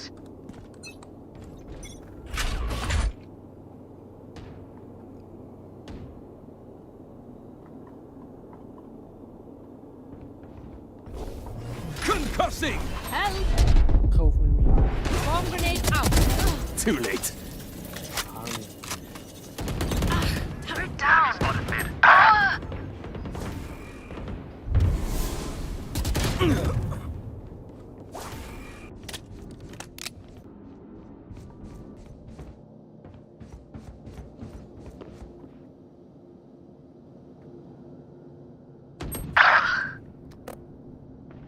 وراك. Enemy spotted me. Last player standing. Spike planted. الذبح 7 أضلاع.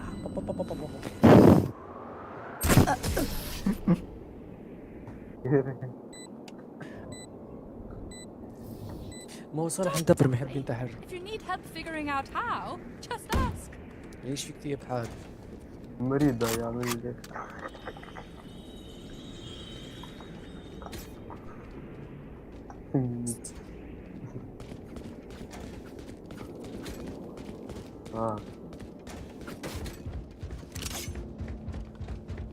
هيا عليه. Turret out! begins. Help.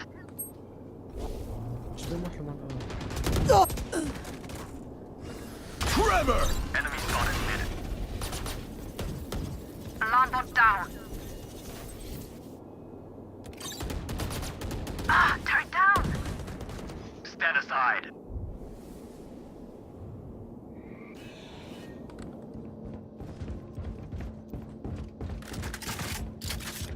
Show me a target. مدتينا. ضغوط هيك.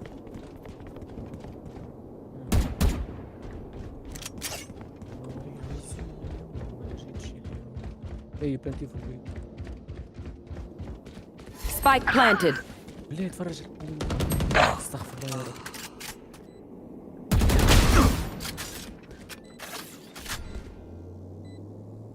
كسوك حاشا منك.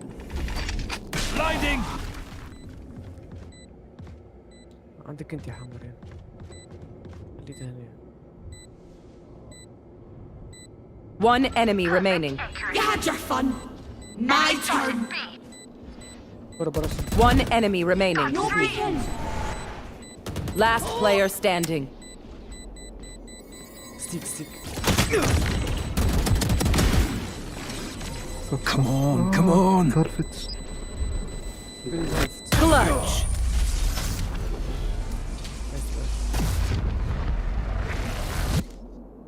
I know.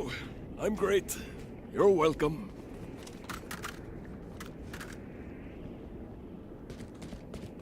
راه ميت باش نجبد سموكي راهو ما تجيش هاك. بيه. I need a gun. Thank you.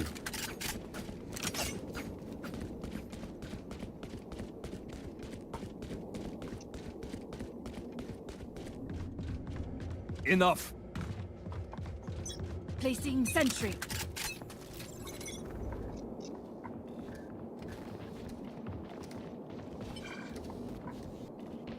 ميد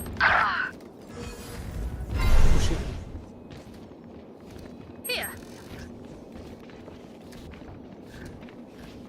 Here.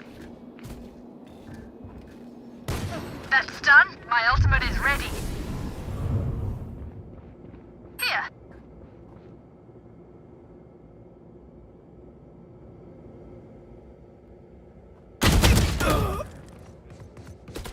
Enemy spotted me. Cutting their vision.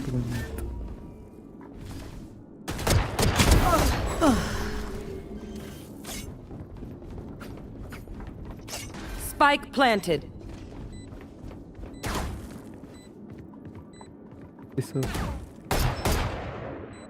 Focusing. One enemy remaining. My ult is ready. شوفها وين انت قلتيها وهو يمشي لها. اي واحد جات ولا خرج. Making cover. هيا اسمعني بنت. قلتي. No Last distraction. player standing. سوري.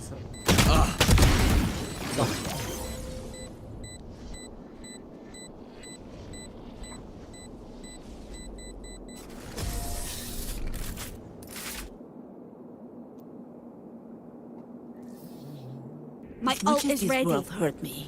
It's mine, and I will kill to defend it. I need a gun. Thank you.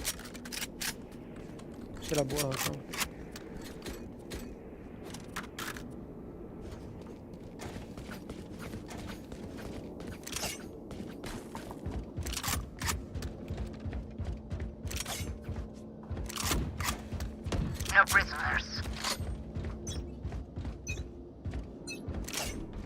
Get out of my way!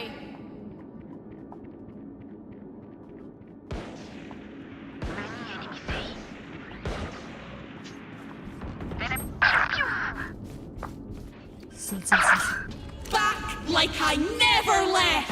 Spike planted. Terminated. Show me a target. Last player standing.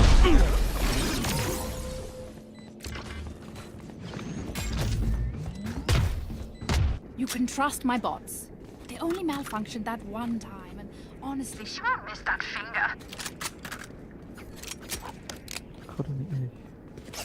كيف يقرني ليه.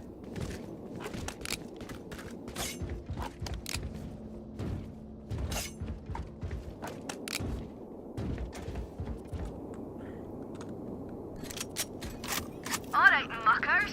Off we go.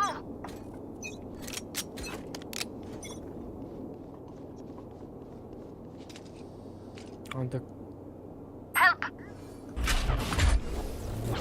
Concussing!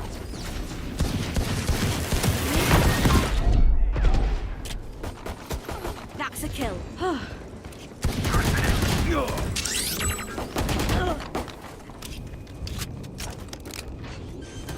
One enemy remaining. Spike down A. Thrifty.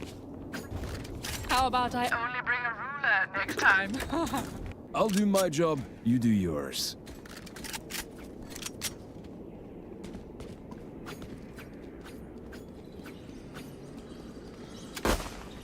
reloading? I need a gun. اطلب مرة. Gun here. I need a gun. Thank you.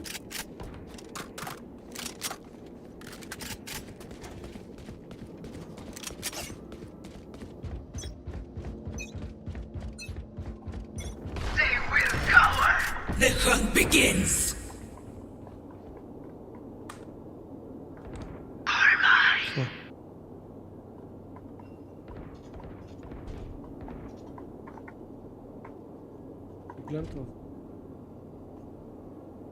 Spike planted.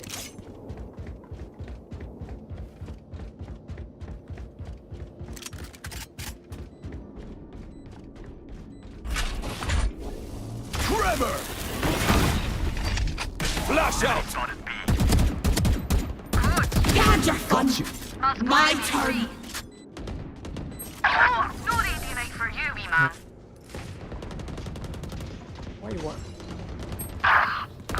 Just swapping in new fusion cells.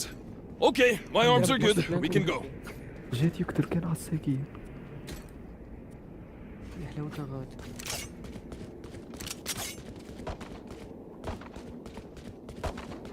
عندي أنا.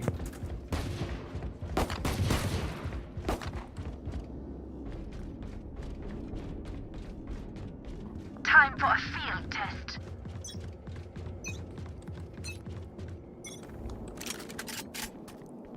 هنا.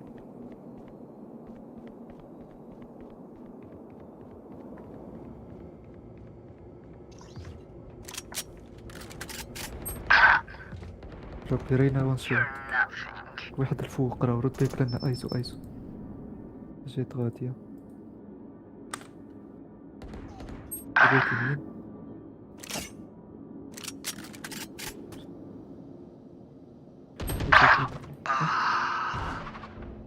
Last player standing. سوري سوري سوري disconnected. Dead.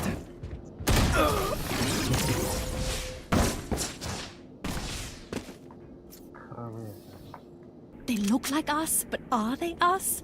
I have so many questions. I need a gun. Thank you. I need a gun. Thank you.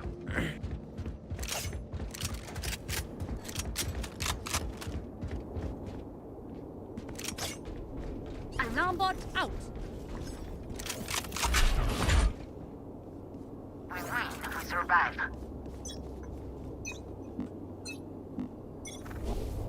Get out of my way! Concussing! Clearing out!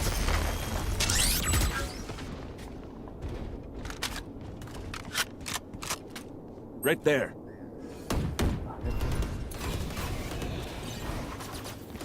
Enemy target spot. Turret destroyed. Stop. Show me a target. Spike planted.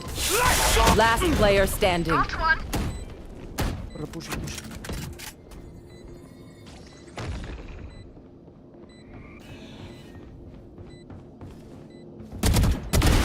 One down. One enemy remaining. لك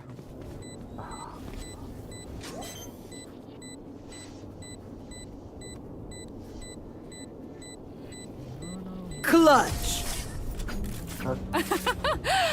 My genius doesn't stop in the lab.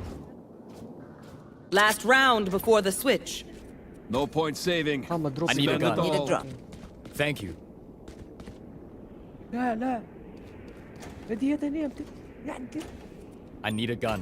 اسمعني العب شيلد صغير. انت صراحة ما ينجمش يشري حتى بشيلد صغير. نورد ماكش غاش.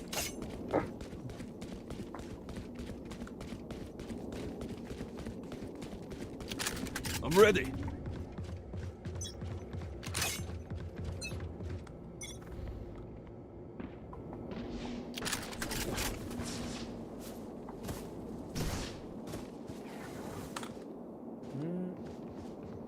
No peeking. Tremor! Blasting!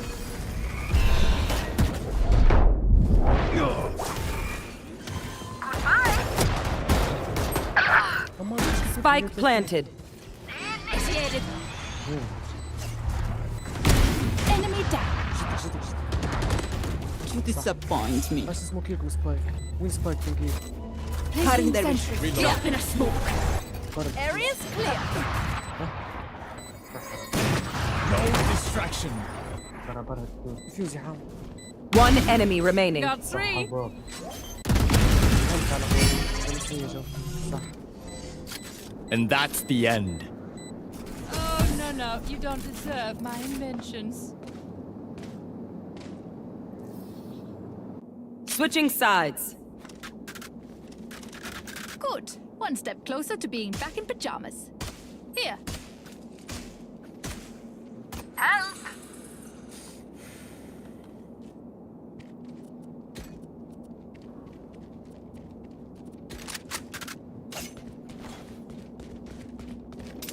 ريبر. نبون من فوق.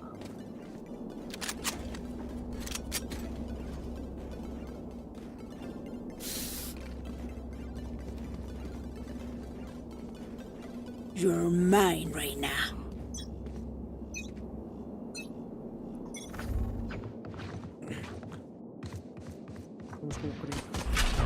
Enemy spotted B. Enemy spotted B.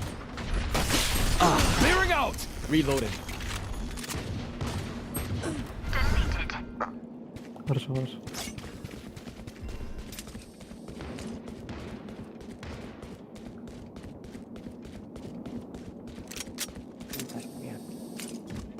كمبي هنا حمطه هنا حتى. Enemy in defender spawn.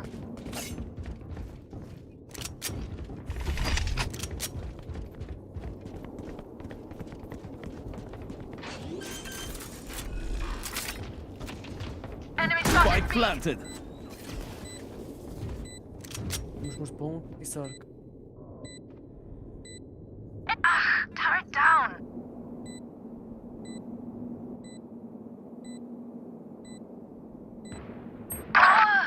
ثلاثة. واحد منه زوز. فما حد التالي فما حد التالي. يا ويز ما فما حد التالي. Last player standing. Trevor! Ace.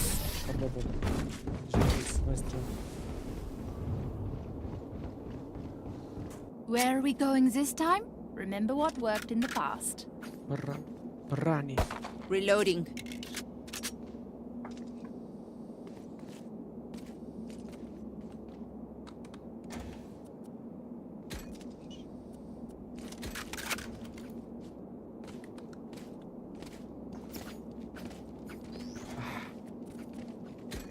Don't let Turret them. out.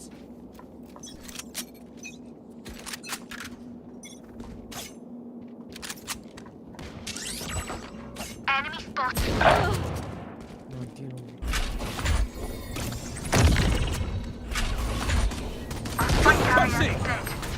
Spike down A.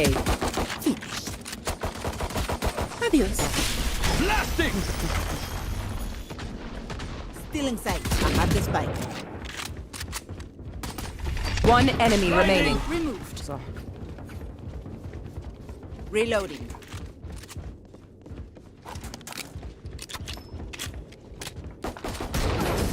Who could have predicted this? All right. Everyone note down your observations, then let's run it again.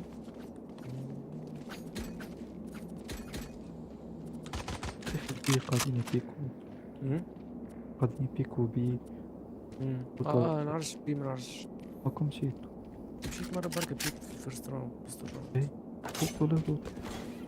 فوق.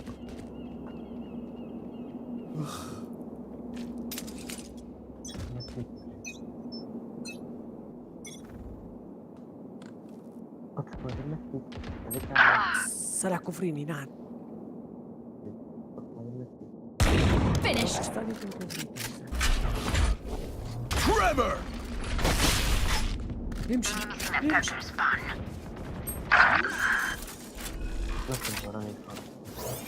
Spike planted. Oh! Last player standing. يدخل الجمهور على الفايز. الكل يدخل يدير.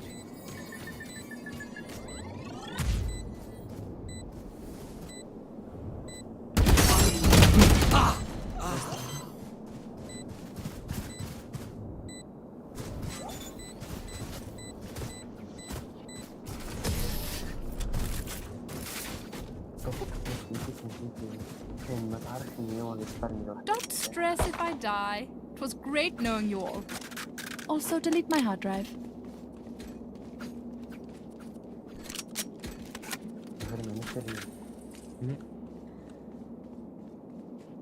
سيف.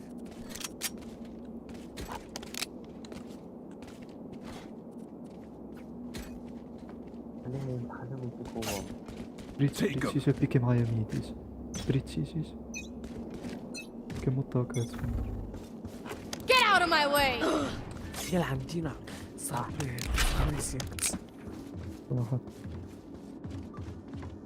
Placing sentry.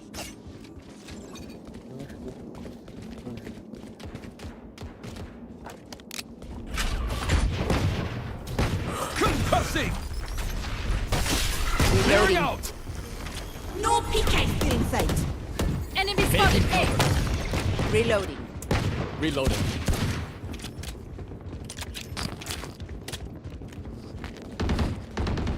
Enemy spotted. The hunt begins. Smoke.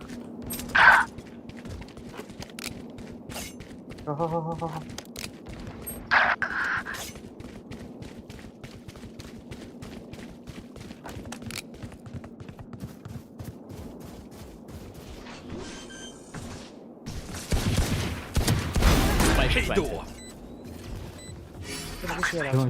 Behind. Enemy down. صحة. Enemy spotted B. Not enough. My ult is ready. Last player standing. زوز غادي. Trevor!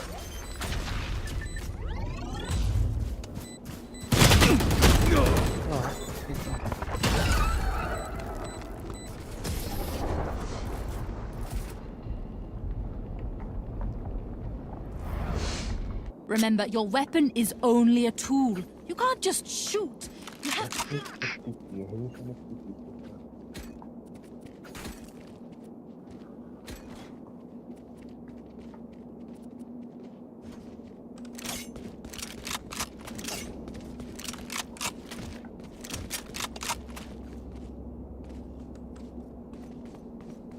For you, hermanita. They will come. Concussing! Blasting!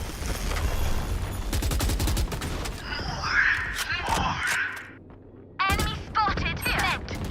I'm a cap. Here. Enemy spotted me.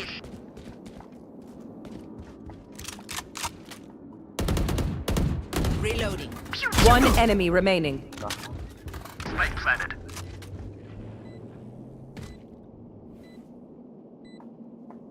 Enemy spotted mid. لو 120. Don't worry, your life won't go to waste. I'm ready.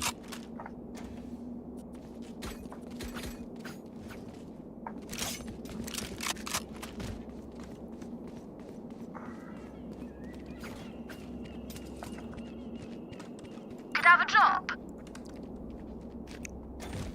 Thank you.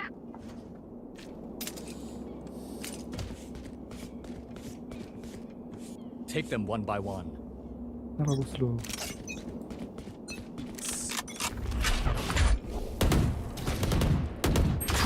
Enemy spotted A. اوبي. Clearing out! Reloading.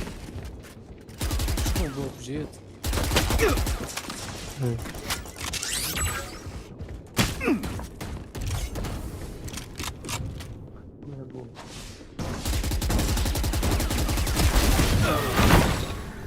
Our spike down. Spike down B. Last player standing. فوق يسار لا.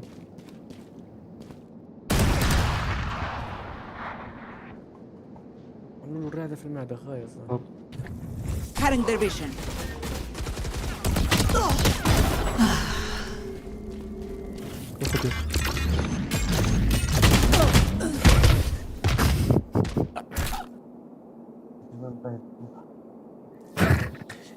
My ult is ready. I want their life, not yours. عذاب صايدي العذاب صار. I need a gun. البي باش تبقى جيت تلعب فيه باللو.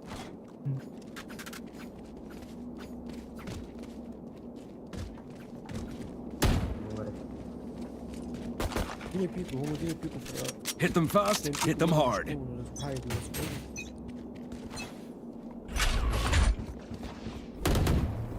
Concussing! Multiple enemies. Blasting! Reloading. Here. Enemy spotted mid.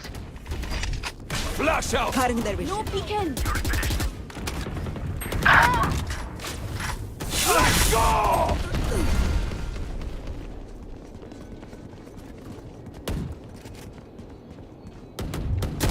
Stop. You had your fun. Show me a time. My turn.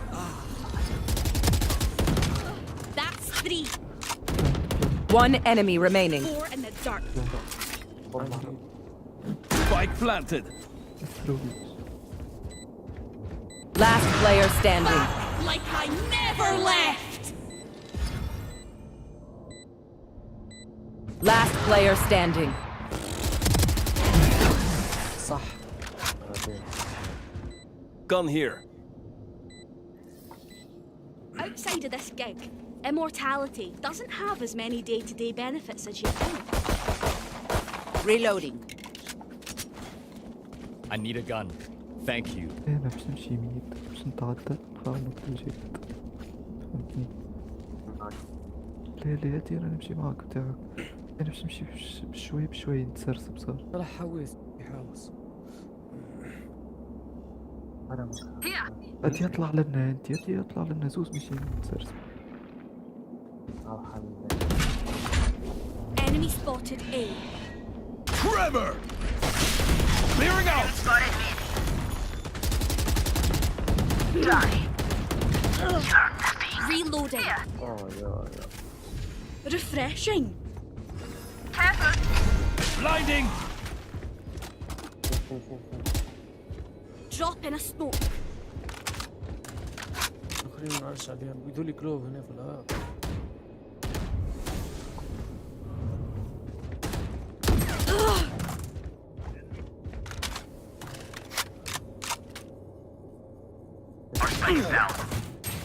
Spike down A.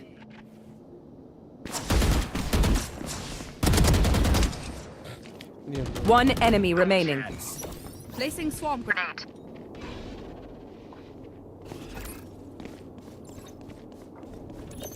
Alarm bot out. I got the spike.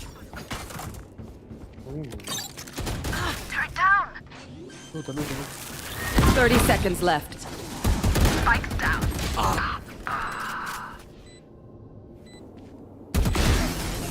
Let me just swipe those biometrics. Their lives are so meaningless. Might as well give them to me. I need a gun.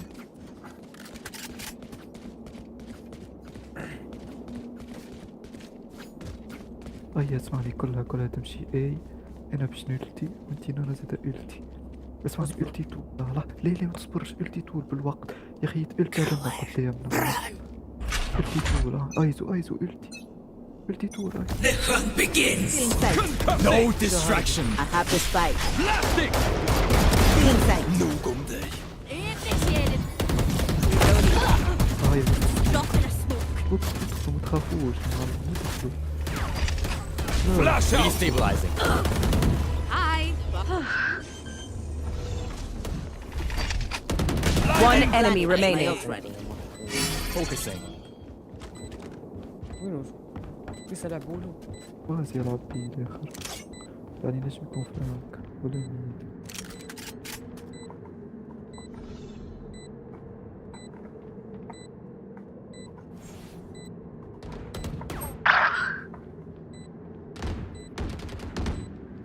موت في سيرك حلو احسن.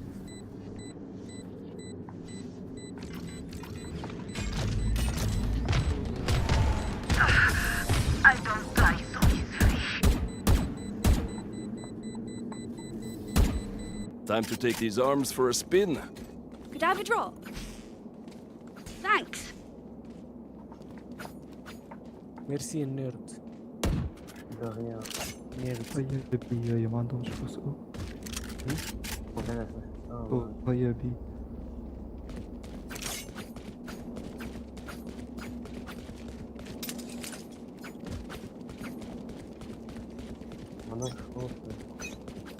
Placing alarm bot. Get out of my way! No peeking! Trevor! No peeking! Enemy spotted. B. Flash out! Enemy spotted. B. Beat is in. Our spike carrier is dead. Spike down B. Last player standing.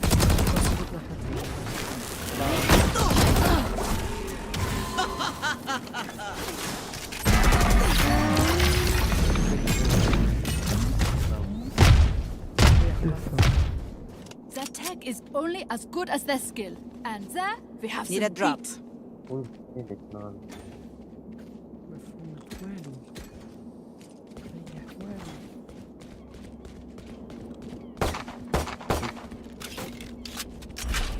قلتوك صالح.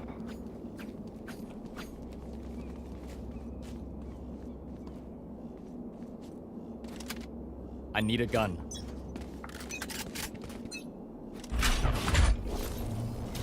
Concussing! Enemy spotted. A. Reyna killed. Go ahead. Stand your ground.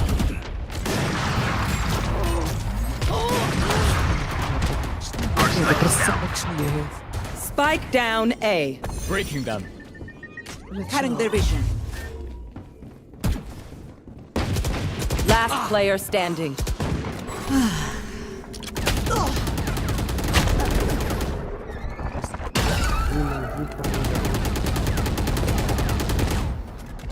My ult Match is ready. point. Oh, there's too many at this one time, but I need a gun. يعني انا بدي اول مره تصير علي never mind. عملت لي دمار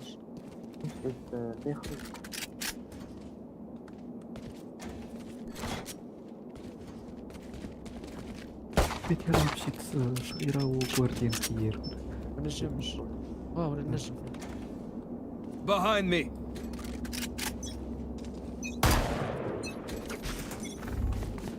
Hi, I'm pissed. لا ضيعوا لها اليولد وانا متبوشوش. Reloading. شو جايين Here. ورانا معايا Enemy spotted A. ورا معايا. Back like I never left.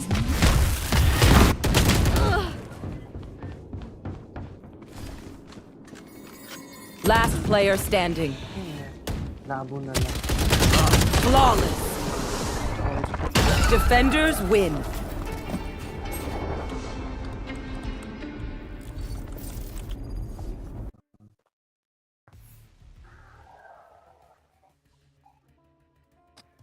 هاي برا يدي نقصوا لي 10. مش بيت ما كاريتش بيتي بزيادة بينا عمان. تصبح على خير. الحمد مم؟ لله. برا يا ولدي في البرد. هاي على خير هاي على خير.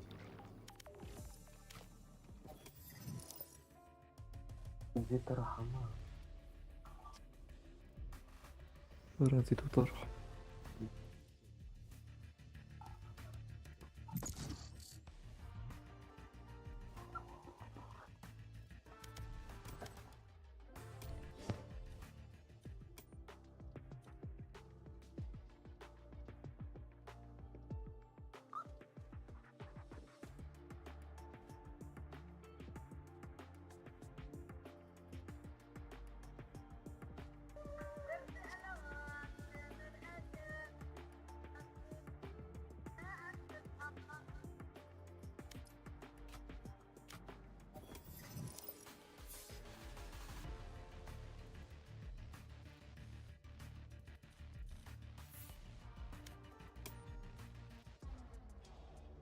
Match found.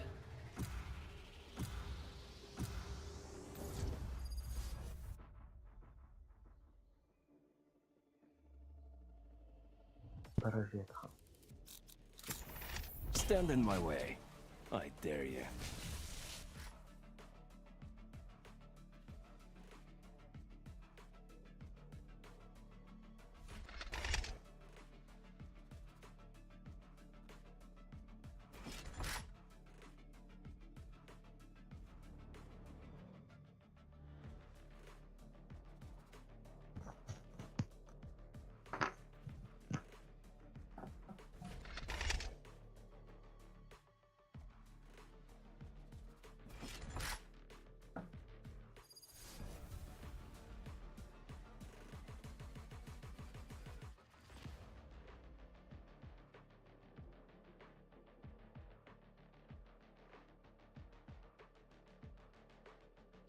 Oh, I'm hungry. Anyone hungry? Lunch on Brimstone after this.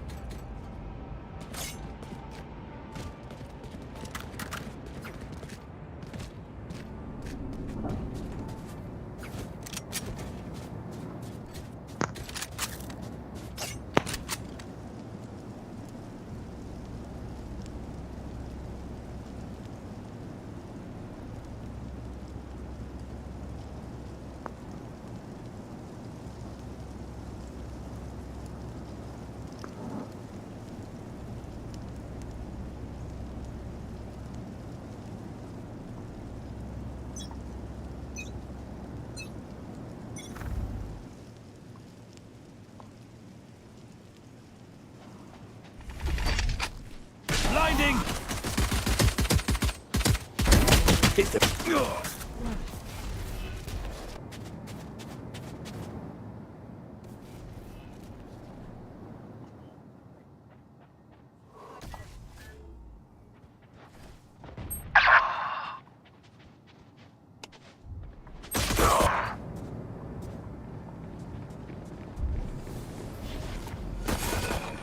Enemy spotted B. Last player standing.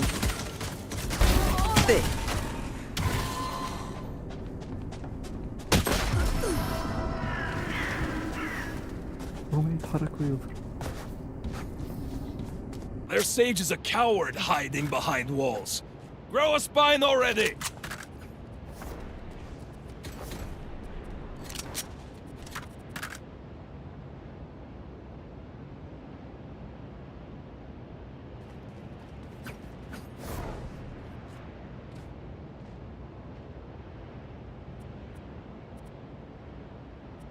Don't let up!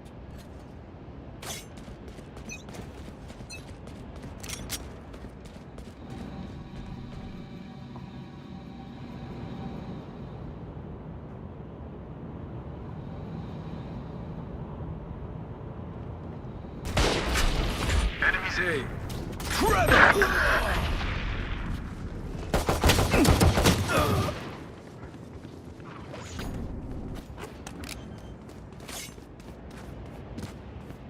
Spike planted.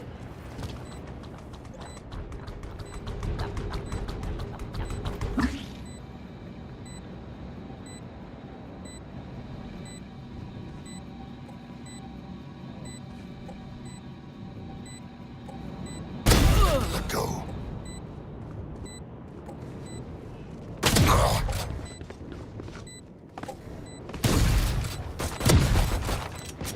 Last player standing.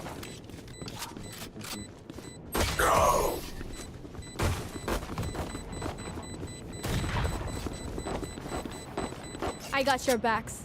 Just, you know, from the front.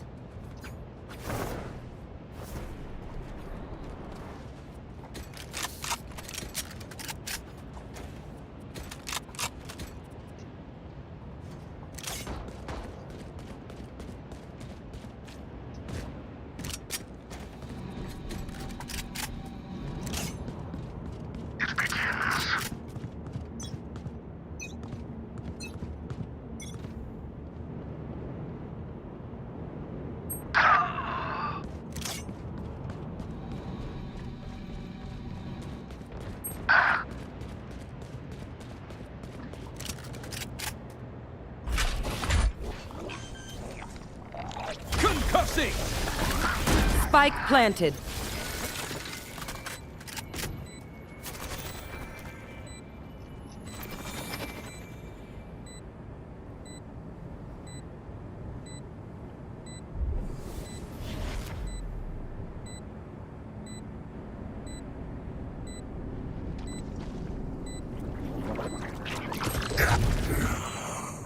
Last player standing.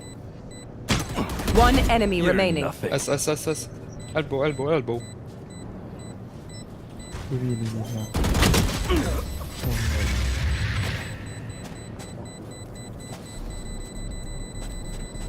Okay, Omen. I'll smash in the front door while you sneak in the back. It's a good plan, yeah?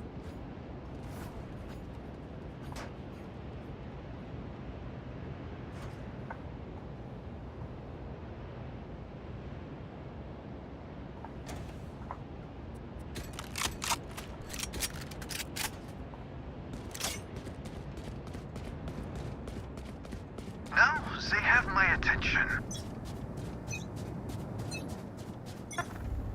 They will cower. Cover going out. Flash out! Spotted A.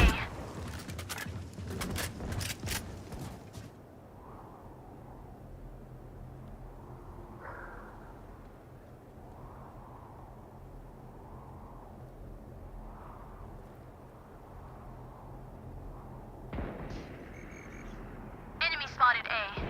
Not your best. Spike down A. Enemy A.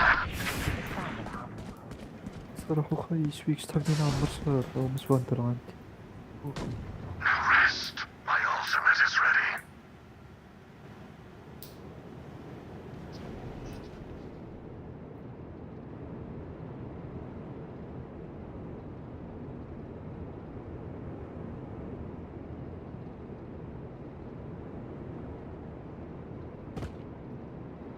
One enemy remaining.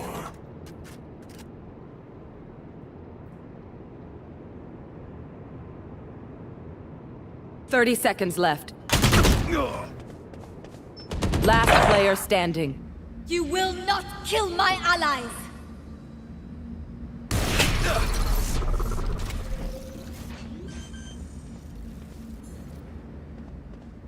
Spike planted.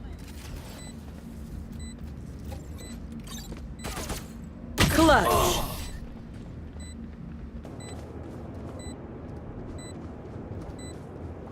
Okay, which gun to pick this time?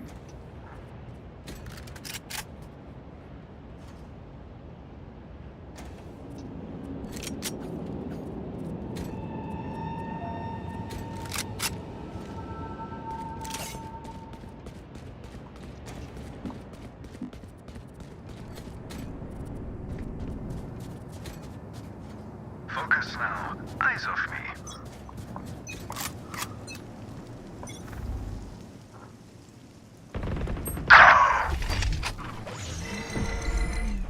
Blinding! One down.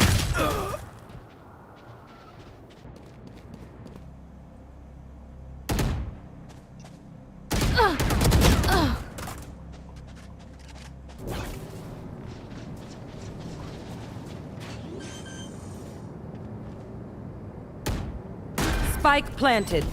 Last player standing. enough.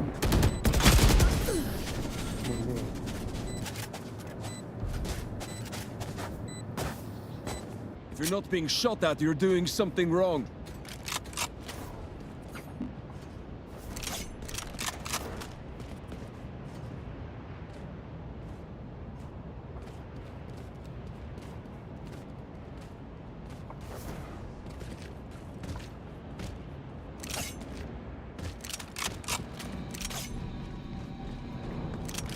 I will be their nightmare.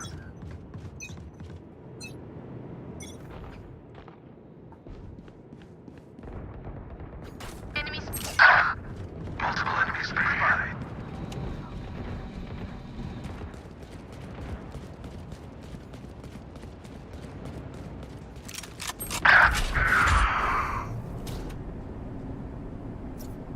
Trevor! Spike down B. Clearing out!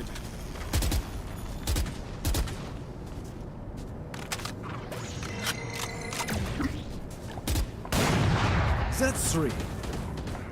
One enemy remaining. أنتوا تصرخون.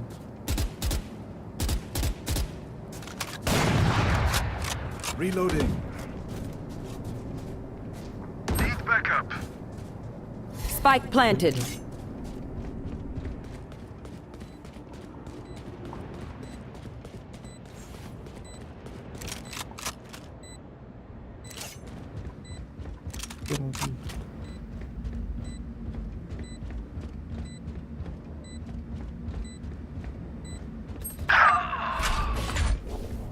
Concussing! Last player standing.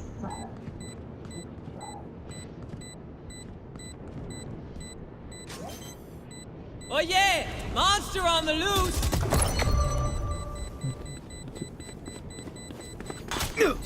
Clutch.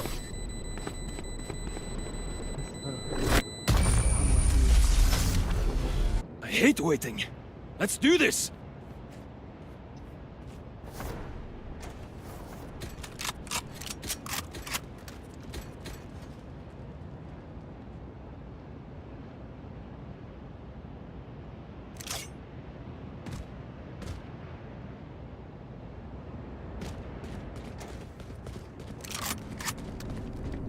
Coward, run.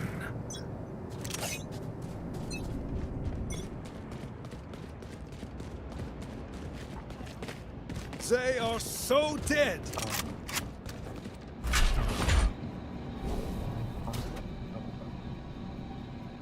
فما حدا B.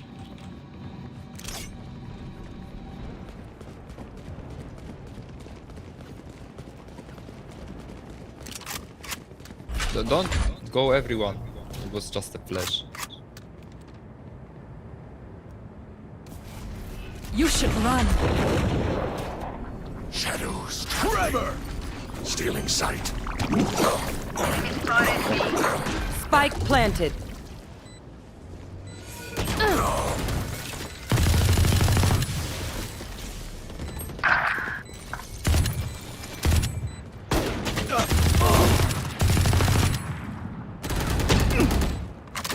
Last player standing.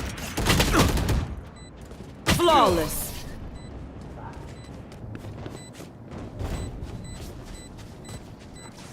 Come on! Get me in the line of fire.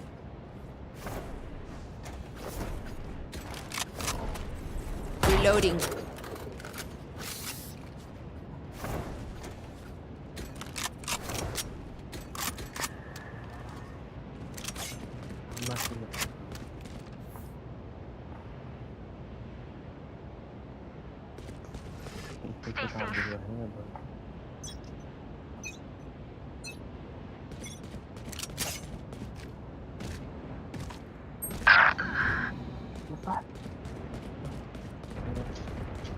Multiple enemies B.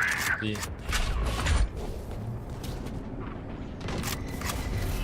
Enemy spotted B. محمد هذه قدرتي دائما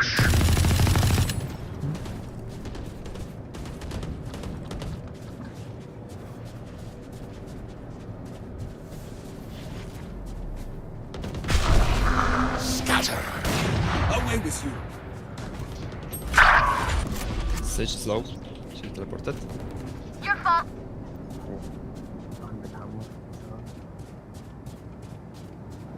One enemy remaining. Watch this.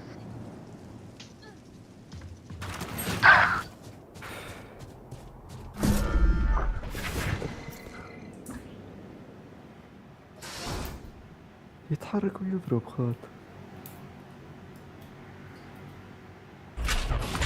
30 seconds left. Probably went B. Concussing.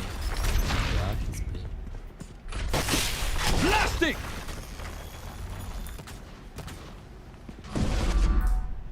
Right there. Spike planted.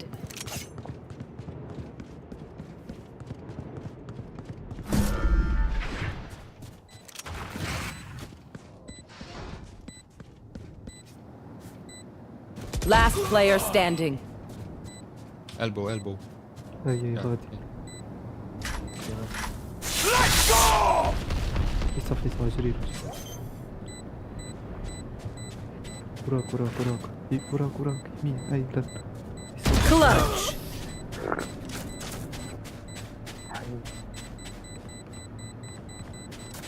They think they know pain. They can't begin to comprehend it.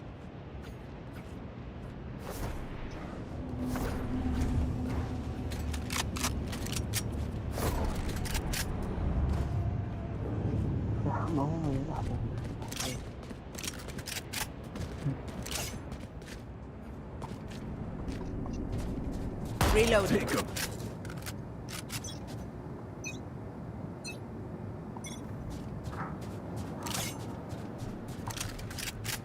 Here. No one B. Adieu. Multiple enemies A. ومن كان يسموك.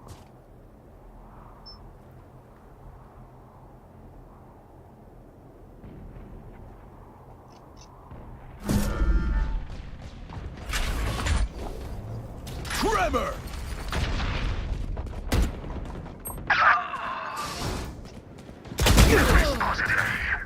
Spike down A.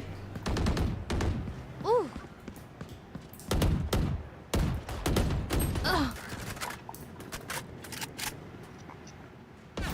One enemy remaining.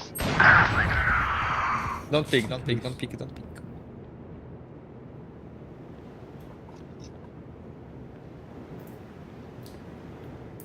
عندكم سبايك رو سبايك في الباث في بريتش.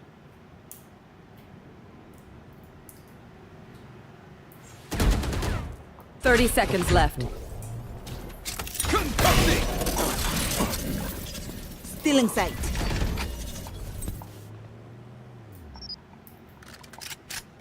Last player standing. Flash out! Play time. Run, run, run! 10 seconds left.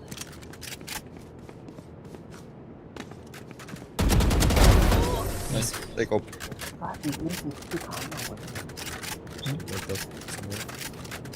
That was good, but there is more to do. On n'est pas sorti de l'auberge. Need a drop.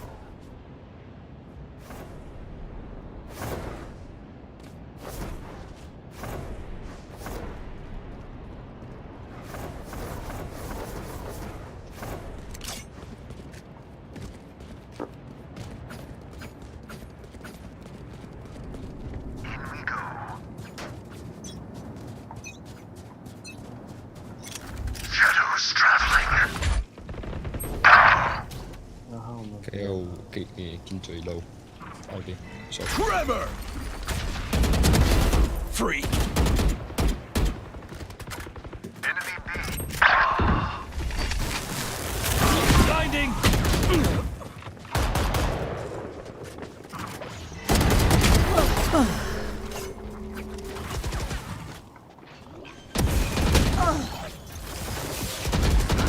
Spike planted.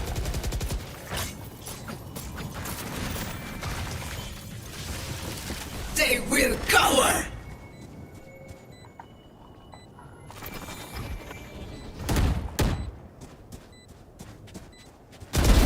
Oops. No charges left. Last player standing. Oh yeah! Monster on the loose!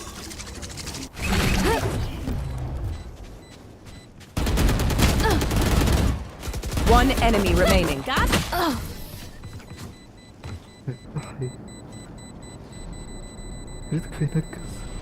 It seems these strangers want me dead.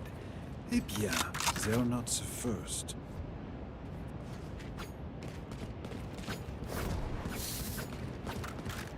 Reloading.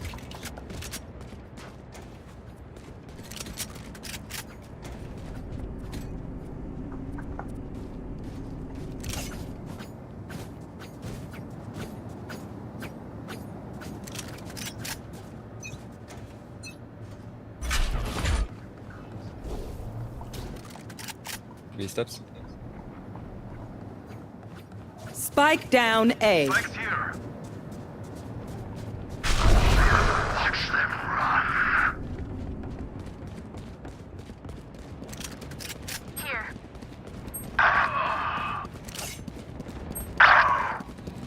You will not kill my allies!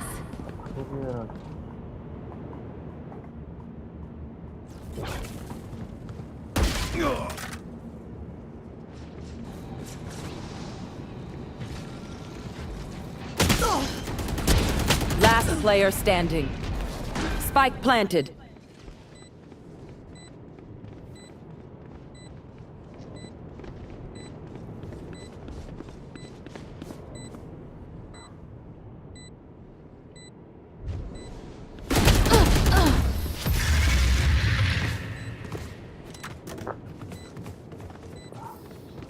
Last round in the half. Don't be cheap. Spend it all before it's gone.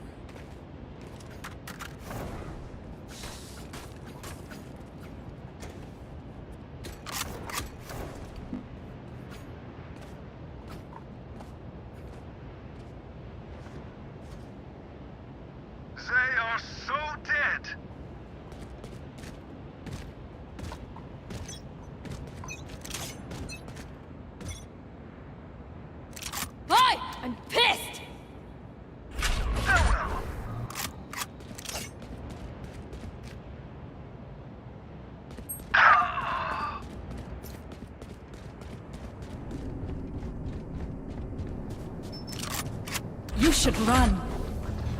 Concussing!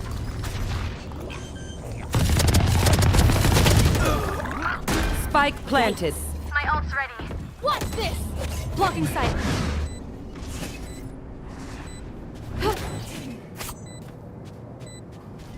I'm blind. Feeling sight. One enemy remaining. Going out. Not ready yet.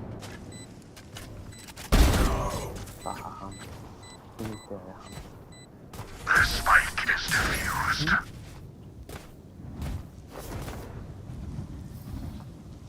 Switching sides. Reloading. The backs will be towards at least one of us.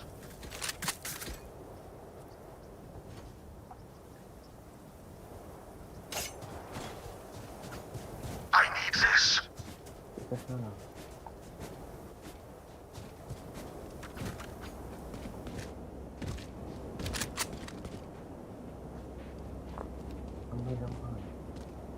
ماني معاكم.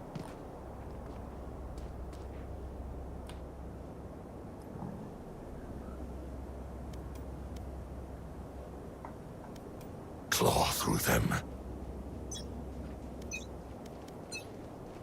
Cover going out. Cutting their vision.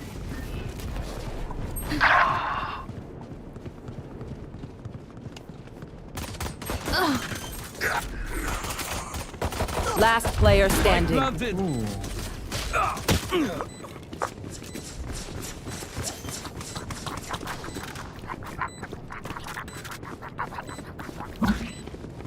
Flawless.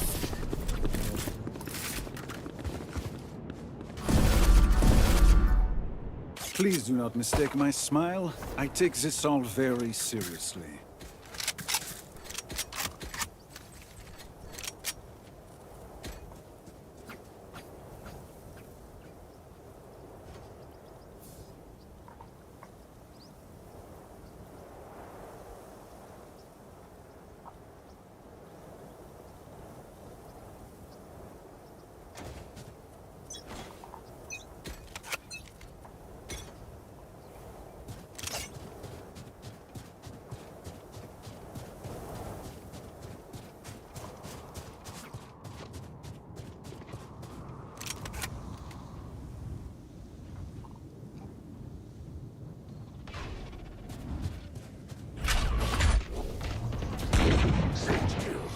Tremor! Night-night. Shadows traveling. Reloading. Someone's in defender spawn. Spike planted. You need to suffer. One enemy remaining.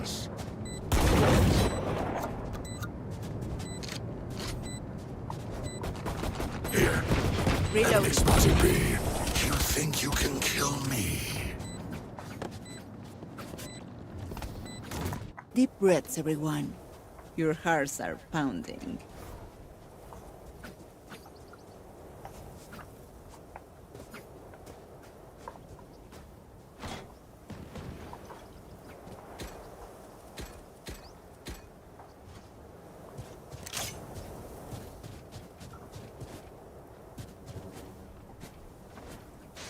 Keep up.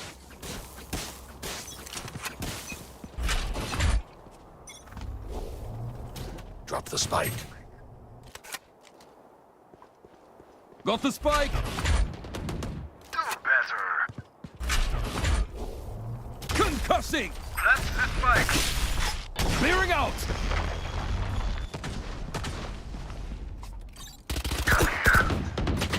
Multiple enemies B. Shadows traveling. Blinding. Cutting their vision. Reloading. Still inside. Reloading. Spike planted. One enemy remaining. Reloading. All dead. And I'm still hungry. I'm the last thing they'll see before they die. Lucky them. I can buy.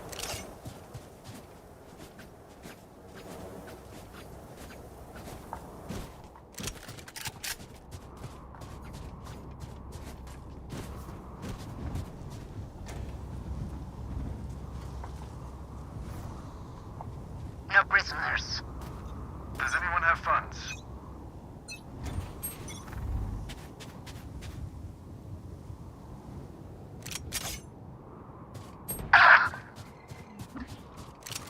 Oh yeah! Monster on Drop the the loose! spike!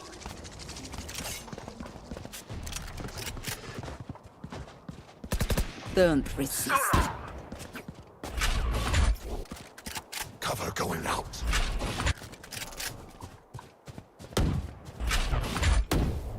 Tremor! Blasting! Cover going out. Reloading.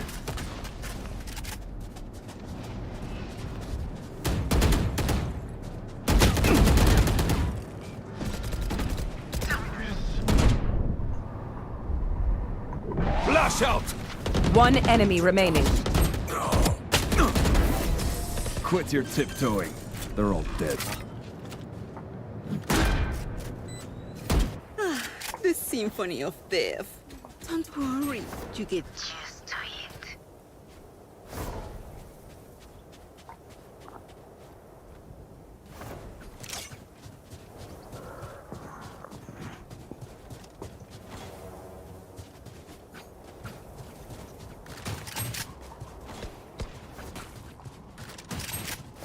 Okej, nu kör vi!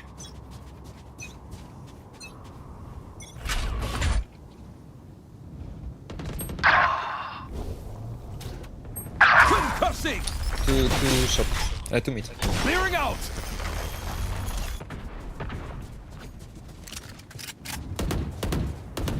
See ya. Blinding! Still in sight. Blocking sight. Cutting their vision. Dead. Nailed them. They Plant may the be spike. both behind you. Check it out. Spike planted. My ult's ready. Last player standing.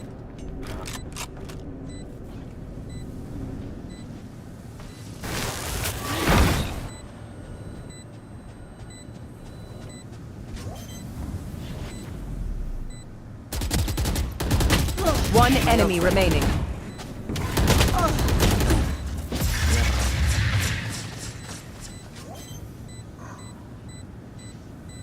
تدري فيها مرايا أصلا.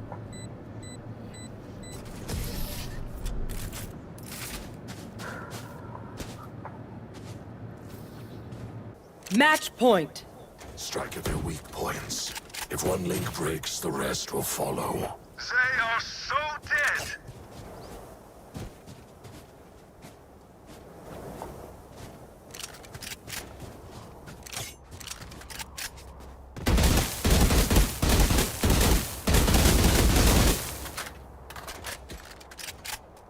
Hit them fast, hit them hard. They will cover!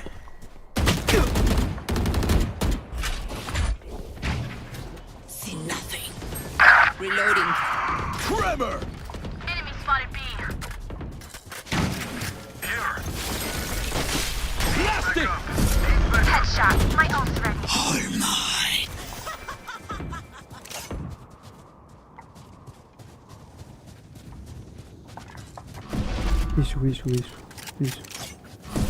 Isso. Fissa, isso.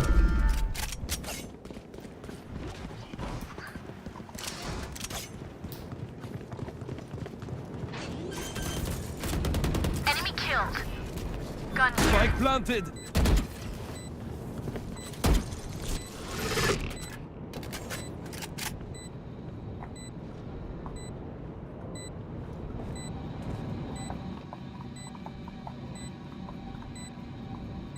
You will not kill my allies! Enjoying this?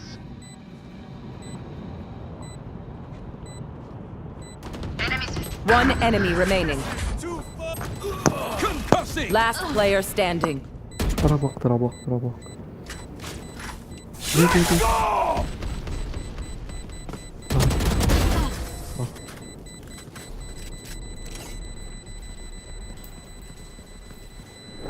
These new friends of ours are not too friendly.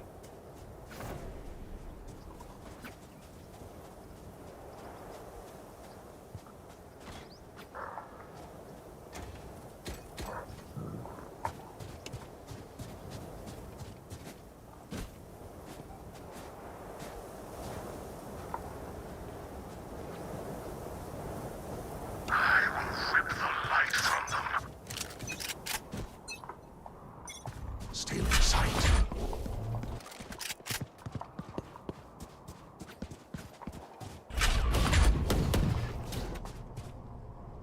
Tremor! Cutting their vision. Clearing out!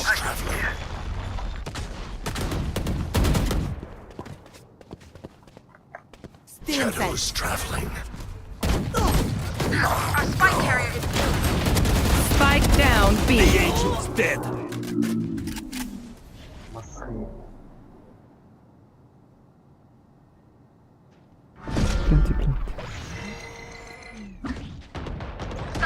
One enemy remaining. دمي شعره خاطر اختار لموت ما بدوش مني. Flash out! Got the spike? لا. Okay, quick break. One bullet per enemy. That should be enough, yes?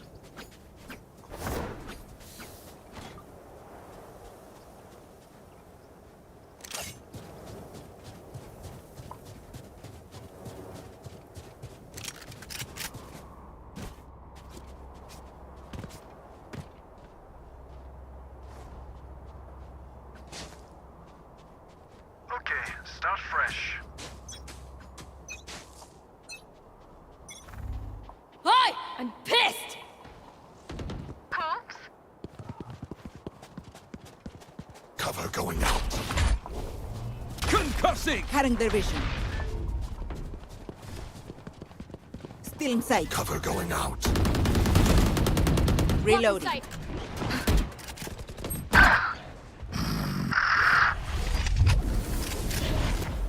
Our carrier's dead. Spike down B. Sure. Reloading. برو بلانتو.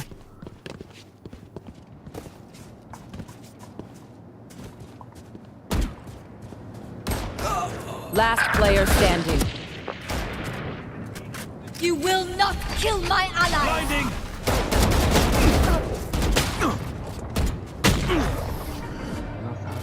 Defenders win.